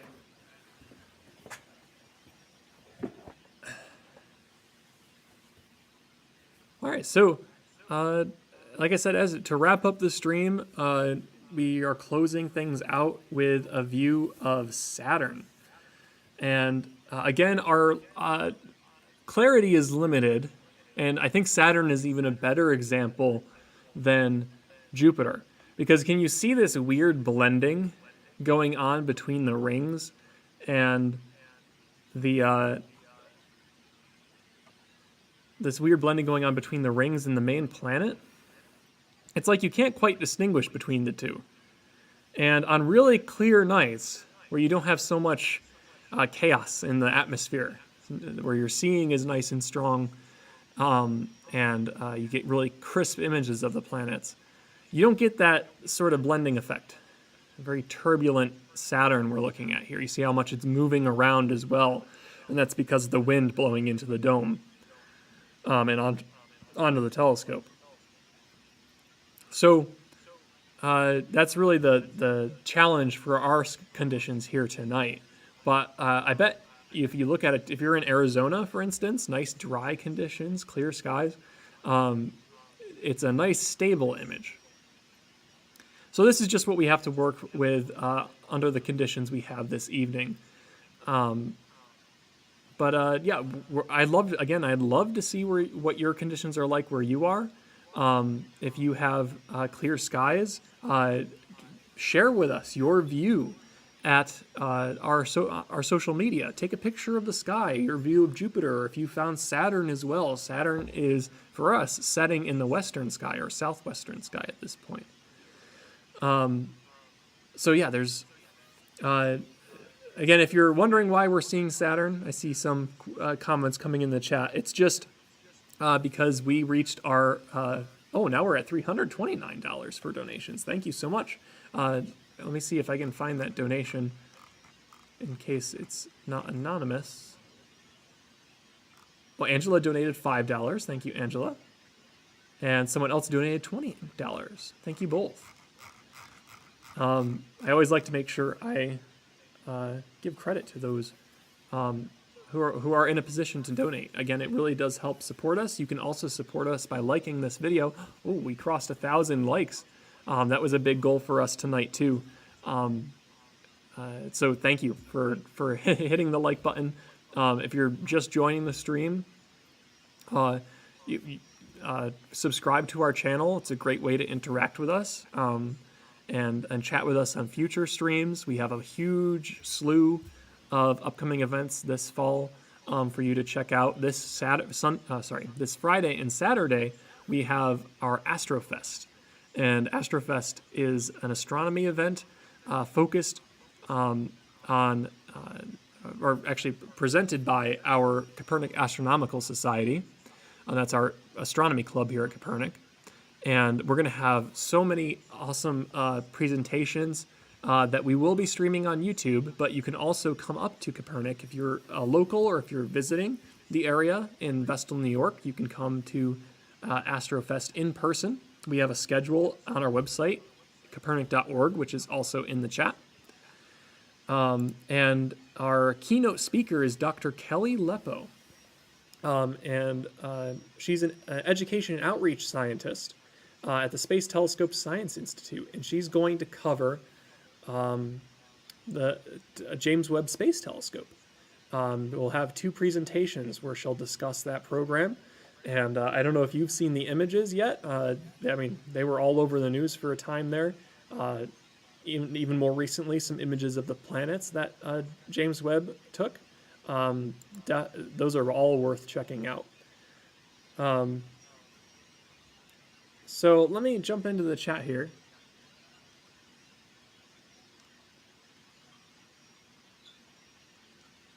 Oh, Lauren would like me to say hi.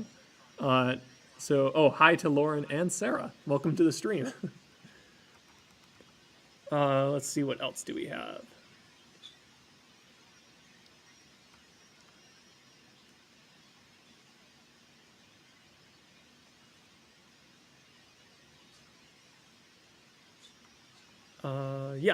Again, we're viewing Saturn right now. We were viewing Jupiter, but we're starting to wind down the stream around 12:45, 12:50. I'm going to really start winding down, I think. We'll wrap up tonight's program on the Jupiter close approach. But because we reached our donation goal for this evening, I decided to treat everyone to a view of Saturn as well, since it's out.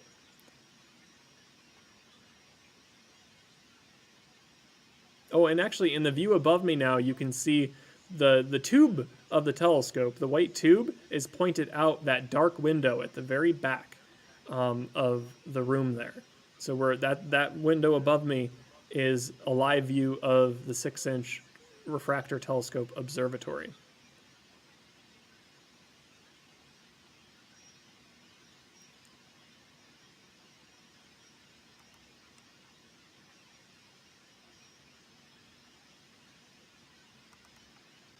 All right, I would be happy to answer any final questions that come through. We are at 1,100 likes now, and we have officially passed the 60,000 viewer number, total viewers for tonight's stream. That is just incredible. Hamad asks, who are you, sir, and how shall we call you? In the past, I used to include my name above my head, but I decided to expand the views of the camera views and the windows of our live stream that you see here. So we lost my name, unfortunately. We didn't have space for it anymore, but my name is Jeremy, and I am the Kopernik's live stream astronomer here at Kopernik Observatory and Science Center. So yeah, welcome to the stream. Happy to have you here.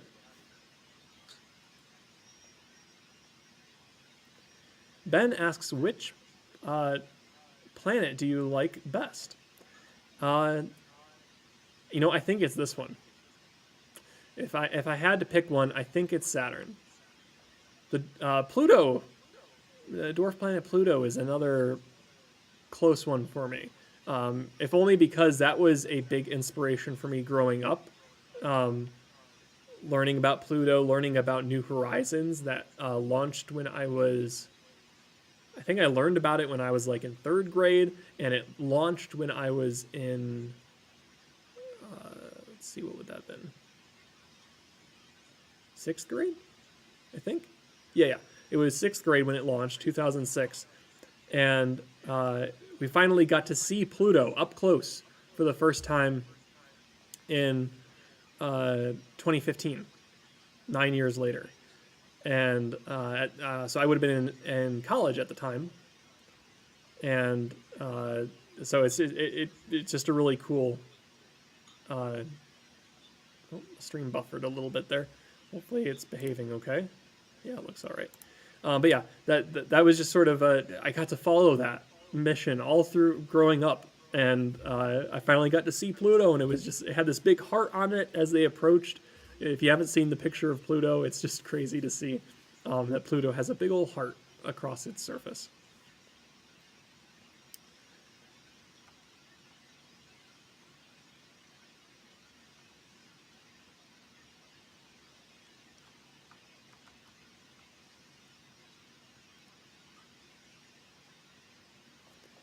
But I think I may have just changed my mind in the middle of that conversation, because I said Saturn at first, but I think Saturn is my favorite object to look at through a telescope, because Pluto obviously isn't going to be super impressive. It'll just be a point of light at best. But yeah, I think as far as exploration goes, just Pluto is a pretty incredible world for how small it is. And yeah, it's incredible the data we got back from that mission.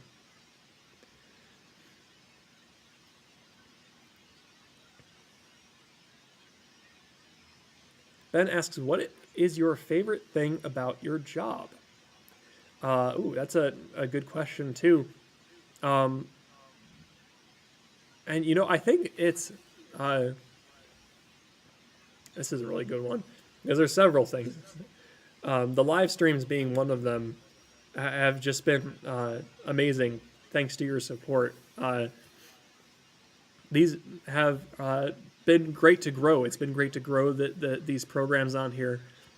But largely, my favorite part of the job is just the science outreach component to it. There's so much to explore out there and learn about, and observatories and science centers and museums like Kopernik, these informal education institutions, are hubs for bringing these resources to you. And definitely, if you have one nearby, make use of it. And be part of that community, because it's a great way to learn, to network, getting to know other people, hearing all these different perspectives, and getting access to equipment that you otherwise would not. So yeah, that's what really drives me in this field, is the just bringing access to resources, bringing access to our night skies to people that otherwise don't have them because of light pollution, or maybe at the time they have super cloudy skies. So that's really what drives me here.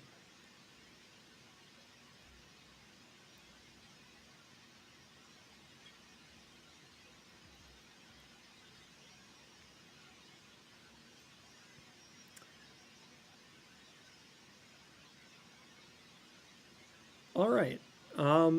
So I think I'm going to, as Saturn fades from our view here and it drifts off to the right-hand side, I'm going to consider that the end of our live stream tonight. It didn't last as long as I had hoped, but I'm glad we got to see Saturn, and we will certainly hold a more Saturn-focused live stream in the future. So look out for more planetary streams like that. Oh, well, thanks for sticking with us, Tracy. I'm glad you stuck around, and we were happy to have you throughout the stream.